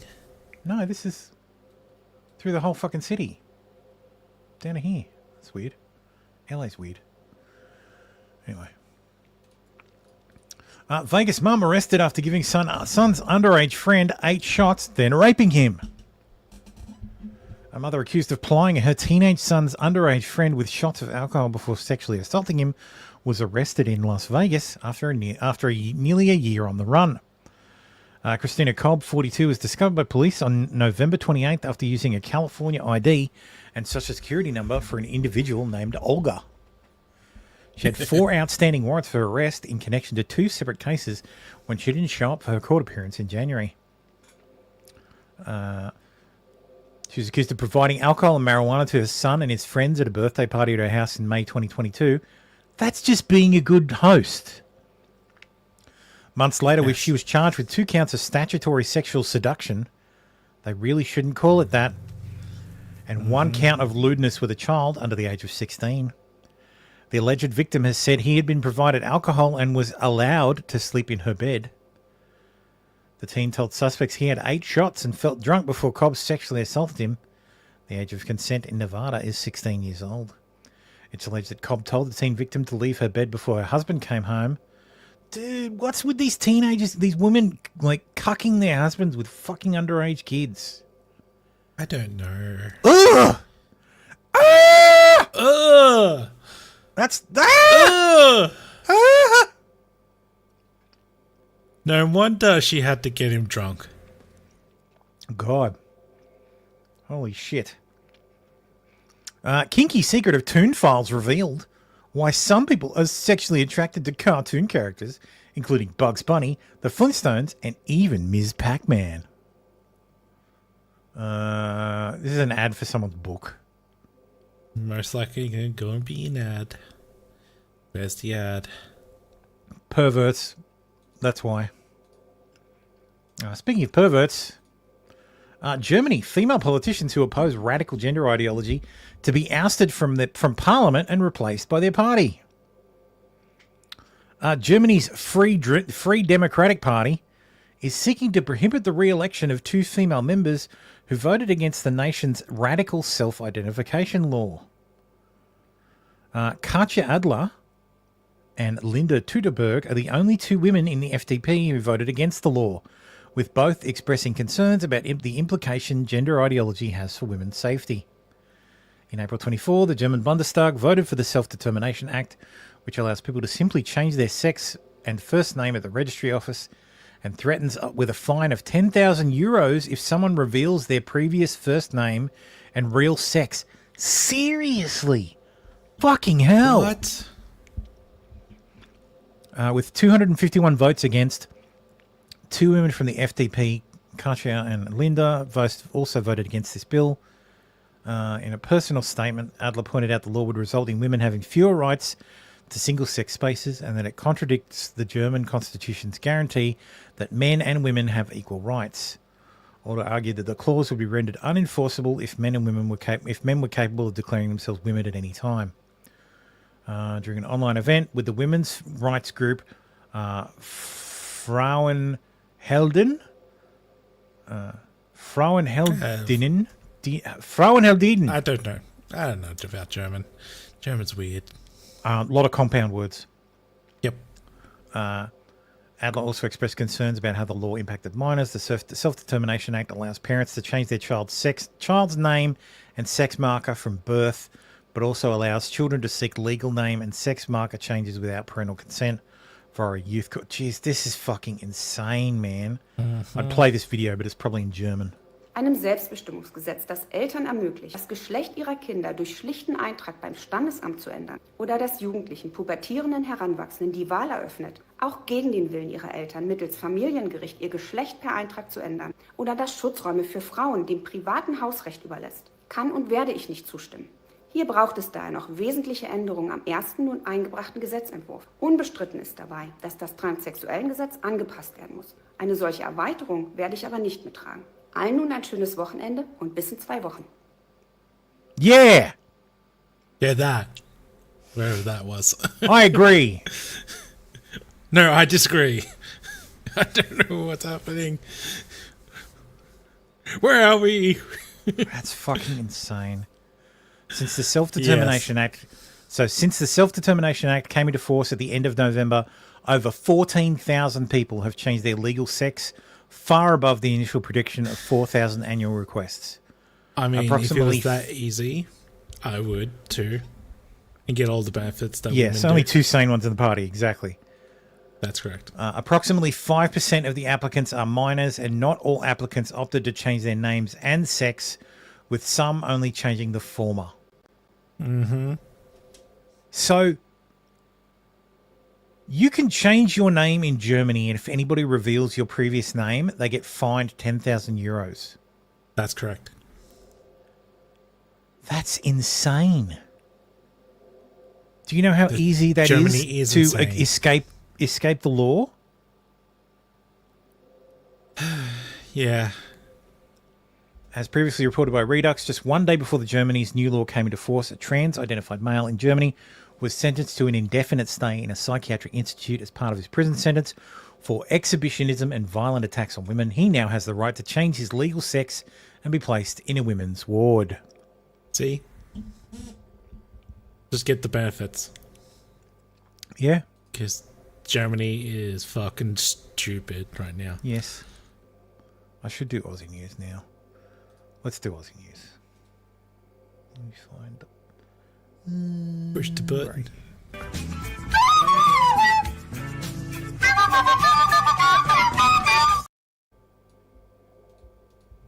Australia's population has jumped about 500,000 people in the past 12 months. The latest data from the Australian Bureau of Statistics shows. So, yeah. That's a lot. 393,874 migrants arrived in Australia in the first 9 months of this year. This is the highest in Australia's history for this period. This would be fine if we weren't in the middle of a housing crisis. Yeah, agreed. It just makes it worse.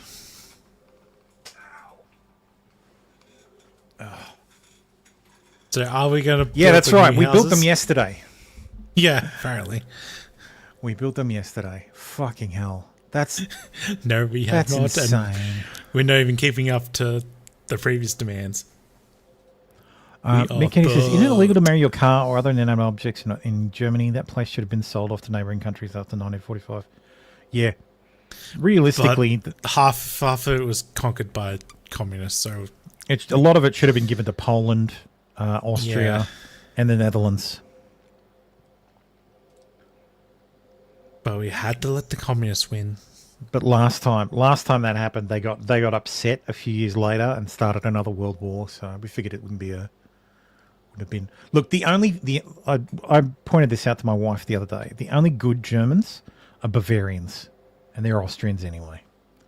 Yeah, yeah, basically. Inside Austrians are Trouble great, except for that one Austrian guy. Yeah, he doesn't count. He doesn't count at all. Inside trouble, teen model Paris Ao Yang's drunken rampage at her mum's luxury apartment in Double Bay, as new details are revealed about why she was taken to a mental health facility. She is, of course, an OnlyFans whore. She turned up at her mother's apartment, called her a slut before threatening to kill herself. She's 19 years old. She told her mother that she hated her, went on to trash property, including a guitar, vase, and other items worth approximately $1,500. When police arrived at the home, they found 2 kitchen knives had been removed from a block and embedded in the kitchen floor. Her father, who is a neurosurgeon, was taken to hospital that night. Whose father is neurosurgeon, so she was taken to a hospital that night and arrested the next afternoon when she returned to her mum's property. She's been diagnosed with depression, anxiety, ADHD, and an eating disorder. This is her. I have investigated this woman thoroughly. She's one of those OnlyFans models that doesn't actually do anything. So, strangely enough, her boyfriend is a Navy SEAL. So, and who had charges against him dropped. So, he's been cleared of a rape charge. His name's Rocket Stickney. So, yeah. So there he is. It's a big guy. Anyway, weird. Very weird. Very weird. Moira Deeming has won her high-stakes defamation case against the Victorian Liberal leader John Prosciutto. So she's been awarded over $300,000. I have the whole order here. It goes in great detail, with the case pleadings, the damages, everything. It's an interesting read. I won't be going through it. It is a very, very long. It's a 7 megabyte Word document. It's a long read.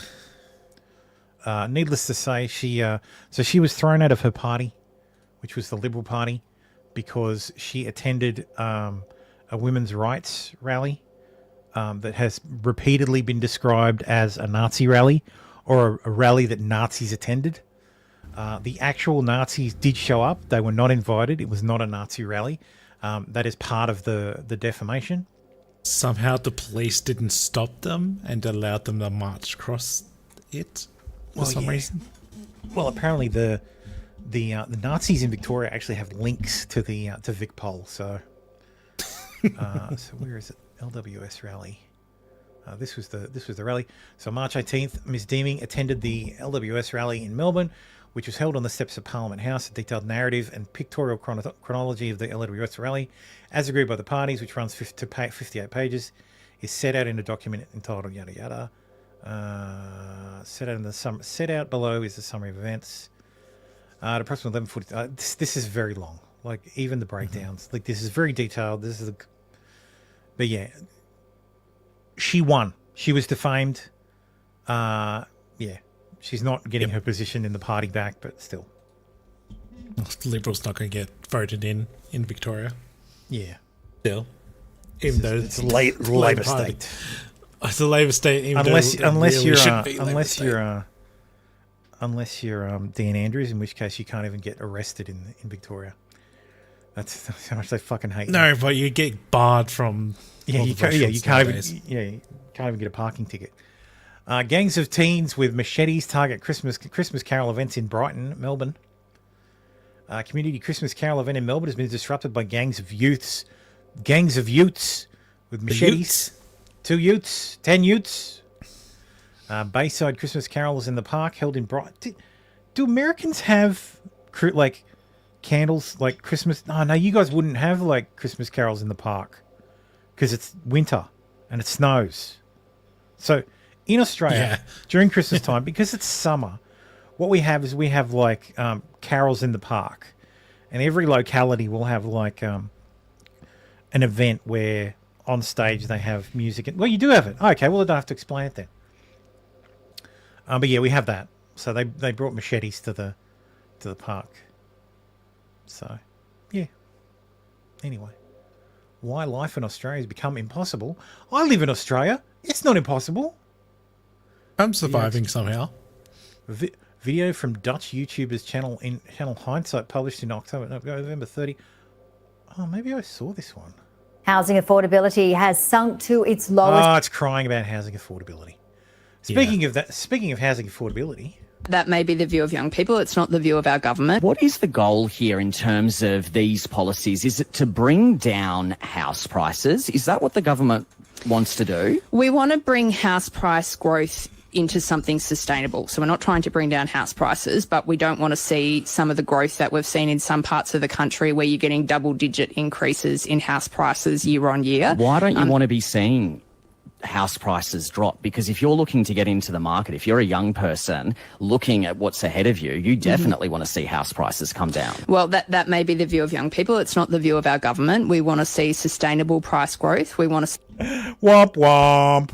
See more houses come online. We want to see that rental vacancy rate go up a bit because that will relieve pressure on renters, and we certainly want to see more homeowners, and the government has taken action on all of those pieces but this Minister, week. If house prices don't come down, doesn't that mean that this system is stacked against young people, that it's just not going to work for them? Sure, and Dave, we may have a difference of view about this. I have a strong view. Our government's policies are not going to reduce house prices. We want house prices to grow sustainably.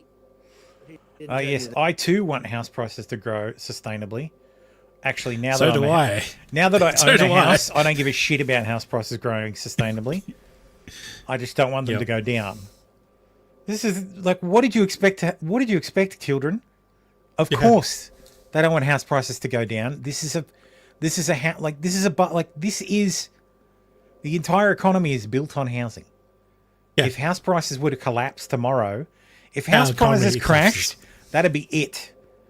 It'd be like we become a third dogs world and country. cats living together, mass hysteria. Mm-hmm. The dead rising from the grave.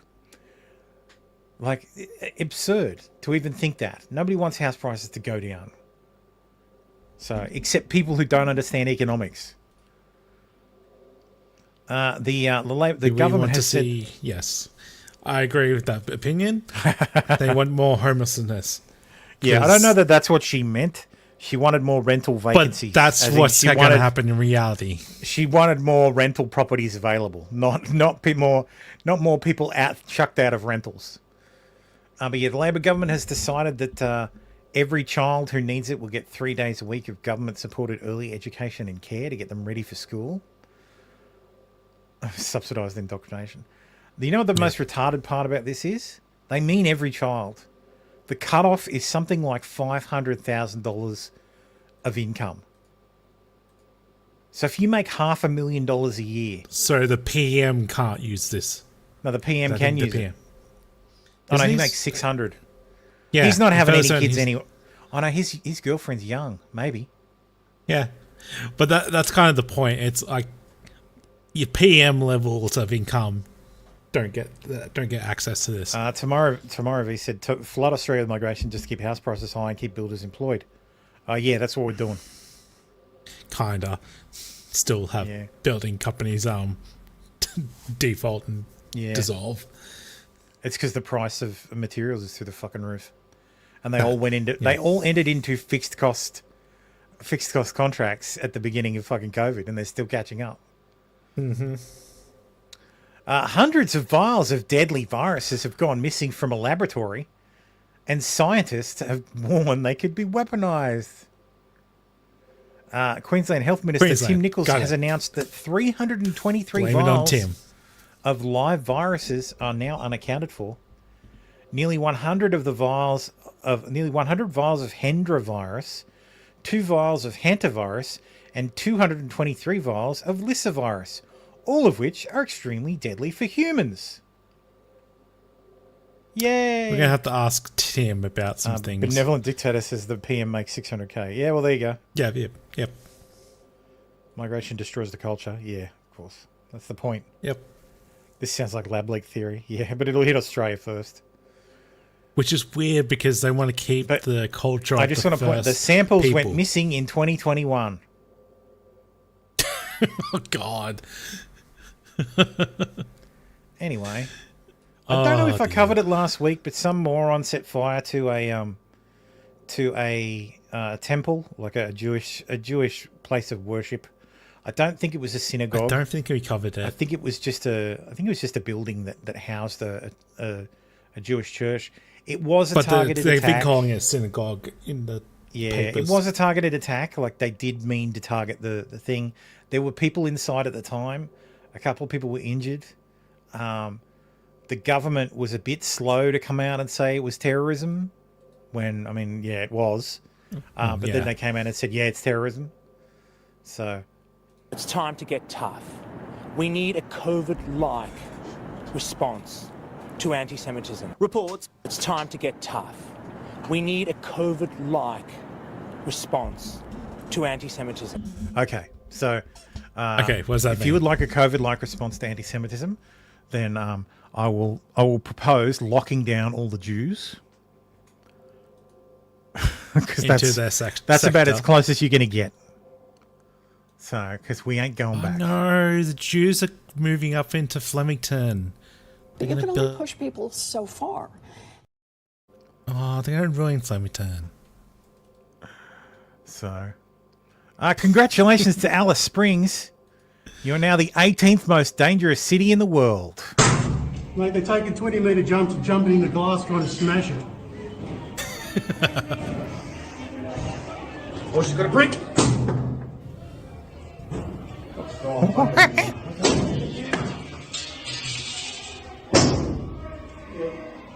It's escalated big time. They've smashed through one door already.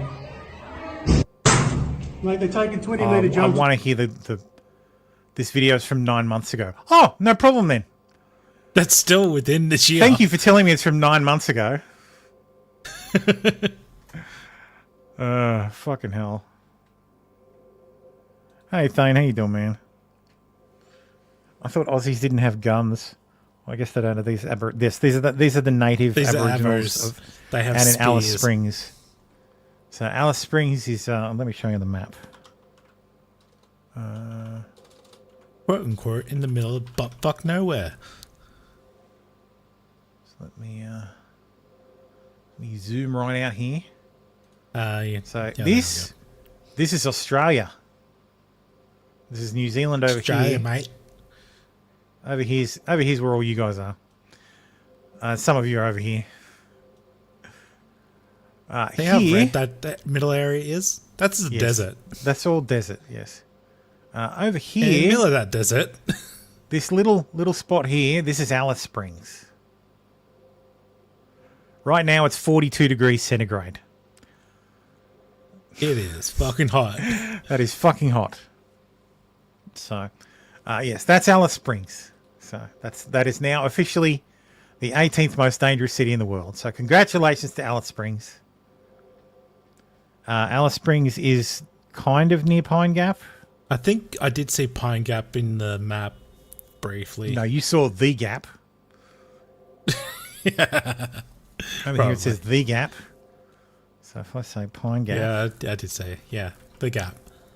Pine Gap is in the Northern Territory. So it's kind of nearby. Yeah, just next door. So. Well, it depends. Because I mean, realistically, how far away is it? That's 2 kilometers. It's not that far, like 20 kilometers. Oh yeah, no, fair enough. Yeah, that's close. Yeah. So it's 20. It's about 20 k's. About 20 k's from Alice Springs. 20. Yeah. There's the. To be fair, that's like a direct path. There's the. Maybe longer. Go through road. Why is anybody in the middle of the desert? Because it's Australia. Because it's Aboriginals. So, but yeah, that's the sign when you approach Pine Gap. Turn the fuck around! Turn the fuck around and get the fuck out. 16-year-old Gout breaks Australian 200-meter record held for 56 years. He had gout when he did that?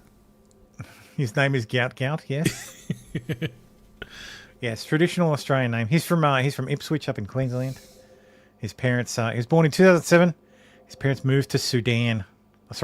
Moved from Sudan to Australia 2 years before he was born. So, nice. Look, I know people are like, dude, the typical Australian. Yeah, actually, yeah. That's what Australia is. We are as my premier continued to say numerous times this week, we're a multi-ethnic country, multi-ethnic society. Yeah, I've said many times before to people I work with as well that I don't care where you come from. If you come to this country, I don't care how. Like, if you come to this country legally and you make an effort to work together with all of us to advance this project that is Australia, and you bring the best parts of your culture and leave the worst parts of your home culture behind, then sure, you're just as Australian as I am. So I don't care what color. Look Australian. I don't care what does an Australian look like. That's the problem. More like him, actually. More and more like him every day. So kick out the Italians, though. Yes, yeah, they should have done that. And the Greeks. What if your best is still bad? Well, then it can still fuck. Then it can all be left behind, and you can just embrace our culture. So, because British culture is best culture. Amazing, he could run with double arthritis. No, his name's Gout, not arthritis. Paul Hogan is Australian. TF Sniper is Australian. Is Aussie. If you go to Australia, you have to become Australian. Eat some prawns, not shrimp. That's right. That's right. Unterworld has a strong Italian and Greek population. Must have been something that happened over Europe a while back. Hey, my Italian grandparents fled Europe after the war. So, and my Dutch grandparents did too. So. They were both terrified of another war in Europe. So, because they'd lived through one and they were fucking up. Fuck this shit, I'm out. Anthony Scalise says, fellow Aussies, please spread the word that the misinformation bill has been sneakily reintroduced by the un-Australian government under a new name, the Digital Duty of Care Bill. We will fight. It's not exactly the same bill. This was actually always on the agenda. I think what they've done is they've taken some language from the from the online safety bill, or from the original misinformation bill, and sort of slipped it into the digital duty of care bill. So naturally, but this isn't actually from the government. This is a private members bill. See how it says type, private, and sponsor, Zoe Daniel MP. Well, she's not a member of the government. This is a private members bill. So, and highly doubt that it'll actually go through Parliament. I don't think it'll. I don't think. Yeah, it'll be private members bills rarely become law. And my Argentinian grandparents, no, I don't actually have any Argentinian grandparents. So, anyway, let's talk about the worst teacher in the fucking world. And surprisingly, she didn't fuck the students. A public school teacher has lost her job after refusing to let first graders use the restroom. Multiple kids peed themselves after the teacher revoked the entire class's right to use the restroom. The teacher messaged parents blaming the victims. First grade teacher is Ashley Barrera. She taught at Bartlett Elementary School in Conroe, Texas. She's no longer employed by the district. A Conroe Elementary School teacher is no longer employed. Oh, let's watch the video. A Conroe Elementary School teacher is no longer employed after denying first grade students access to the restroom. That news coming to us in the last hour or so from the school district. Parents shared a message from the Bartlett Elementary teacher with At least you know she's not into water sports. KHOU11 News. It said students lost privileges after a restroom badge was lost. The message went on to say several students wet themselves. Conroe ISD says it is committed to supporting impacted students and families. So yes, one of the kids went to the bathroom and lost the restroom badge. So presumably their bathroom equivalent of a hall pass. So she stopped them from peeing at all. Parents said not really. That Bartlett Elementary School first grade teacher Ashley Barrera sent the message yesterday evening, but parents say this issue didn't just start yesterday. They say it's been ongoing for weeks. Now, Amber Johnson's daughter is a student inside of that classroom. She tells us what happened. She says that her classmates were screaming and crying to go to the bathroom, and some of them even went to the restroom on themselves. Miss Barrera took it away from us, and like my friends need to go potty really bad. How long were your friends waiting to go potty? A long time. A long time. How many times did they ask to go to the bathroom? Probably like 10. That Bartlett Elementary School first grade teacher. That's insane. Yeah. The restroom pass went missing. So, After lunch, the restroom pass. Amber Johnson's daughter said yesterday, just after lunch, the restroom pass went missing. So Miss Barrera punished the entire class. Around 3 p.m., parents received this message from Miss Barrera. It says the class had lost their privilege to use the restroom. Their lunch is at noon, so that's about 3 hours until dismissal. Yeah, did any of your classmates have an accident? Yeah. Some people were crying to death to go to the bathroom. They were crying to death to go to the bathroom. I love kids. Initially, we were told 2. After we, as parents, got into a group and started talking more, it has come down to there's about 6 who actually soiled themselves and had accidents. Ashley, initially we were told 6 kids. That's a lot. So in this classroom, she says her son's desk mate was one of those students who just couldn't wait. And I understand you weren't able to meet with us in person because you work nights, but tell me what happened with your son. So the little girl unfortunately soiled herself then and there in front of the whole class, which the class erupted in laughter, as kids that are 7 do, and the little girl was just absolutely mortified and humiliated. And my son was just accounting that there was urine on the seat, there was urine all over the little girl, there was a puddle of urine under the chair, and that nobody came to help and nobody came to clean it up for the remainder of the day. Nancy's son, Jesus fucking Christ. Oh my God. Johnson says she is outraged. Inhumane to not allow somebody to relieve themselves of a bodily function that everybody has. Important. It can develop a series of different health issues, UTIs, bladder infections, in boys and girls. They're just outraged. We're all outraged. We want something done. I did reach out to Fucking hell. We've conducted a comprehensive investigation and the teacher is no longer there. We fired the bitch! Yeah. If I sent my child to school smelling like that, they would call CPS and have me investigated and try to have my child taken away from me. So how is it okay for my child to go to school clean, prepared, and come home smelling like that? Jesus That's a good fucking Christ. question.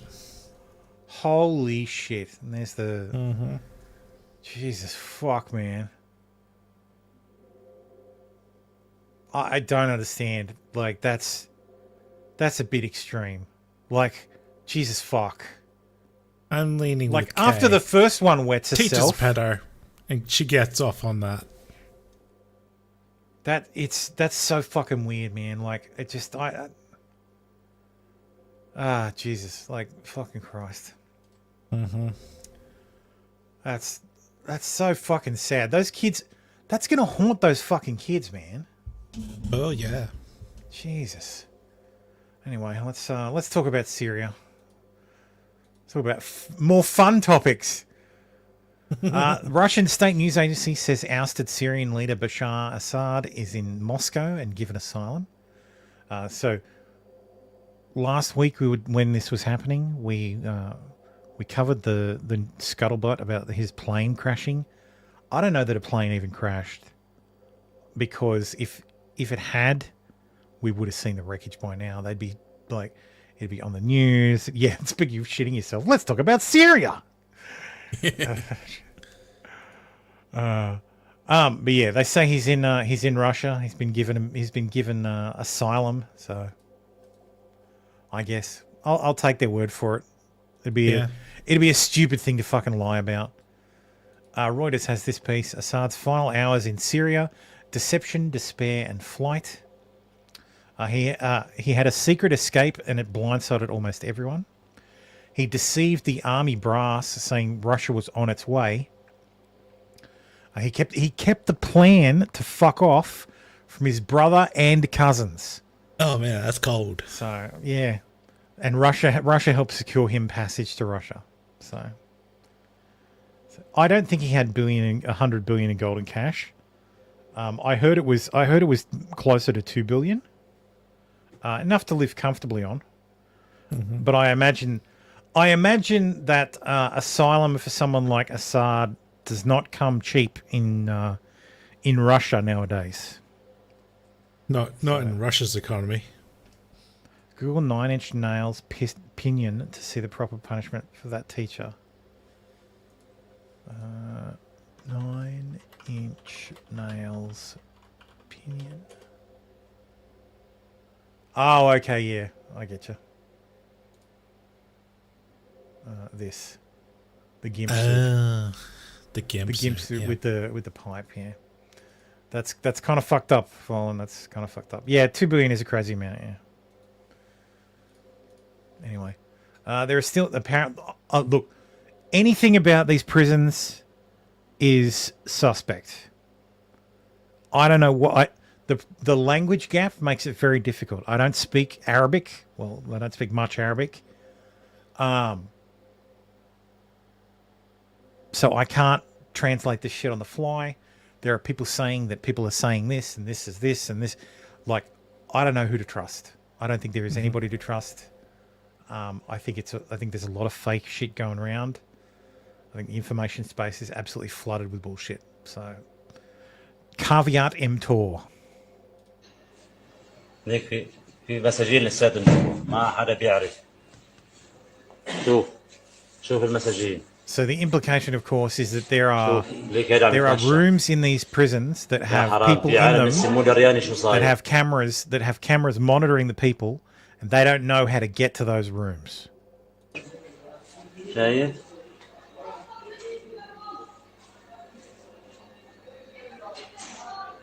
شايف هالكاميرات برا عن السيارات عن الشباب. I will say this is a quite extensive fucking like camera setup. Yeah. Like this looks like anybody remember the movie Sliver? You will, Fallen. You're old enough to remember Sliver. حسبنا الله ونعم الوكيل. حسبنا الله ونعم الوكيل. With Sharon Stone and Billy Baldwin. حسبنا الله ونعم الوكيل. Was it Sharon Stone? الله أكبر ليك العباد هول لساتها موجودة يا الله. Yeah. It's the Middle East. So this is Ambassador John Bolton. Let's see what. Posting this. All right, Nick Robertson with the very latest out of London. Thank you so much for that. This is an 8-minute clip. And joining us. Is John Bolton actually there? War in Ukraine. Oh,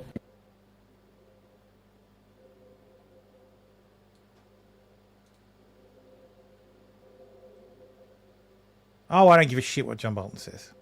Yeah, fuck him. Anyway, this is the. You may have seen this. I'm going to present this uninterrupted. Tell me what you think afterwards, chat. I can't tell though. It might just be a blanket, but it's the only cell that's locked. Is he gonna shoot it? The guard makes us turn the camera off while he shoots the lock off the cell door. We go in to get a closer look. It's still not clear if there is something under the blanket. Oh, it moved. Is there someone there? I thought I saw it move. Is someone there? Or is it just a blanket? I don't know. Hello? Okay, let's just go.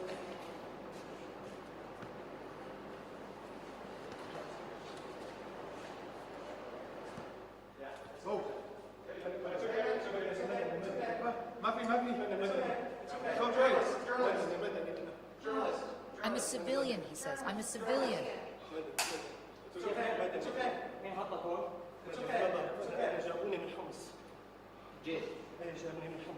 He tells the fighter he's from the city of Humps and has been in the cell for 3 months. Okay, you're okay. You're okay. You're okay. You're okay. He clutches my arm tightly with both hands. Does anyone have any water? Water. My. Okay, it's water. It's water. Okay. Okay. Okay, you're okay. You're okay. You're okay. That's not the full clip, but yeah, I couldn't find the full clip again. Yeah. Look, I watched this the first time through. It was a bit longer, and he went outside and they had a chat about it. It hit me in the feels, but then I watched it again, and then you notice stuff. So Lord Bebo says the manicured nails of a man who was in Syrian dungeon without light for 3 months. Like, he goes outside and he looks up in the sky and it's like, oh, this light. Like, it's amazing. And I just like, oh man, Whereas come on. if he was in the dark for 3 months, as soon as he goes out in the light, it should blind him because it's so bright. Also, he was in the. They said. So he has been in that cell for 3 months. Okay. Fair enough. If I accept that, that's fine. Next, it was he's been in there for 3 months, and the guards fled 4 days ago. Hold on. So you're saying you've had no food or water for 4 days? That's not possible. I did not see a toilet in there. So you've had no food or water for 4 days. You could last 4 days without water. If you weren't exerting yourself and you're drinking your own piss, you could probably last 4 days without water. You would be not in very good shape. You would need urgent medical attention. Mm-hmm. You would not be able to. You'd probably not be able to drink water. And if you did, it would probably kill you. Yep. Like, you would probably immediately suffer from hyperhidrosis. You'd probably be in heart. Like, you probably have heart failure already. From like, what's it called? From the potassium imbalance. So you'd be on death's door. Mm-hmm. This guy ain't on death's door. Like, this is stretching credulity a little bit. It was very weird though. Just they told saying. them to turn off the cameras while they were shooting a lock. Yeah. So, but yeah, this guy was allegedly held in a secret prison. But yeah, a lot of people were like, Hair, nails, beard, all look maintained. No, she roams around the this is prison and sus. finds one lone prisoner under a blanket. Then, without asking what the man has done, maybe he's a child murderer, she embraces him completely. Yeah. It does feel very staged. You may remember this woman from when she was in Israel and was like, "Oh, gotta get down on the ground. The missiles are coming." That thing. I'm pretty sure that was confirmed to be a bunch of bullshit. Yeah, I wonder if there's the longer video. Like here's her Twitter account. Man from our reports united with his family members. Like, make no mistake, there was some horrible shit going on in those prisons, but I don't think fucking Clarissa Ward from CNN found a goddamn what's it called? A prisoner. A prisoner by herself, just wandering around.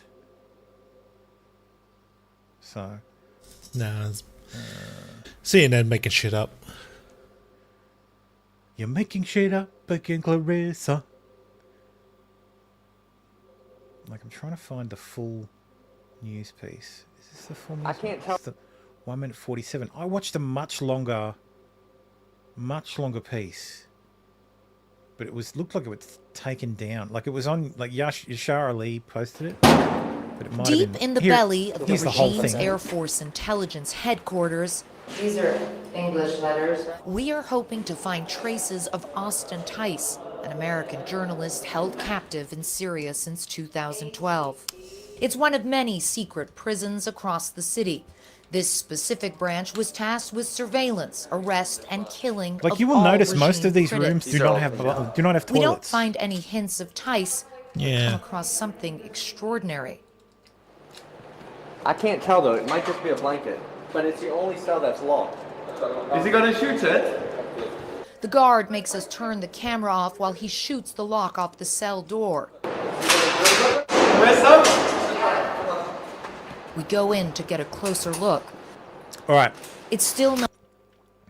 Now let's go back a sec. While Now he let's shoots watch the the lock room off and the see what we cell can see door. in the room. We go in to get a closer look. Nothing in that corner. It's still not Nothing in that clear if corner? there is something under the blanket. Nothing in that corner. It moved. There is no toilet facilities in that room. Yep. Is there someone there? We've not seen this part. Later, he's from the city of Humps and has been in the cell for 3 months. Okay, you're okay. You're okay. You're okay. You're okay. You're okay. You're okay. We start to walk him outside. Thank God you are safe. Don't be afraid, the fighter says. You are free. This is the third prison they brought me to, he says. The third prison. After 3 months in a windowless cell, he can finally see the sky.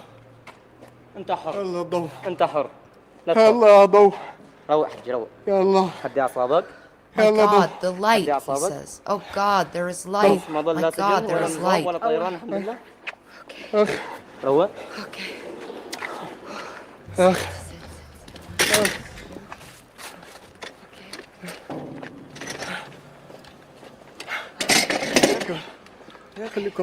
Stay with me, stay with me, he repeats again and again.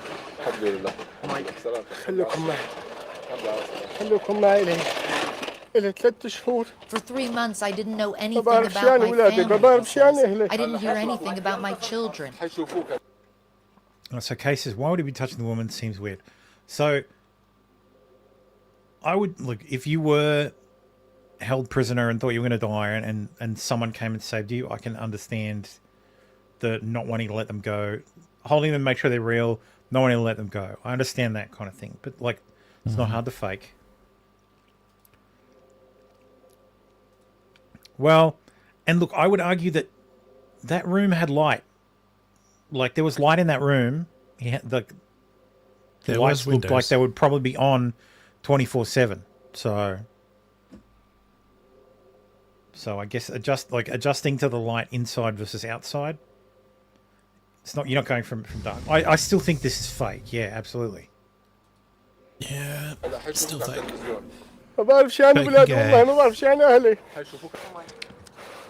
The fighter hands. I just like the thing that got me was his emotions. The emotions felt very well transmitted. So if I'm pretty sure it's fake. This guy's a good actor. Maybe he's got an IMDb page for all we know. Him something to eat. Barely lifted to his mouth. I felt the emotion was real. That's what struck me. But again, watching it again, maybe they did lock him up for 4 days. watching it again, you see a lot of red flags. Yeah. And let us not forget, they have gaslit us in the past. It is difficult to trust the media. They have burned all the cachet they had with almost all of us over the years with lies, and they continue to do so. So it's very tough to do something like this and expect us to just swallow it whole. It's a nice attempt at propaganda, but yeah. It's just very weird that they're feeding him without His body getting can't medical handle it. attention. Okay, you're okay. His captors fled during the fall of Damascus, leaving him with no food or water. That was at least 4 days ago. There we go. Leaving him with no food or water. That was at least 4 days ago. Come on. No. Like, let's see. What's the longest? What's the record? Longest duration without water. Okay, so the longest survival without food or water came just a few years later in 1979 when a man named Andreas Mashev from Austria lasted 18 days without access to either. Okay, well that is certainly way longer than I thought. Yeah, me too. 18 days without water? Holy shit. That's insane. Business Insider. Oh, fuck off. Oh, fuck off. Let's see. So, calendar Australia. What the fuck? How long can you survive without water from the BBC? They're not going to gaslight us.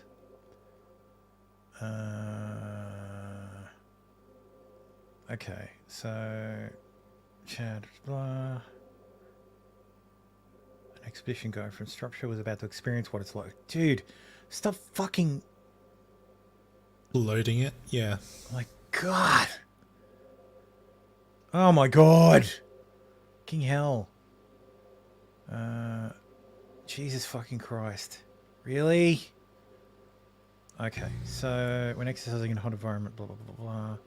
Our kidneys start to compensate. They shrink down.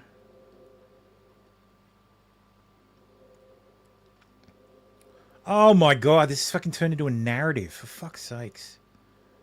Yeah. I'm just going to go with K. It's probably about 14 days. No, well, this is the rule of threes. 3 days, 3 minutes without air, 3 days without water, 3 weeks without food. That's in a survival context, though. Yeah. Like out in the open. Svalbard polar ice water. Let's see. Rule of threes. So 3 minutes, 3 days, 3 weeks. Without water, a person can die after 3 days, and usually no one can survive more than 5 or 6 days. So there you go. But there's been reports of people surviving. People have days. survived 18 days, yes. They weren't in good shape, though.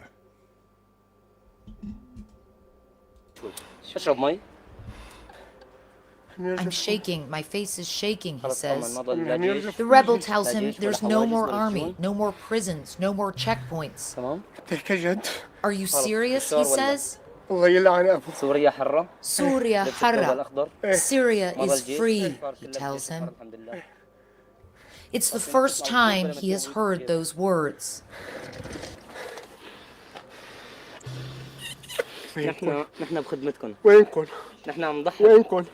He tells us his name is Adil Khurbal, and that officers from the much-feared Mukhabarat intelligence services took him from his home and began interrogating him about his phone. They brought me here to Damascus. They asked me about names of terrorists, he says. Did they hit you, the fighter asks? Yes, yes, he says. As a paramedic arrives, the shock sets in. There's nothing. Everything's okay. The Red Crescent is coming to help you, this man assures him. You are safe. Don't be afraid anymore. Everything you are afraid of is gone. Tens of thousands of Syrians have disappeared in Assad's prisons. What happened to Hezbollah? My friends in Hezbollah. Up until 15 minutes ago, Adil Khurbal was one of them. He is still petrified. Don't be afraid, don't be afraid, the ambulance worker reassures him. Every car I got into, they blindfolded me, he says. It is the end of a very dark chapter for him and for all of Syria. But so many ghosts remain. God, cringe. So yes, take from that what you will. Personally, I think it's very suspect. But again, the guy comes off as genuine, so he could be a very good actor. So, U.S. man Travis Timmerman released from Syrian jail after regime downfall. American man Travis Timmerman says he entered Syria on foot for a religious pilgrimage and was detained in a notorious Syrian jail for 7 months. The United Nations has also expressed hopes that over 4,000 Syrian human rights abusers, including those involved in the country's prisons, may be brought to justice. Syria's new government said it will suspend the constitution and parliament for 3 months to allow for a transition. So, cleaning houses. The new Syrian flag has been raised up over the Turkish consulate.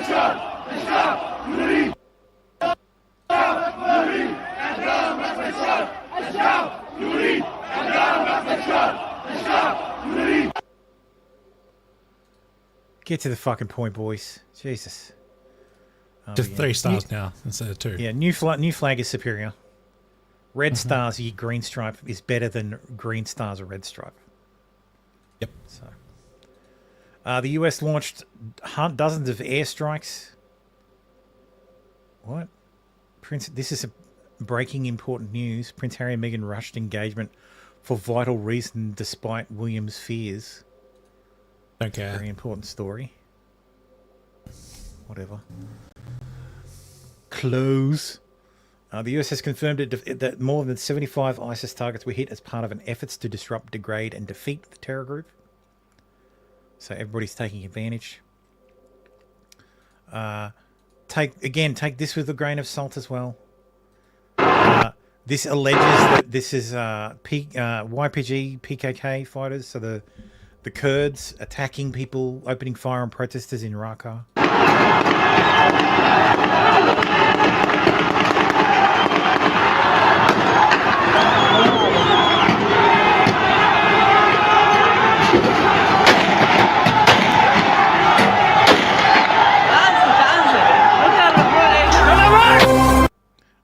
Yeah. I mean, they weren't getting shot at. Yeah, I tried to source the video originally and I couldn't find it anywhere else. So. This video looked really familiar. I couldn't originally source it. I'm pretty sure I've seen it before though. Mm-hmm. So, what was this one? Russia says Al-Assad resigned.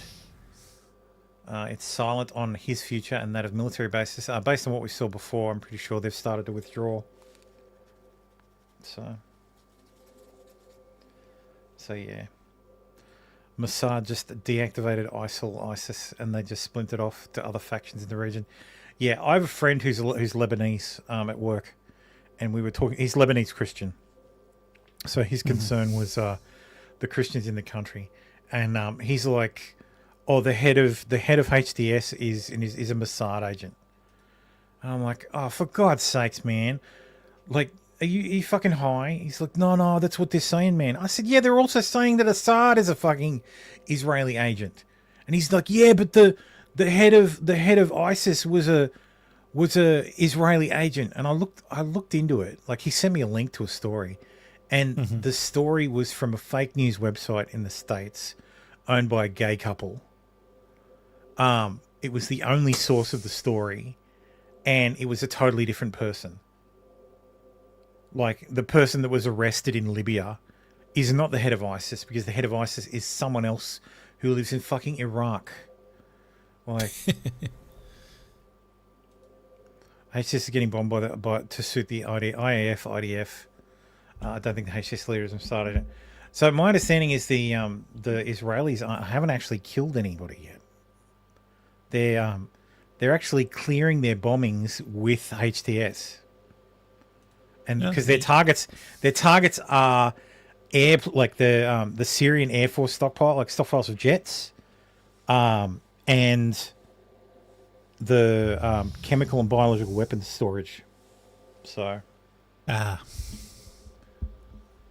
have a distinct feeling that HTS is perfectly fine with that shit being destroyed, because they don't have any pilots, and so Blinken basically said the other day that they would recognize the new Syrian government as the legitimate government under 4 conditions: that they protect ethnic minorities in the country, they uphold some rule of law, they don't harbor terrorists. Oh, sorry. They don't threaten their neighbours. It wasn't even rule of law. So they protect ethnic minorities in their country. So ethnic and religious minorities in their country. So they don't persecute people in their country for their ethnicity or their religion. So don't touch the fucking Christians. Leave the Christians be. Don't fuck with your neighbours. Like, don't go fucking threatening your neighbours. No harbouring of terrorists. And the final one was destroy or work with us to destroy any chemical and biological weapons you find. So those are the four. Those are the 4 conditions Blinken set forth for the US to recognize HTS as the legitimate government. So, and on the face of it, it seems that HTS is happy with those stipulations. Yeah. So, the only bad thing I've seen so far from HTS that I can confirm is there's some fucking reprisals. There's a lot of reprisals going on with members of the Syrian army. So people who are loyal to Assad, getting some might say justice. Street others justice. Might say street justice. Others might say they've come to a drumhead. So, yeah. Yep. So yeah, there's some executions going on. They're not exactly being shown mercy. So I guess we'll see.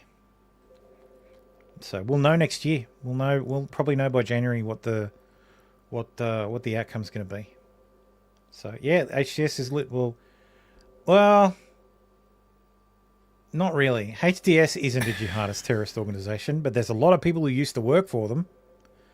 A lot of people who used to work for them used to work for ISIS. So it'd be like if a whole bunch of engineers left Google and Microsoft and started an AI company and said, we're not like Microsoft or Google. But they're still tech bros. Yep. So, I don't know. Remains to be seen. You're going to have to recognize someone. Look, you can if you can go back and argue that the Washington was a terrorist. He was a traitor. So he committed treason during the rebellion. All of the founding fathers did. Yep.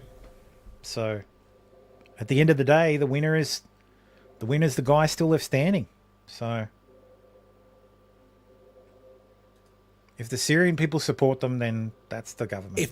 If they can get foreign support of their legitimacy, then they're fine. And if they fuck around, then they'll find out. Same as Israel will make sure they'll find out. Same as Hamas has. The Gazans voted for Hamas to be their leaders. Fucked around, found out. Found out. Now you have no land. The owner of the New York Times has said that the paper has conflated news and opinion and vows to take it in another direction where all voices will be heard. We need to have all voices, the right, the left, and the moderate, the center. And I think it's important because the editors are responsible of stories that are told, stories are not told. Editors have these nuances of the word hatred versus could the president-elect make a real impact. And sorry, did I say New York Times? My bad. LA Times. Both sides, and my goal is not to change the entire editorial board for that perspective. It's interesting because the election, the voters were very clear on what they wanted. Oh shit, he's on Fox News saying, and I missed that entirely. The couple in charge of Pink News have allegedly preyed on their younger male employees and asked their younger female employees to be their surrogates. What? I know, I'm shocked too. So let's talk about South Korea for a bit before we finish up. So National Assembly Defense Committee met to question the generals who participated in Yoon Suk Yeol's self-coup attempt. That's funny because it was a self-coup attempt because he was already the president. Basically was. So the president tried to take over the country. What? Which is revealing some truly shocking stuff. This was fucking staggering to me. So to arrest key liberal leaders, including Lee Jae-myung, who's the opposition leader, the military dispatched the HID unit, the special forces whose main task is to assassinate major North Korean leaders in the case of war. They are normally near the DMZ, but were just outside of Seoul on December 3rd. The HID unit were not dressed in the Republic of Korea military uniforms. Instead, they were given false North Korean uniform. The plan was to have the HID unit either assassinate Lee and the others, and if that failed, have the rescuing South Korean soldiers kill both Lee and the HID unit. Damn. Yeah.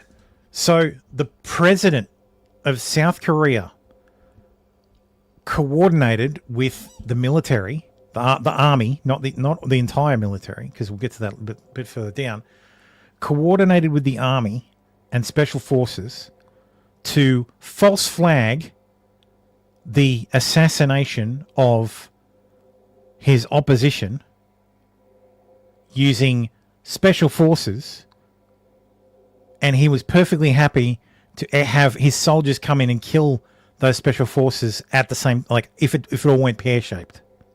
Mm-hmm. Defense Minister's original plan was to provoke an attack from North Korea, then use that as an excuse to declare martial law.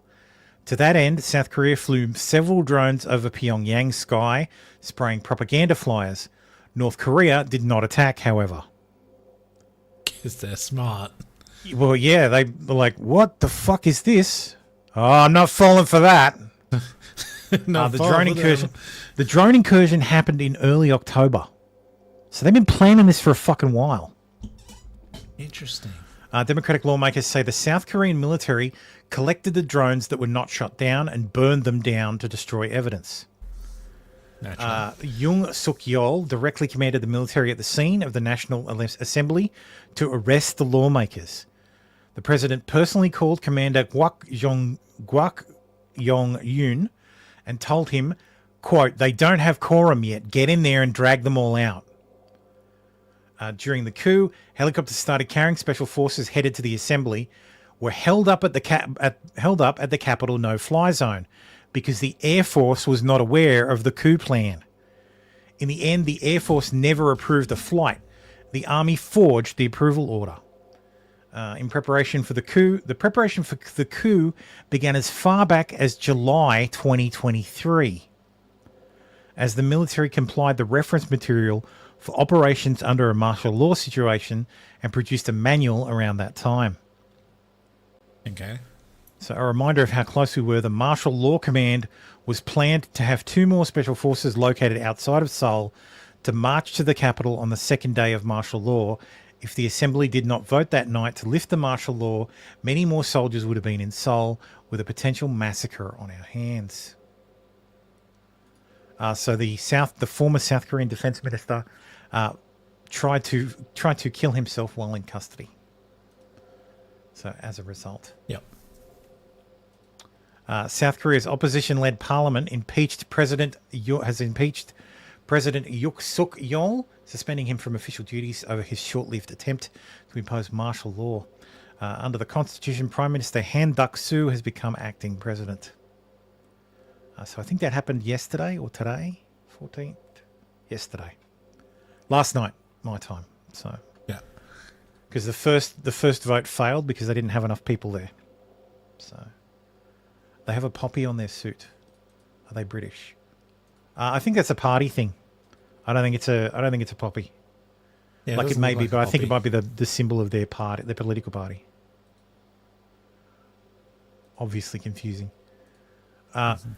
This guy says, now that President Yoon Suk-yeol has been impeached, here's a brief history of former presidents of South Korea. Syngman Rhee, overthrown. Yunbo Seong, overthrown. Park Chung-hee, assassinated. Choi Kyu-ha, removed by military coup. Chun Do-hwan, sentenced to death after his presidency. Roh Tai-wo, sentenced to 22 years in prison after his presidency. Kim Young-sam, imprisoned during the term of President number 3, as president secured convictions against 2 of his predecessors. Kim Dae-young, imprisoned under President number 3 and sentenced to death under President number 5, later pardoned, Nobel Peace Prize laureate. Roh Moo-hyun, impeached, later overturned by the Constitutional Court, investigated for corruption after his term and later committed suicide. Lee Myung-bak, arrested for corruption after his presidency, sentenced to 15 years. Park Geun-hyo, impeached and arrested for corruption, sentenced to 24 years in prison. Moon Jae-in, recent president, no imprisonment. Oh, so we got one. Combo breaker. Yoon Suk-yeol, impeachment and imprisonment likely. So Holy shit! Like I said the other day, they've only been a democracy for a really short time. They're really bad at it. Yes. Sentenced to public paddling for 50 years. Long duck dong. Do they all stay in the same prison? I hope so. I hope they've got a special president's wing. Yeah. Mitch McConnell sprains his wrist and cuts his face after fall in the Capitol. Good. Oh no. Pelosi undergoes successful hip replacement after fall on stairs in Luxembourg. Oh no. That's too bad. I'm trying to hide my smile. Well, you know, the recovery rate from hip replacement surgery in people her age is very low. Neat. You tend to die, yeah. I'm a 34-year-old virgin. This is the best thing about abstaining from sex. Thank you, Ryan. Okay. Something fun about being a virgin in your 30s is that I literally have no baggage. I have no baggage. I have no drama in my life. No more drama. I'm good. I'm an uncomplicated person with an uncomplicated past. And it's great. So, thank you. Something fun about being a virgin. Oh, Christ. I don't know. I'm putting up the red flags. Red flags? Yeah, there's a reason. Yeah, she's not a butt virgin. It's okay. She's done butt stuff. I don't know. Maybe, she's had no boyfriend since birth. That's an odd way to put that. Okay. So 34 and celibate. Okay. Good for you. So, okay. Anyway. A federal judge has directed the FDA to disclose 1 million more pages from Pfizer's COVID vaccine trial documents, originally meant to stay sealed for 75 years. I fucking hate This it. woman never had the pleasure of laughing at a small penis, yes. She did look okay in the second and third pics, but that crazy video... Yeah, she's not bad looking. Like, that's not a very good still picture, but that's okay. She looks fresh-faced. Like, she seems... I'm sure she's fine. I mean, I wouldn't give her my real name. So... Dodgers fan loses 2 fingers in World Series fireworks accident. Oh, god damn it. This is an old story. I blame you, Fallen, because you posted that image. Congratulations to Star Wars girl. She's had her baby. I don't think... Does she have the name? What's the name?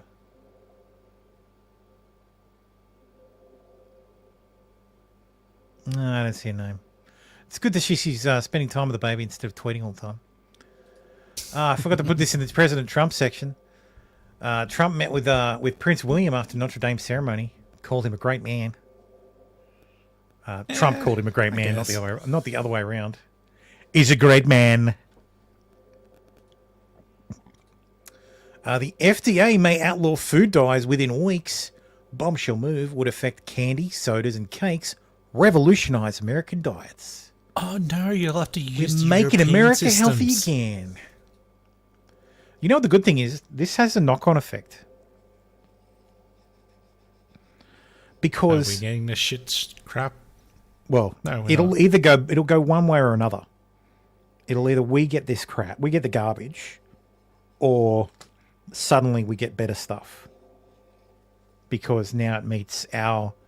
Because there's a lot of stuff that Americans have that we don't have, and I think a lot of it comes from the fact that they would have to...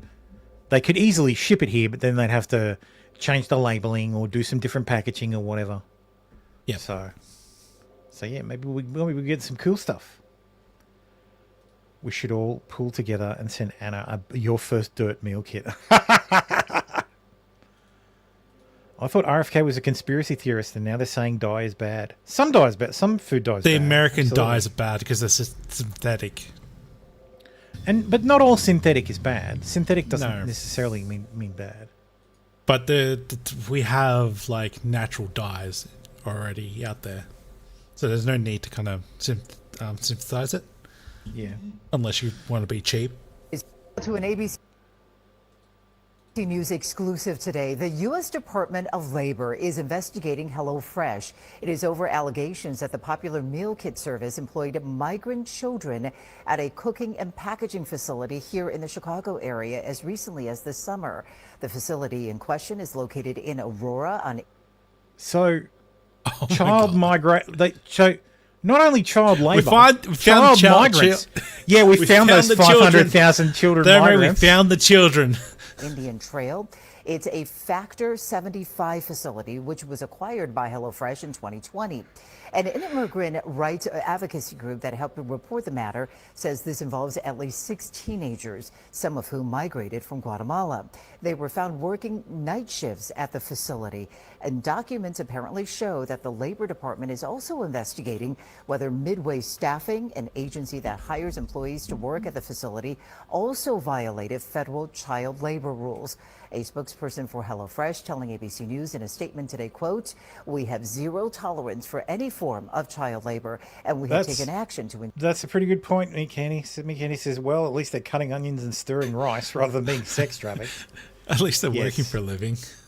When they say teenagers, how old do they mean? Like, can't teenagers work? Sure, no minors perform work in or have access to our facilities. HelloFresh says it has terminated its relationship with Midway Staffing. Midway Staffing did not respond to a request for comments. Well. Okay. Another YouTube company that advertises on YouTube that gets in trouble. Yeah, it seems to be the style. That's the trend. Yeah. There's the style today. Well, think of that next time you think of HelloFresh. That's it, everyone. That's the show for this week. We are done. Thank you always. Thank you for supporting the show, as always. You can support the show over at support.theprestream.com or you know, subscribe or whatever. Get a membership. No show next Costi week. to give you a membership. Yeah, ask Costi to give you a membership. Just beg Costi and then roll the dice. No show next week, so I'm going to take that weekend off because my son's going to come up, so we're going to hang out. So I think my brother's going to be here too. So we're going to hang out, watch the movies, chill out for Christmas, and yeah. Yeah. So I'll be with family. So yes, we will be back.